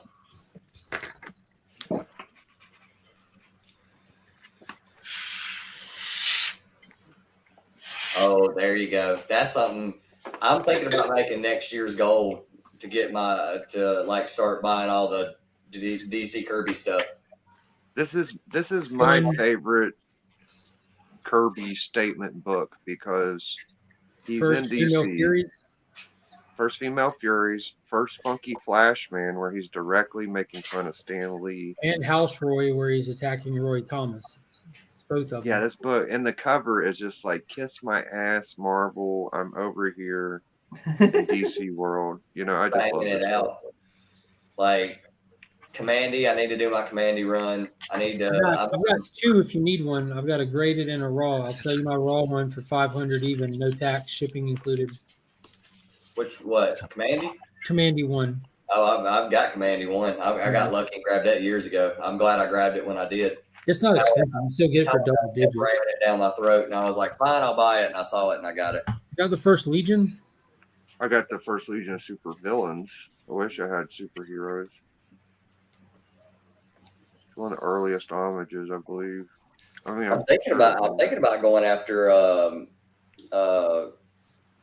Oh man, is it New God? I might sell my Venom run, man. I'm desperate for this GSX. I don't know what I'm gonna do. New God's number 1. First Orion, Highfather. Or no. Okay, wait. I love. Can you go back to that Forever cover? People. That was it. That's the one I'm thinking about starting first. This one haunts. This cover haunts my dreams. Second cover of Dark Side, or second appearance of Dark Side. Forever People 1. Yeah, I'm thinking about starting there and getting Forever People first, and then thank you, Biggie. All the way through there. Yeah. Jimmy Olsen 134 has been picking up steam though. Has it? Oh, that's great.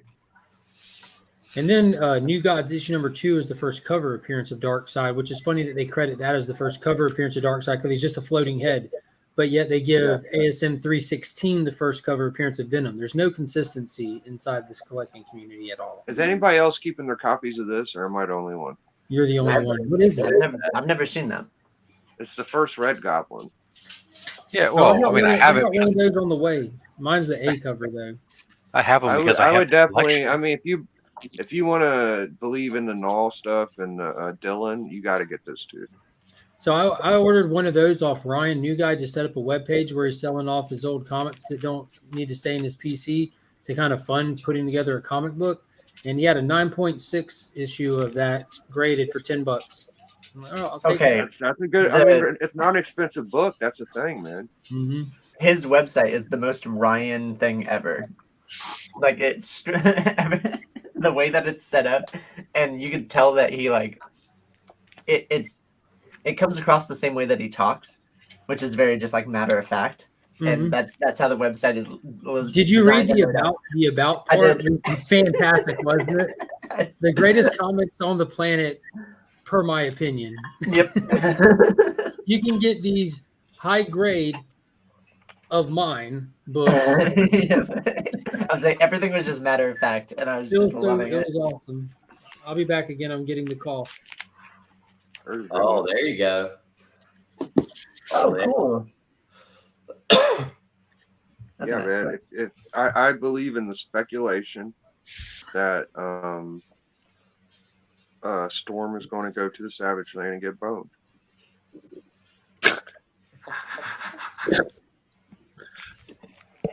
And that's worth getting that book by itself. That's I'm worth glad, getting that book I'm by glad itself. I bought all those years ago. The blue one, the red one, the black one. I bought all the green one. I bought all those years ago, and I'm really glad I did. Excuse me. I have a follow-up question, if I could. Why is she going to the Savage Land?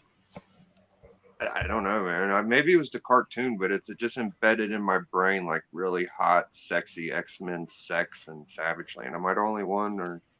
Oh, that did happen in the cartoon, didn't it? I think it happened. Like Wolverine was fucking. I remember there was a comic where Wolverine and they were in the Savage Land, and he was getting pussy, and it's just like I'm thinking about it now.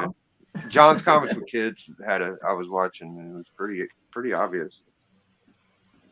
This is my coveted Hot Wheels variant. Where do you even find these? Huh? Where do you even find these? Oh shit! Oh god! You know what? That's a. I think this is like a. Oh, okay. It's only $6 cover, but still, it's a little more expensive. It's a thick book. I don't know. It's just an old back issue. Ain't really worth much.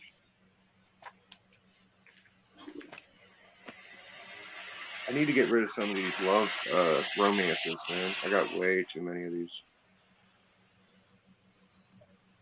The thing is, nobody will buy them.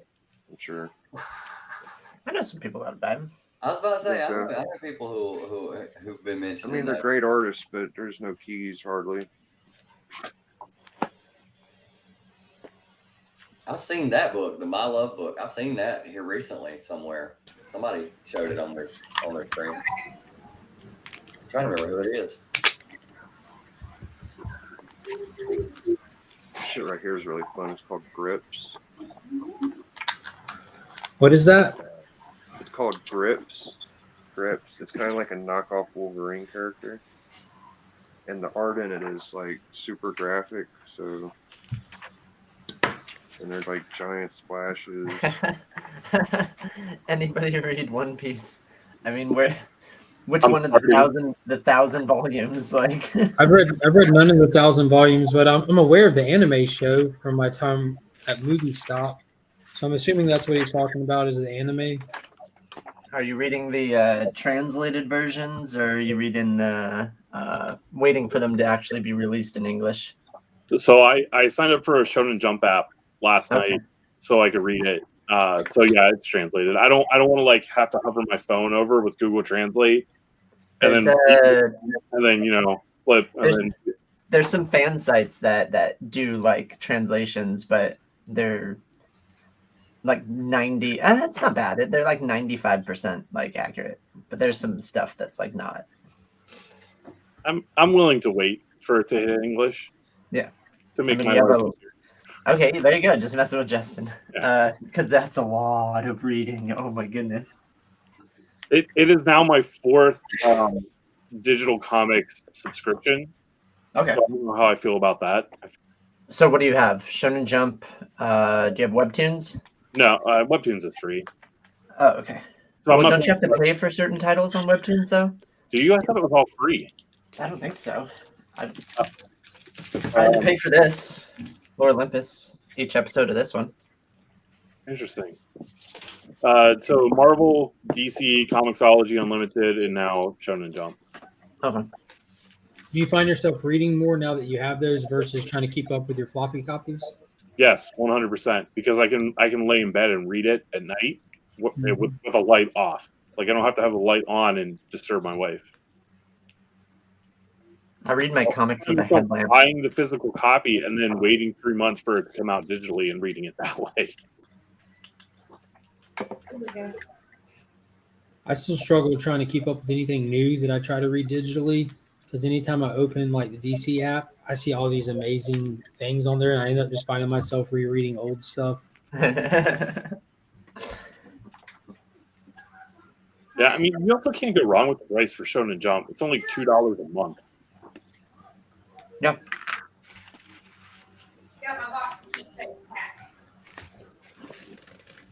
Marvel Unlimited. Loaded with stuff that we can take out. I think we pretty much got everything out of there that I can either Goodwill or drop a second. Charles, wait, Angel messaged me back to see if he wants any of this VHS. How do you like the interfaces on those apps? Is it just like PDFs or is it scrolling? Do I have my eye?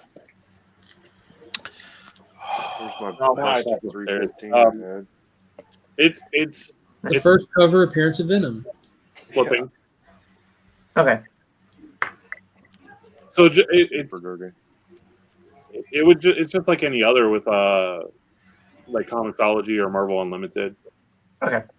I don't have anything about Webtoons. I'm just making assumptions. I apologize. Oh, it's fine. Yeah. No, I'm asking because I'm interested. Yeah, so I think I picked up. I started a DC subscription back in March because they did like a 2-week special when Batman came out, where you can get a year subscription for like $40. Oh, cool. Okay, that's not bad. That's how I got Disney Plus. I paid for 3 years in advance at D23, the convention. Yeah. How much did that cost you? I don't remember. It's like $150 or something. It's pretty good. 23, man. That Marvel book that came out, that was ridiculous, dude. First Mickey Mouse and Marvel. Jim What's that? got like. I'm not sure what you're talking about, Biggie. The Marvel 1000 issue was a D23 variant with Mickey Mouse on it. It was like $1,000 at 9.8. Jeez. Dustin got one from Jim Mint. Jim Mint was doing a box opening, right? And he talked to the guy from that run or some shit. Well, in all fairness, Nick, you're running through all of ASM right now. I don't see where you have time to read anything else with as fast as you're going through ASM. The fact you read anything else at all was impressive. He sent him a whole box of that issue, and they're like Really? $1,000. Oh yeah, it was crazy. Jesus. He probably still has a bunch of it. Who was it that got him? Was it someone who worked Jim there? Mint. He got like probably 100 or so of those D23s. Well, D23 is like very not comic centric. Like nobody's really selling comics at D23. It's a Disney thing, though, right? Mm-hmm. I mean, there's plenty of Disney comics, but like they're more interested in like art and Funko Pops and collectibles and statues and shit. Yeah, if they were any interested in Marvel or comics, they would do a little bit better than what they're doing at Disney, like they were for Star Wars, because it's really ghetto. And could you imagine if they would try, like just a little bit, bro? Like, yeah, I mean, I think Disney's alienating their fans, but that's just from my perspective. Like, you go into, I saw like the room they show the books in, like we have better books than they have in their fucking display. Like, from what I saw, I don't know. Started a comic collector museum. I gotta get out of here, man. I've got to catch a nap before I do the collector club. It's been fun. Take it easy, Biggie. Easy. Later, boys. Yeah, I'm about to be having to dip out myself here shortly. I'm about to be loading up the car and making some trips. Storage unit. I have to get a storage unit too.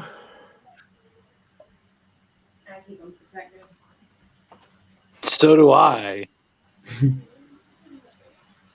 You can't just store them at work? I'm not going to store anything with unpainted walls. You kidding me? Who the hell would store anything in a place with unpainted walls? So that you can paint Amateur them hour? better. Yikes. Do you have AC in there? Or is it just like typical warehouse with like a fan at the top? No fan. No AC either, but no. Yeah. Okay.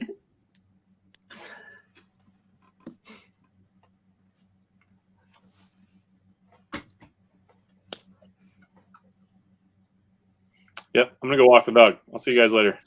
Sounds good, Justin. Mark is on mute. Mark is on mute. Hey, I'm about to go back and load up the car and stuff. I'm gonna throw myself backstage for a minute.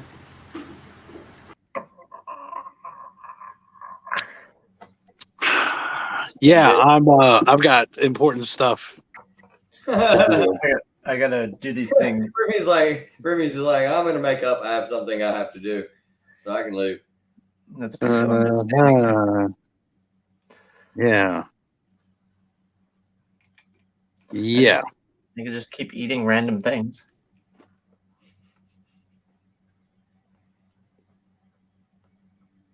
I actually probably do need to take a nap. It's almost 12 o'clock, and I worked all night last night. What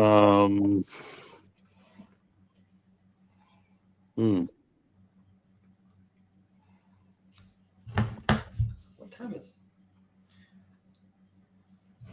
You love that machete. Holy crap. Now, was that an A-OK? From Spidey's powder tumblers? Yes. That's fucking nuts. Dude, okay, Remy, you literally got the best A-OKs. Laptop from Chip. Fucking, it's so nuts. I was like, how's it cut? Have you tried it yet? Of course. Yes. How's the first thing I did? Dead watermelons. I was like, you think this machete's just for show? I don't think so. Let's see what you can do. What have you sliced in half with it? So I haven't sliced anything in half. I haven't gone after fruit or anything. Okay. If I do that, that'll have to be a video because that's too entertaining. But yeah. But yes, I definitely used it for practical usage in an impractical way, if that makes any sense. So hold on, I'll go get mine. Y'all just have machetes laying it was around. kind of like one of those, hey, Thank you so much for sending me this Gemini.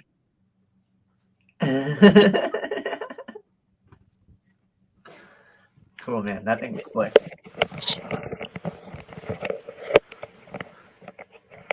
Yes, it's Rob with the Great Wall of Slabs. The Great Wall of Comics. And a bowl of yogurt. All right. There's the case and the handle.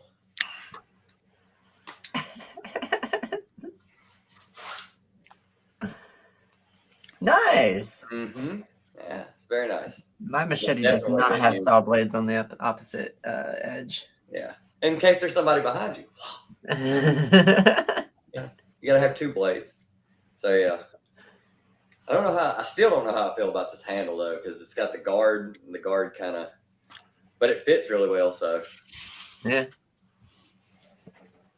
I don't find myself in jungles very often. What you talking about? This is zombie apocalypse survival right here.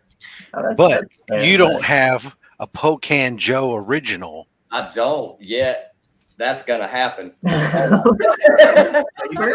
Jesus. All right, Joe, yours is bigger, but but it's girth, baby. It's girth. That's what matters. This may weigh almost as much.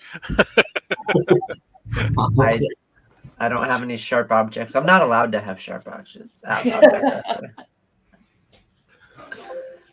How's everybody doing today? Good. I'm still trying to figure out how to get into the cabinets with the child locks. Get yourself a sharp object. Cut my way or in. Get yourself a child. So everybody remembers the Highlander movie, of course. But do you remember the Highlander TV show? Yes, of course. Adrian I don't Paul. remember a TV show. Oh, the dragon handle. Yeah. Dragon handle, baby. I love the dragon handle. They just have this shit sitting around. Jesus. Yeah. I have another one that I bought at Myrtle Beach that was supposed to be a wall hanger. That is the best katana I've ever had on. It's indestructible. It's the greatest katana ever. There's the sharpest thing I own, a real battering. Oh, nice. Nice. The sharpest thing I own is my wit. Sharpest thing I own is my steely-eyed love. That they are. That it is. Oh my god. That's all I got.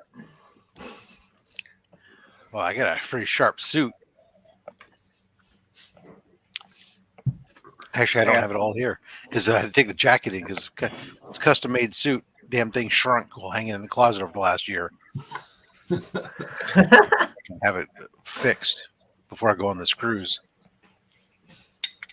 Now here is my favorite one. This is my favorite one. But I got this secondhand off a buddy of mine. This makes a lot of sense. You know, tie locks, you put across the image of the quintessential redneck, and having a bunch of freaking replica swords laying around the house just fits. Mm-hmm. Of course. Actually, I've been eyeballing the Conan replicas for the broadsword. Do you have a fucking Ford Ranger? Because I would. Oh, you need a Ford Ranger, man. That would just be S10, baby. S10 Chevy. He's a Chevy guy all the way. Chevy guy. almost the same thing. You ain't sweating that 150. That F-150. Ford fucking Ranger. I've been looking at getting a 4-wheel drive Ford Ranger. Or how about an El Camino or a Ranchero? That'd be great. My dad did have a Ranchero back when I was younger, and I kind of wish I could get one now because it would just be so nostalgic. It was turd brown. Yeah, I think they all were. Yeah. Good car. My first vehicle was a '72 Chevy C10 Cheyenne. Nice. Better than mine. I had an '86 Isuzu pickup. Oh, it's probably still running. with a long bed. So a little mini truck with a long bed, so you could pull sheets of plywood in. Yeah, It was like the limousine of pickup trucks. Little, yeah, exactly. It's like one little bench seat inside this little mini cab pickup truck and an 8-foot bed or whatever on it. It was like, but the little thing was rated at a 3/4 ton, so Dad would load it up with firewood before I started driving it. And haul it over. Years ago, I had a chance to buy one. I really wish I would have bought it because now they're probably expensive as crap. I was gonna buy a Chevy Love. Oh, that's something you don't hear. Oh man, yeah.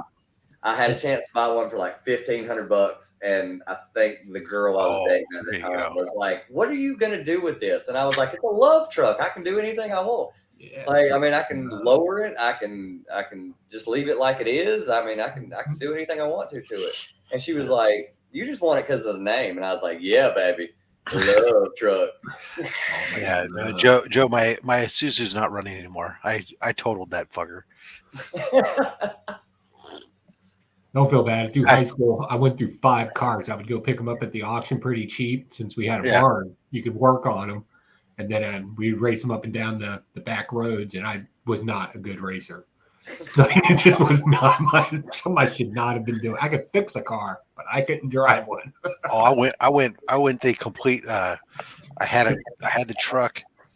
We had just got it fixed actually. So somebody at the radio station when I was working there backed into my truck, and so the radio station paid to repair it all because it was another radio station employee. I just got it out of the body shop. That day, I then go with some friends. We're out drinking, all this stuff, and I'm smart, so I don't go home yet. I'm not drinking and driving. I'm wait till I'm sober. So I'm driving home now at 4 o'clock in the morning, tired as fuck, and I fall asleep. Fucking cross oncoming traffic, and then end up plowing into like a 40-year-old oak tree, and just destroying. The camper shell comes off the truck, the door, all this shit. And basically, I end up getting at the, long story short, I'm at the hospital, and the doctor comes in at one point at the end. He's like, "Well, you're lucky." He says, because you are a big dude, even though I had my seatbelt on and everything, I still hit the steering wheel and everything else. He says, you were big enough that you were able to absorb enough of the impact that you managed to escape significant internal injuries. Sounds like he was insulting you. Like you should have smacked him in the mouth. You're so bad. That guy wins. Yeah. Yeah, but I had a big steering wheel bruise on my torso and stuff, and totaled that truck. My favorite learning moment was I was driving a buddy of mine home one night, and we were going down the back road to his house.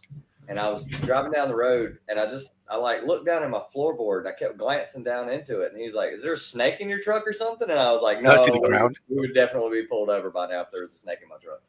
And I was like, "There's this button on my floorboard, and I've drove this truck for like 8 months, and I have no clue what it does." And he was like, "Hood?" And I was like, "No, the hood latch thing is up front." And he was like, "Hit it and see what happens." And I hit it, and I immediately found out that I had bright headlights. Had no idea. Oh, the high beam lights. The floorboard.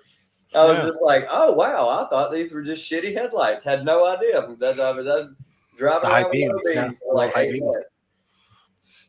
No, the shitty car was the car that came after because I totaled that truck. I had nothing that I could afford, and ended up with the old auction car, the $500 Mazda GLC that was literally baling wire and duct tape holding together parts of that car, I got when the carburetor died on it and went to replace it. I'm ordering like refurb parts, and I changed the carburetor on that car like 3 times because each time I got a replacement, the replacement was bad and stuff.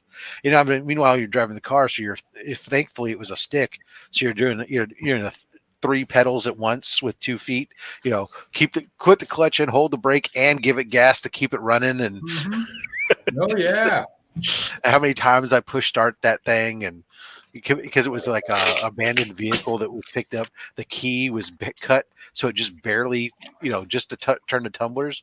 So I could walk up to like almost every other Mazda, and I could unlock the doors with my key because it was so minimal. I had a what was it, a 97 GMC Jimmy. It's still parked at the bottom of the St. Laurent River in upstate New York.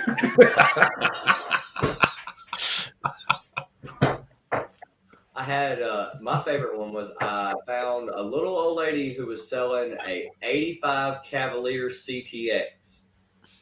She had 75,000 original miles on it. It was just sitting in her garage. She said, I bought it for my son. He drove it through college. He bought a new car. I said, I want it back, and I parked it. And I think I put new tires on it, and I replaced the water pump on it. And that was probably the best vehicle as far as reliability. I was like, I never had to fix anything else on it, and I wrapped it around a tree. Yeah. Oh man. But one of the guys who used to work for me ended up showing up. He had wrecked a car and was looking for something, and his grandmother had a car that was in the barn that ended up with. Next day he shows up to work. He's in an '83 Dodge Aries, and he rolls up in that. And next thing you know, he's like, "Oh, dude, I knew I had to make this car better, so I went to Kragen." And he pulls out these plastic spinner caps to go on it. Spinners, plastic spinners. Plastic spinners on an '83 Dodge Aries. It was like, oh my god, that was freaking ghetto fabulous. Oh, so great. I got lucky. Mine was like it was black with red trim. So I just went to Advanced Auto and like seat covers, black and red. They're right there, Ford cover. So I just like bought all this stuff. I put a Sony Explode CD player in it, did all this stuff to it. Was like, this car's great. Wrapped it around a tree. Like it took me. Okay, this is back when gas was like $1.75 a gallon, and I could fill my car up for like $10 and drive all weekend on it. Like I could drive everywhere on this thing. Like everywhere. I was like, this is ridiculous. I don't equate things as really based on time of how much was gas. I equate to more how much was a pack of cigarettes back then. It was like, well, I could pick a carton. I could get a carton for $13. Mm-hmm. Yep. I remember those. Bat Signal is talking about the AMCs. Did you guys already mention that? Yeah. I thought AMCs were cool cars. They were kind of weird, but they were cool. A buddy I had a buddy of mine whose parents had an AMC Eagle. I was about to say, a buddy of mine in high school had an AMC Maverick that we rebuilt. Oh, my cousin had one of those. Yeah, I had a Maverick. Mm-hmm. My kids don't know what they got, man. My kids are lucky. My grandfather, he passed away, or before he passed, when he was moving into we moved into the hospice, not even hospice, just an old retirement community. Yeah. And he knew that his days he was having a lot of COPD issues and whatnot. He was, at this point in his life, he was 97 years old. So he was, he gave the car to me with the intent for my kids to drive. So it's a 2003 Honda Accord, but it's got had 20 something 3,000 miles on it. That was it. Like that. Well, he drove it to the VA hospital and back, and that was about it. The rest of the time, he drove the golf cart around around this complex and stuff. He didn't drive the car, so the car's got old man scratches on the outside, around at the corners when you're trying to pull into your garage, But other than that, it was kept in a garage. Everything else, and of course, it has like black cloth interior. So the first thing I had to do was go get the windows tinted with UV protection and stuff because, that's gonna be sitting in my driveway. That shit ain't gonna stuff. But my kids have been lucky. They've put. I've had that car now in our possession probably for 5 years. We put, another 3,000 miles on it. I take it to the dealership, man. Every time it's like, can we buy it from you? Yeah. It's like, yeah, no, because I can't replace it with another functional car it's barely even broken in at this point. Yeah. Yeah. I'm not a fan of Hondas, seeing as that the car that hit me in Kansas City. I'm not a huge fan of them either, but I will say what's surprising is the 2003 Honda Accord it is a roomy freaking car actually inside, and a lot of the trunk is pretty huge. I was surprised, but we own a 2-seater CRX, and it gets like 50 miles a gallon. Yeah, I mean, it gets good to fuel economy. It's been a great car for my kids to drive, and it's cheap to operate and it's well maintained. But I mean, I wouldn't want to drive it for much, but it's gutless wonder, and not that my Subaru's full of high horsepower either. But at least you can make that 03 Honda a beast for like near nothing. Yeah. You can At least quick. with the Subaru, when I'm coming on the Cloverleaf onto the freeway and have to get up to speed in no time flat, I can use the flappy paddles to force it down a gear. And flappy paddles. I'm so happy you said that. My friend used that term, flappy paddles. That's how you know somebody who used to watch Top Gear, right? Yeah. At one A point, flappy paddle gearbox. At one point, I had a hunter green '93 Eagle Talon. Nice. TSI, and I was driving it down the road one day. My best Welcome friend to Click had, and Clack, by the way, everybody. my best friend had like gotten into a fight with her boyfriend or something like that, and at the time, like I was a roommate, and they got into an argument. She gets in her car and she just takes off, and I'm like, she's pissed. She probably doesn't need to be driving right now.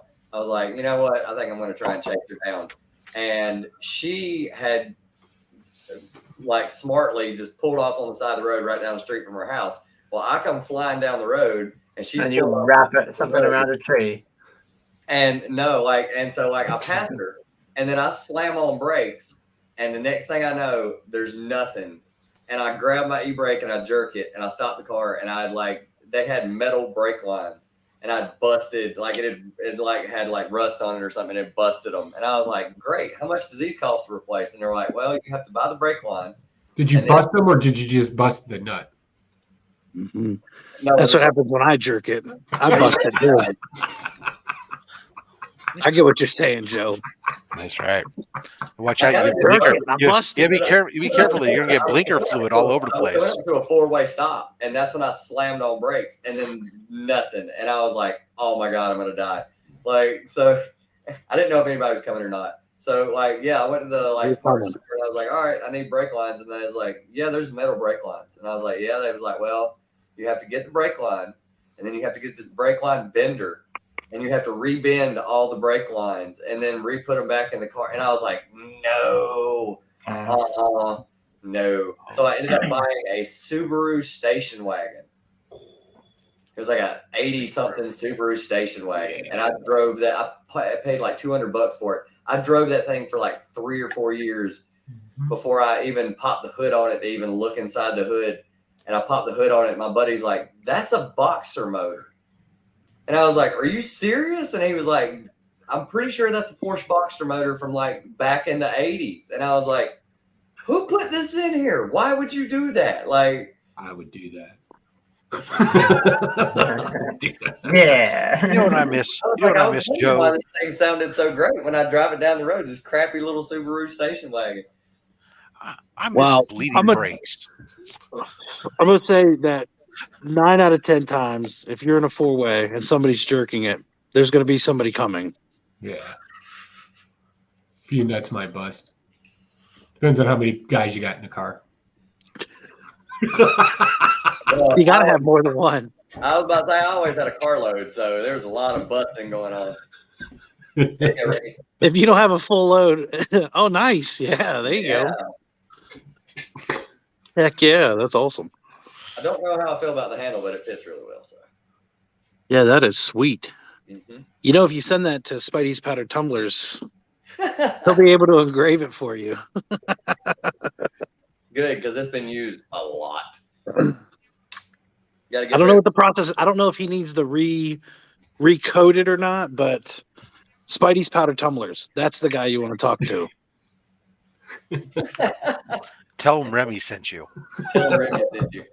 I'll get the full scale upgrade package. I'm gonna get him to put Remy Q Studios on it. There's gonna be 2 of them out That's there. actually what I think. That's what he was working on. Yeah, it was. It sucks because I thought that this was like a custom thing, but he was like, "No, it looks so good. I'm going to do multiples of these and just sell them across the world, across the country at first, and then all over the world." And I was like, "No problem, man. I understand. I understand." Did they make the It looks machete that good. itself, or did they just powder coat it and engrave it? He's like, I don't know. He's like, I have no idea. I don't know the magic behind Spidey's powdered tumblers, but I know it's magical. Fair. I know it's magical. Either way, it's badass looking. It's been a while. The thing is, since I had a major life change, I think the last time was when I joined the Link Squad. And then everything started getting elevated just in my life.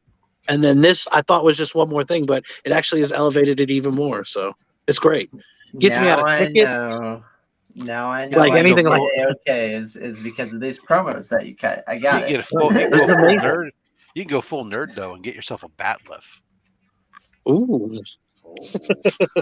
A Remy Q Studios bat lift. No, you need a trident. Oh, trident would be sweet, dude. You know why a trident would be sweet though? Because nobody else has that. That's what's cool about that. Like Remy Q's trident and net, so you can be the guy at the. Yes. Run around like Aquaman. He's a gladiator. The gladiator who got stuck with the net and the freaking trident. Hey, I don't know. Fans of Spartacus, you guys know about that net and trident deal. Mm-hmm. That was a good combo. Oh yeah. Yeah. Deadly. It worked out for him well. For fish and people. What was that? Blood and Sands? Blood and Sand? Blood something? Oh, the Spartacus show. It was on like HBO or something. Oh yeah. The first season of that was awesome. Blood and Sand. Yeah. That was a good Spartacus show. was on Showtime. Oh And then man, the you main guy died. Lucy Lawless's boobs. Mm-hmm. Oh yeah. Lawless. No joke. That was it. That was an Angel's face because it was a friend of hers and myself and Angel. We were watching that and they were like, man, they were giving it show crap. They're like, all they do is show naked women here all the time. And then the next episode, there was nothing but dudes. And I was like, in your face. She's like, this doesn't bother you? I was like, no, because now you know that it doesn't matter. That everybody's naked on the show. It doesn't matter. Everybody. It is. Doesn't matter how high profile that actor is or not. They're going to get naked at some point because it's Spartacus, damn it.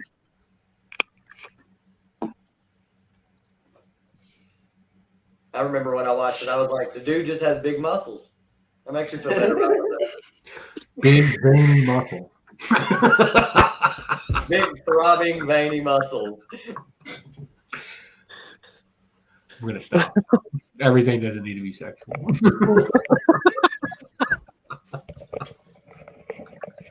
Why not? Yes. Villain. I like that hat. It's a TaylorWinder.com special. I got my. I just like you in a hat. On. I know it's like your signature thing to not have the hat on, but still. Rob in a hat. That's glorious right there. That's how you get the underlight. Oh my god, the underlight. It's not as good as under boob, but it's close. It's close.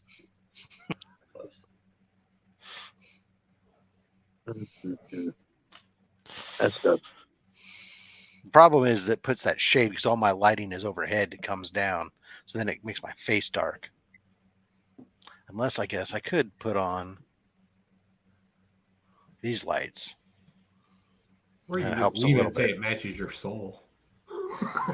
I tried to avoid disclosing that. I thought it was kind of a given, but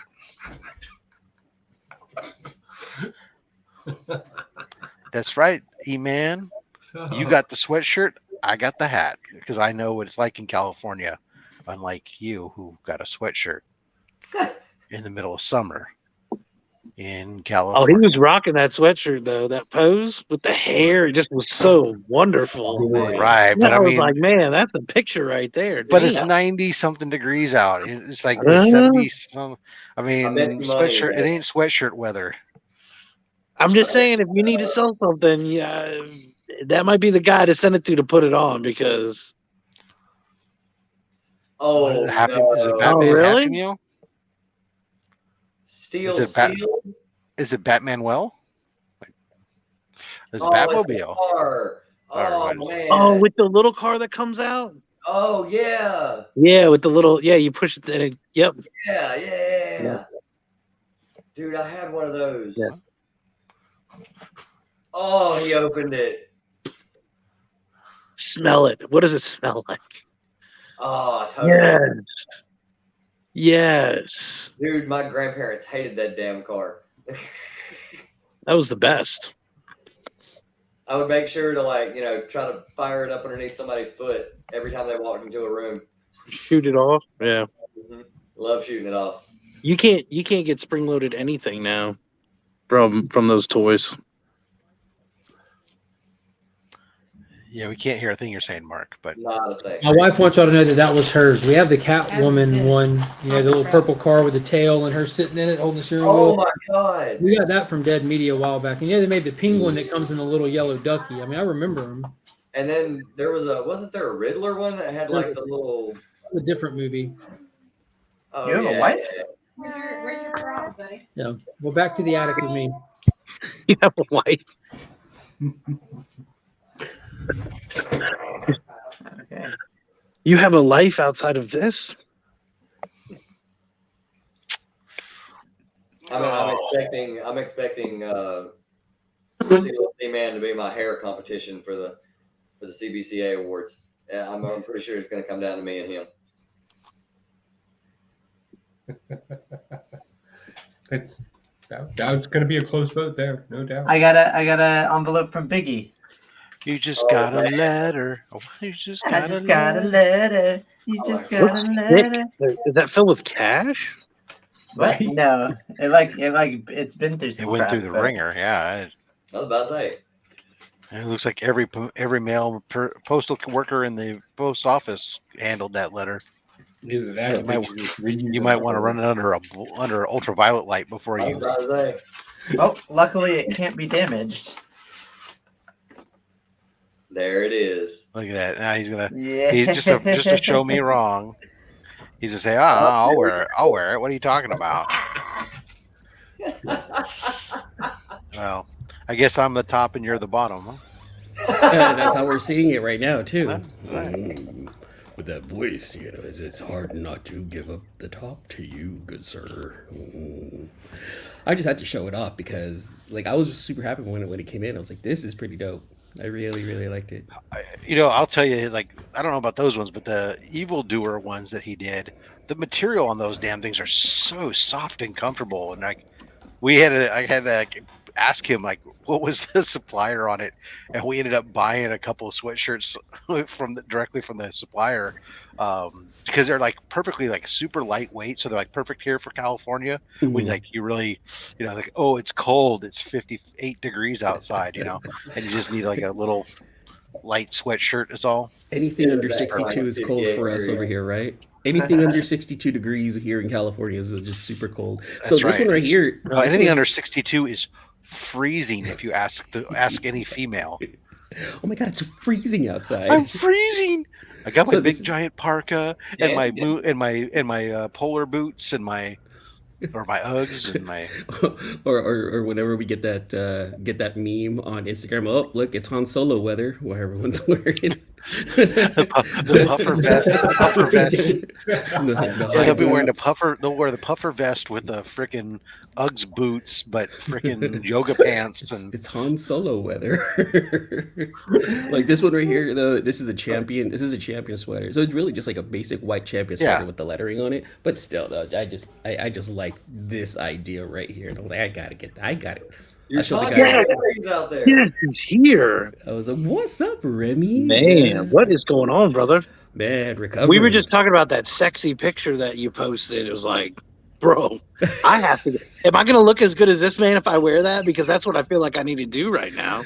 I mean, man, my girlfriend. You were took that so picture. happy to have it. Just I was just like, I told my girlfriend I was just trying to take a picture, like I was trying to take a selfie, and she's like, "Do you want me to take the picture?" I was like, "Yeah, just show the Good show thing, the." I was yeah. like, she's like, "Hold on, Good wait." choice. She's all adjusting the hair. I'm like, "Just show it. Just want to get this No. sweater." She's like, "No, hold on, wait, let me." All right, there we go. It's like, That's oh, not what I imagine. I imagine you did this and just went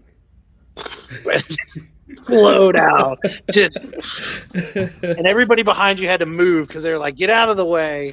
This man's getting ready for the picture, and it just came out just perfectly. And then you took that pose, and it was like, done. One shot, we're done. Fabio, God, wonderful. Look at that. Good. Yeah, that's gonna be my competition right there. Tylox keeps it all. Tylox keeps it all in the back. I mean, just glorious. It takes it all in the back. What? Yeah, I'm a back end guy. It all in the back. top, bottom takes it in the back. What kind of show are we in here? Oh my god! Who is this? I'm probably like 4 inches behind you, Eman. You are.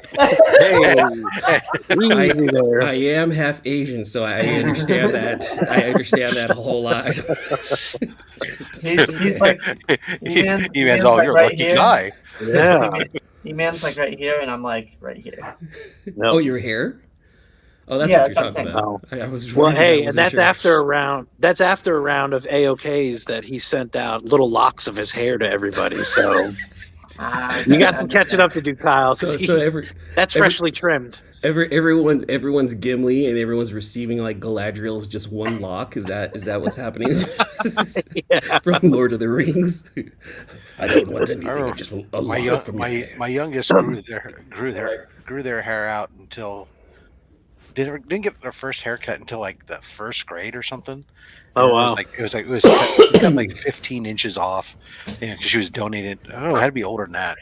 Donated to Locks of Love, but it was like, they got this picture of this little kid holding up like this, just scalped a freaking person. That's what I plan on. Like 15 inches of hair, and then the hair even cut 15 inches off. Their hair still went to like a couple inches below their shoulders because it was basically it was going down to like the back of their knees, and that was when they decided they needed to have it cut because Kyle has in class everybody was playing with it, and it was constantly getting caught in desks and all kinds of other stuff.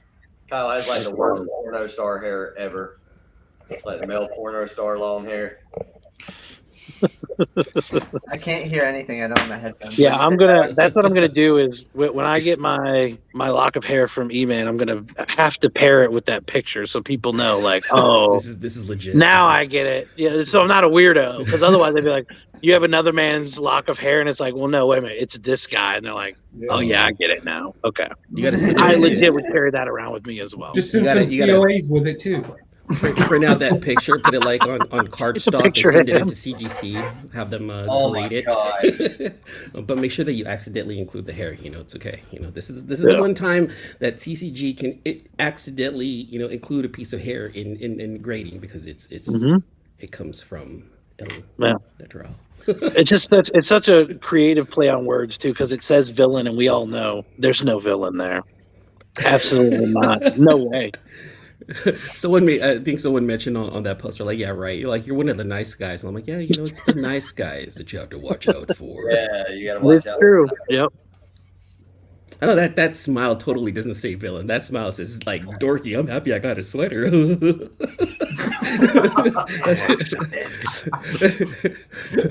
Rob's the one who's got Rob's he's got his theme right here with this with him.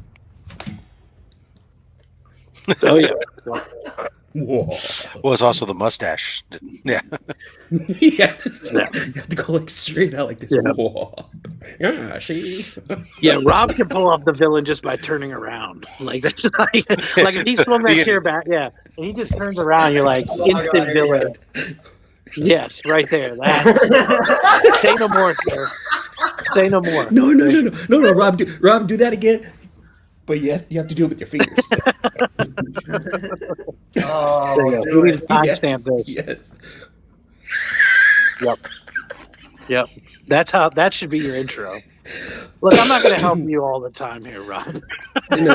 You got to do that. Like, yeah, that should be your intro. But next time, like, directly look into the camera and just give yourself like a nice little sinister smile, like.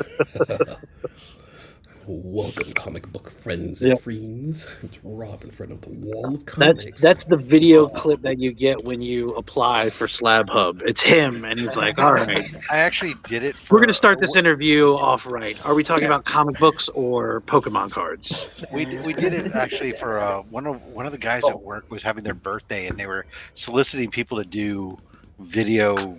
Send in little video segments, and then they were putting it together to give them a little birthday video. And so I recorded mine like that, where I had the back to it, and I spun around, and I was like, "So they tell us that you're having a birthday." Just like, I can't even imagine how scared Romania is right now. If you're the only American representative that they get to see, it's got to be that's gut wrenching. Like they've got to be like, man, we have to have our shit together now. You don't want Rob to get on here. Romania doesn't fear vampires anymore. That's right. Sorry, Drac. They've seen a Rob. They know what that is. That's so 16th century. No one believes in that anymore. Come on. It's all witches now. We don't believe in that anymore. No, I'm gonna watch that over there. There was a huge documentary recently about Romanian witches. I heard that joke. She's right over there. I'm waiting for a hand to come off screen and slap him in the head. Don't worry, you'll meet her. She's coming to Heroes Con. So, What's really going to be amazing is when Joe catches that hand without even looking. She starts carrying a Nerf gun and starts just shooting Nerf bullets at him across the room. And she's coming to Heroes Con, so this Comic Con is going to be boring for me. I'm just saying. Everybody's bringing their wives, and they're like, "This is going to stink." Mark's like, "I'm going to bed at 7:00." Like everybody, this is going to be the worst. I have to watch what I spend. I even tried to convince my wife. I was like, "Hey, me, Brad, and Mark will be like, all right, so where are we hanging out at?" And then everybody's like, "We're going to bed." Again, no mic. Well, whatever. Doesn't matter. He just came in to flip us off. Yeah. He wanted to make sure we were telling the truth. Look, we're about to throw. You tell your truth. We're about to throw away the high chair that Monkey has, right? And we're like, let's just get rid of the high chair. She doesn't need it anymore. We just need to get one of those little chairs that you put in a chair. Booster you know, seat. Yeah, booster seat. Yeah, booster. Well, kind of like a booster, but it's like a legit chair. But yeah, it's a fancy booster seat, is all it is, I guess. But I'm rolling this like luxury high chair out the house, and my wife just happens to remember, like, oh wait, this comes apart and turns into one of those seats. I'm like, are you kidding me? Because we're about to just take it to like the Catholic Social Services and donate it to other people, and we just broke it down like they're not getting shit now. We're using this. So I'm very excited now. Very excited. Somebody's going to get a really fancy base and no seat. No, the base is going to the trash. It's just like an A-frame now. Yeah. It's kind of like Finn's car seat and Monkey's car seat. We bought one car seat, paid ridiculous amount of money for it, but we'll never buy one again. As he gets older, like the head it like adjusts. And like you just kind of take it apart as they get older, and it goes down all the way down to just a basic booster seat till they come out of it altogether. So it's a high chair like that. Who knew? Yeah. That was like my kids' cribs were like that. Usually the crib changed into a day bed, and then that went away and became the footboard and the headboard of the. Yeah, so I've got that outside right now because Finn just never used it. Like he had the crib, and we upgraded him to a Batmobile. Yeah, my kid went to a fire. My son went to a fire truck when we had to take the crib and give it to the youngest. It was like to get him to give up his bed. He got the fire truck bed. Well, see, now we have this one that Finn slept in for like 2 weeks out of his life. If you add it all together, perfectly new. And Monkey's not using it. You know, she's about to be getting her first little, I don't know what she's toddler bed. She'll end up wanting like something Frozen or the Grinch or something random. Build her an igloo or something. I don't know. She's get her weird. A tank. Let her forget gender identity stuff. Get her a tank. she'd be pissed if we got her a tank because she would find out that it doesn't shoot real shells, and if it doesn't shoot real shells, she won't know part. I was going to say, did Uncle Pocan Joe Joe make can this fix tank? that. I was gonna say Uncle Joe got you covered. Finn walks in and Marky blasts him in the face with a confetti bomb. Project right now. We can totally make this thing shoot real shells. Straight up air cannon. Nerf footballs are the artillery rounds.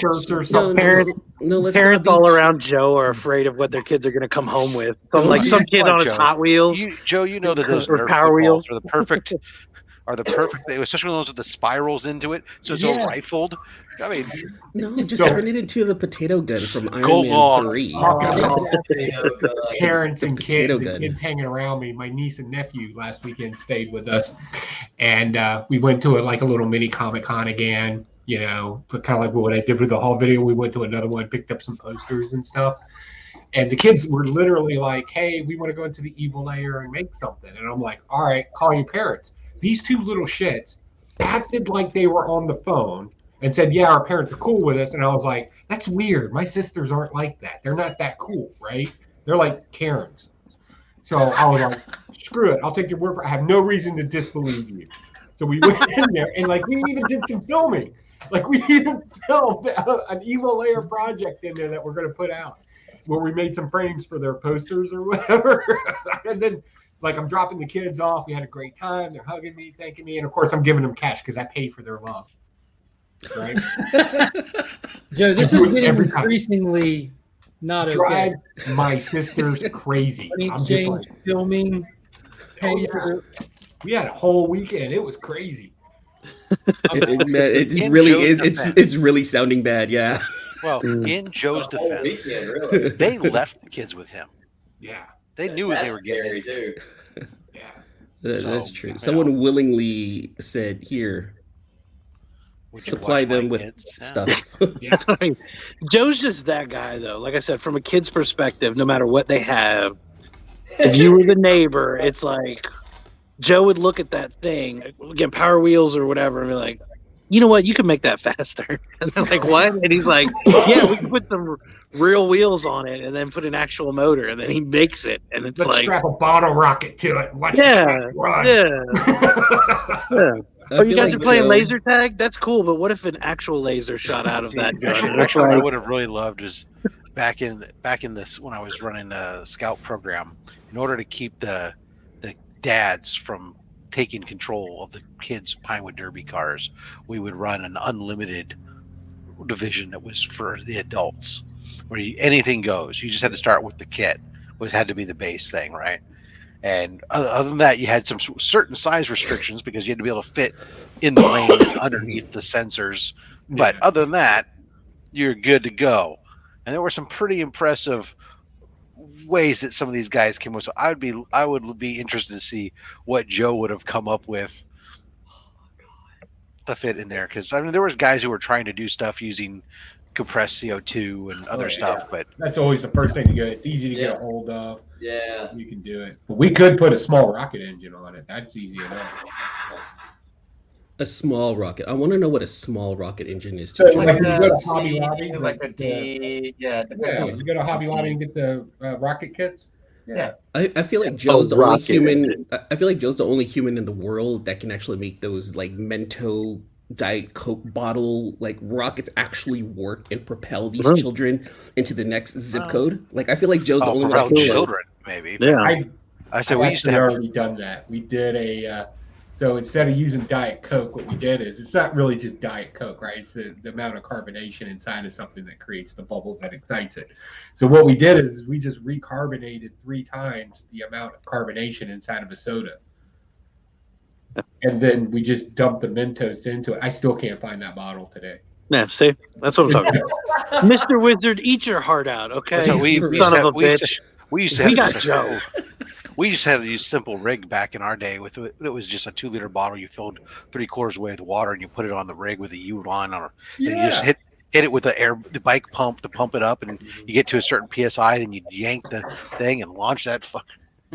Yeah.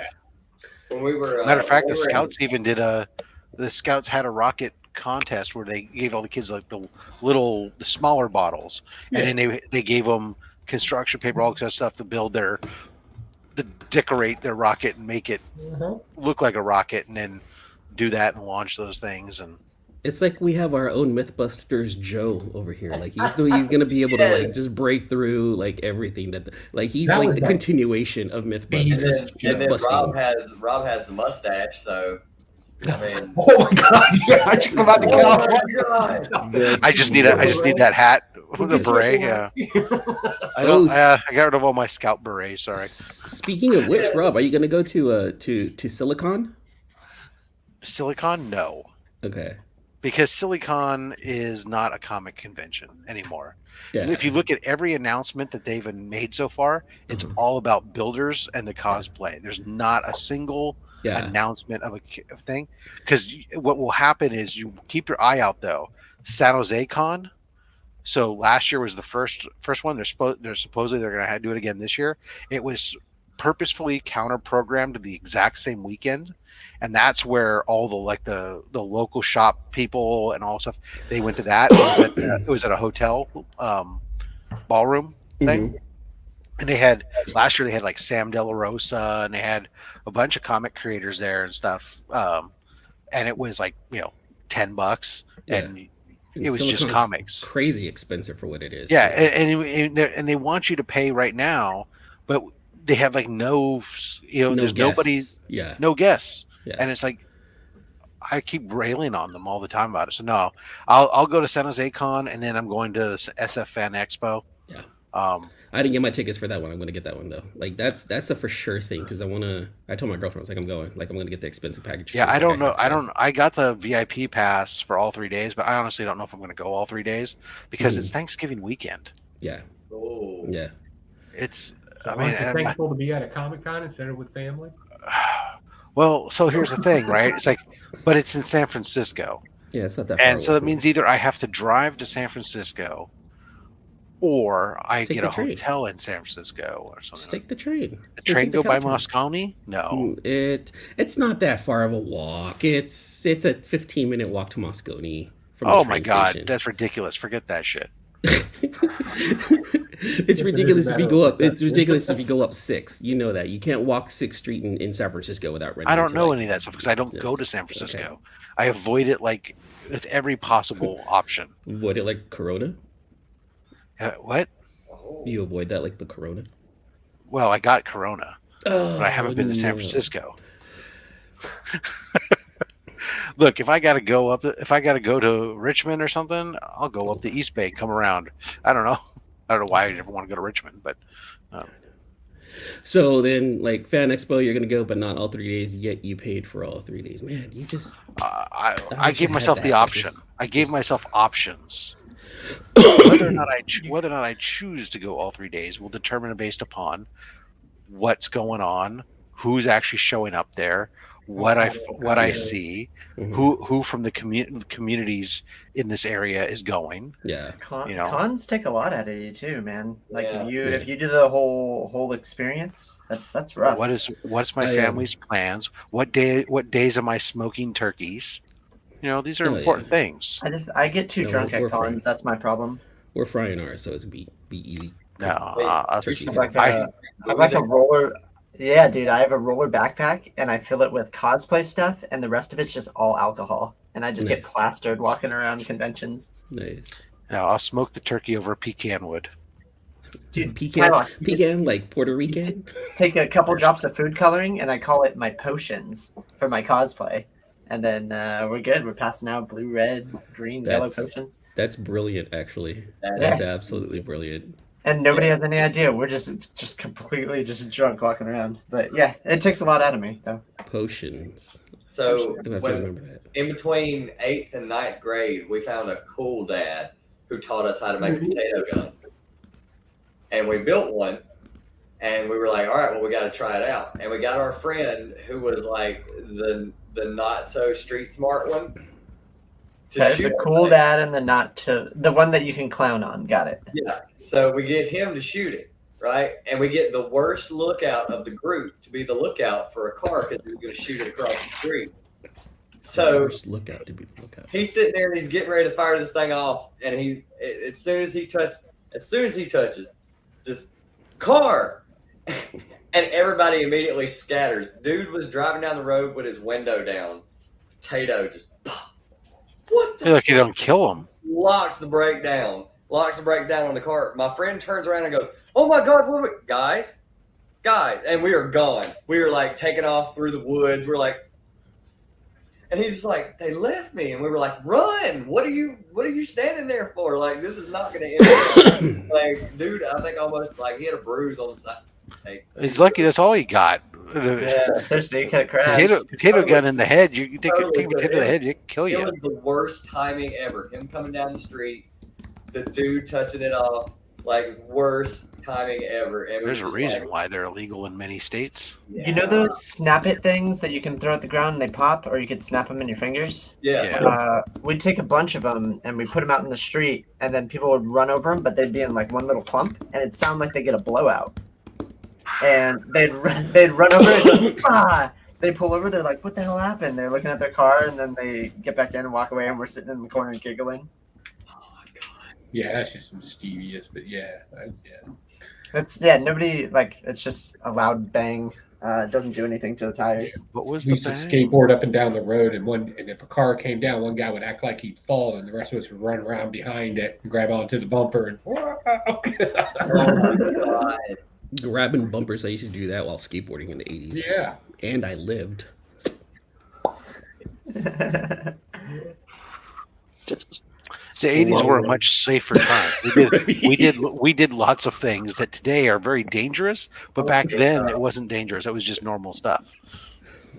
Yeah, it was Sunday. It was riding just, in the back of pickup trucks, going down big hills in a radio flyer wagon with no brakes and questionable steering. Speaking of drinking, what time is it? It's 5 o'clock somewhere. It's 12:34. 9:35 here. I don't know about you. I was about to say it's like 9 there. It's still morning over here. But in my defense, I've been up for 5 hours. I'm with you, Rob. I've been up since 3:30 also. I went to I went to the gym this morning. Were you top or bottom? This morning. My idea of wait. Working out. Are you going to show us your muscles? You're going to take us to the gun show? I named my toilet Jim.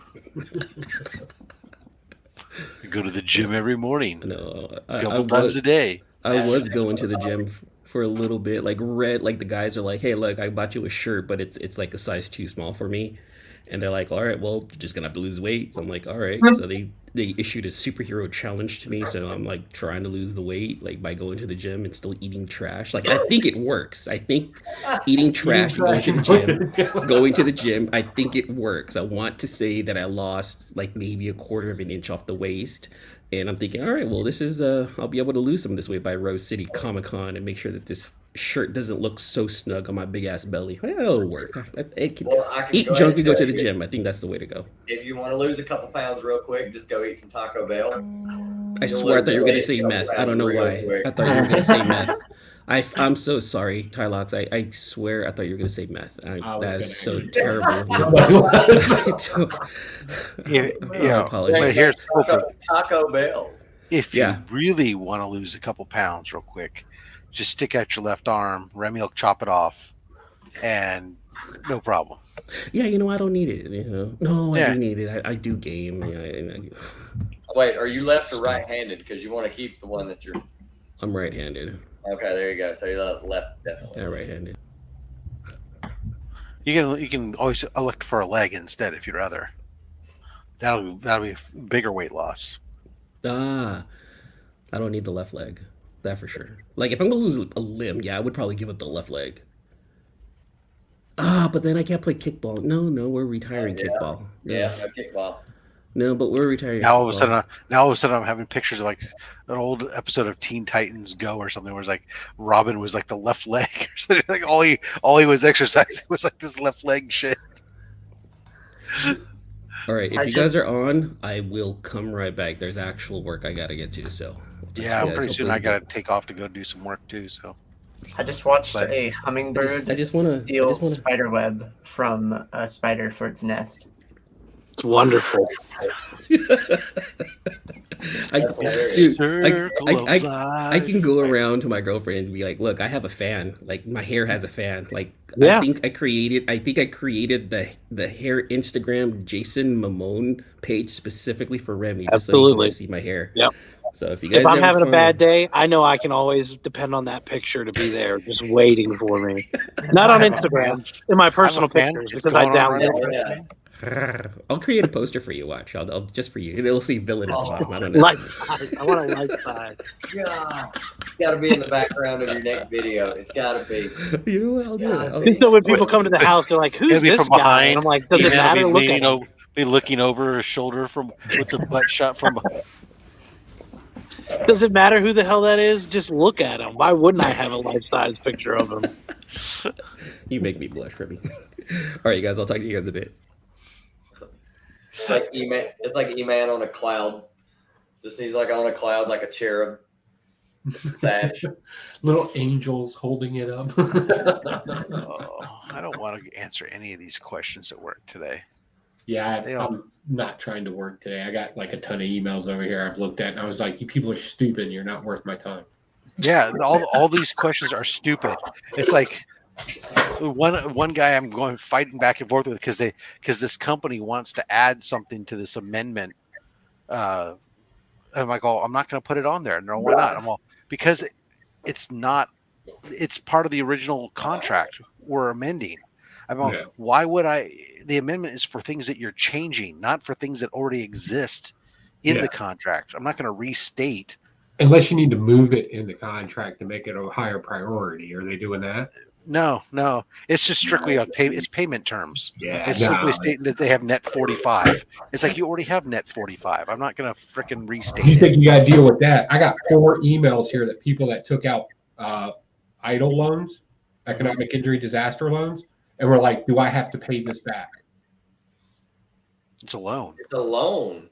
Yeah, it's like a peanut butter and jelly sandwich, right? The recipe's in the title. Right. You would think that. That's the guy who wrote me earlier this morning, wrote a question to me, the renewals manager, and asked me a question about billing.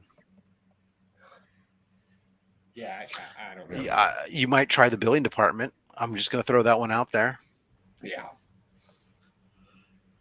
Jeez, I don't know, man. These people, I don't know. Well, you just seem to always know everything, so I thought I'd ask you. Well, if I have to, all right. So everybody knows I have a small business, so I hire employees and stuff like that. And I have this one very simple rule: if I have to answer the question that deals in your expertise, I don't need you anymore. Like I don't need you. you. I can save money now. Yeah. Right. Hey, Tylox, where's SpineTech's been? Have I just been missing it? There was a couple weeks that he took off because Bean passed away. Oh no. Yeah. Shit. Okay, I didn't even hear that. He was taking a couple weeks off, but it is back. Okay. Yeah, it's back. We did a short one last week though. It was only like an hour or two. So Jeez. Yeah. And he's shortening it up like that. He's got some other stuff going on too. He's also trying to like add stuff to his channel, so I think he's trying to focus more on that. But Cool. it's still happening. All right. Yeah, I had no idea that that happened to Bean. That sucks. Yeah. Anytime you lose a pet, man, it's not losing a pet; it's losing a family member. Yep. At our house, it just depends upon how you view the pet. Oh well, yeah, that's true. That's true.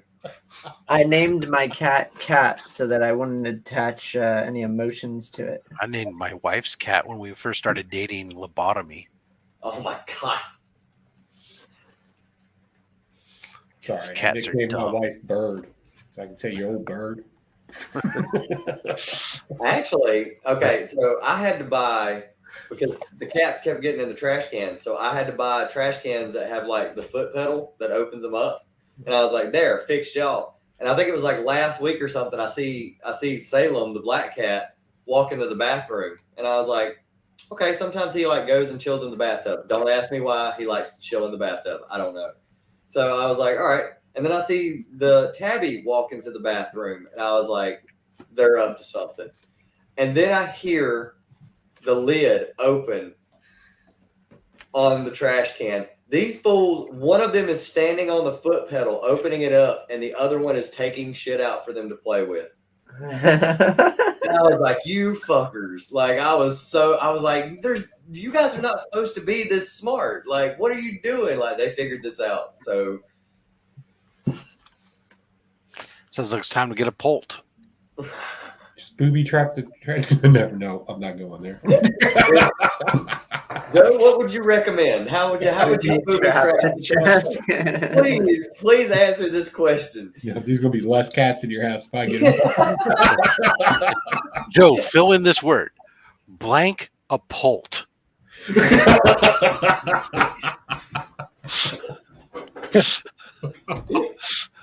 Wow.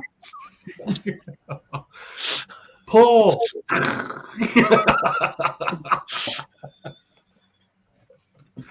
God damn, cats can fly. Let's see if they really do land on their feet every time. Right. Over the course of 3/4 of a mile. All right, fellas, I'm gonna hop off here. Y'all have a good one. I will be in the Remy. chat. Okay.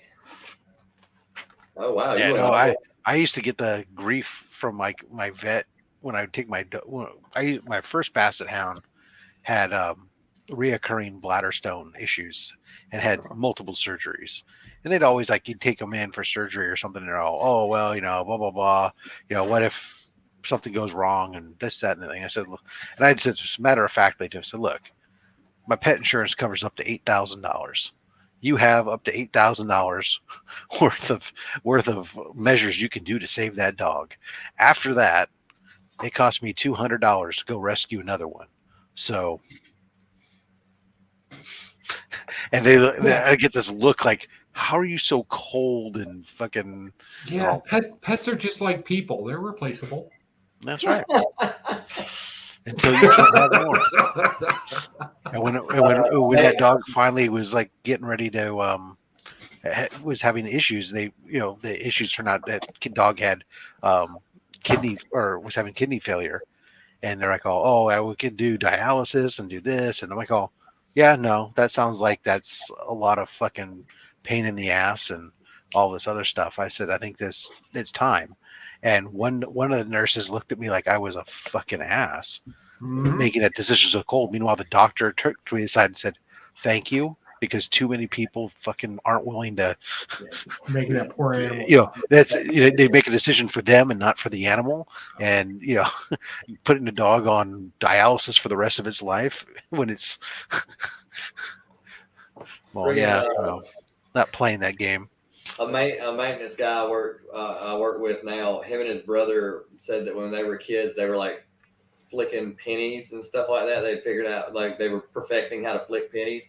And he said his mom had like these porcelain earrings, and him and his brother like were flicking pennies, and somebody flicked a penny, but neither one of them fessed up to it, and it hit the earring and it shattered it. And he said that night at dinner, he said, my mom's still pissed, and she's sitting across the table from my dad, and she just looks at him and she goes, I'll make you a deal. And he's like, what's going on? And she was like, you let me kill these two, I'll give you 2 more. We can start over. That's right. I was like, wow, that's the most cold. Like, I don't think I've ever pissed my mom off that much. You guys she must have really loved those earrings. Indeed. Oh Lord. Well, I don't want to work today. I feel like I should be retired at this age. Just done. Tell me about it, Joe. Just call in. Call yourself and be like, I'm not coming in today. I work from home. That's what makes it even worse. Yeah, this is my office. I'm at work. Although it makes gas prices irrelevant. Yeah, there you go. Yeah. I drive once a week to the LCS. That's it. All right. Well, I think I'm gonna call it here on this one. It's almost 10 o'clock my time, and I do have to do some work. Apparently, that's what they think they pay me for. I hear you. Fair enough. And I do like money because it turns into comic books. Yeah, I can buy childish shit by doing adulting. Yes. I got a couple auctions coming. A couple auctions that are about to end pretty soon that I got to be paying attention to. All right, guys. I'm gonna go ahead and pull the plug on this whole thing because Mark's busy too. So, y'all, everyone in the audience, thank you very much. Don't forget that the Legion of Comics here is proud to be. What are they doing here? Let me see. Where's this shit? Where's his things? What's he doing here? He's got things. Where's the shit? Yeah, where is it? Where is it? That's I don't know. what we're here for. Don't forget to join the membership. Thanks to a partnership along with DJ Links, be giving away an Ultimate Fallout 4 9.4 to channel members. Must be a channel member. Join this month and be through July, and then in August they'll be giving away that Ultimate Fallout 4 9.4. Channel members get 2 entries. Channel members of DJ Links get 2 entries, and if you're a channel member both, you'll get 5 entries. Cool, man. Yeah. That's Channel members, Justin. a whole bunch of. Want to thank all our channel members. Congratulations, thank you all very much, and our most recent channel members. Thank you for joining up. And if you need pressing, don't forget Justin's Comics is fast and accurate and get you cleaning and pressing. $10 a book, fast turnaround times. Use the code We Are Legion. And Big Time Collectibles. Sponsor provides books for giveaway boxes or something. I don't know, but there, we've paid the bills for Mark. All right, kids. Later. Exactamundo.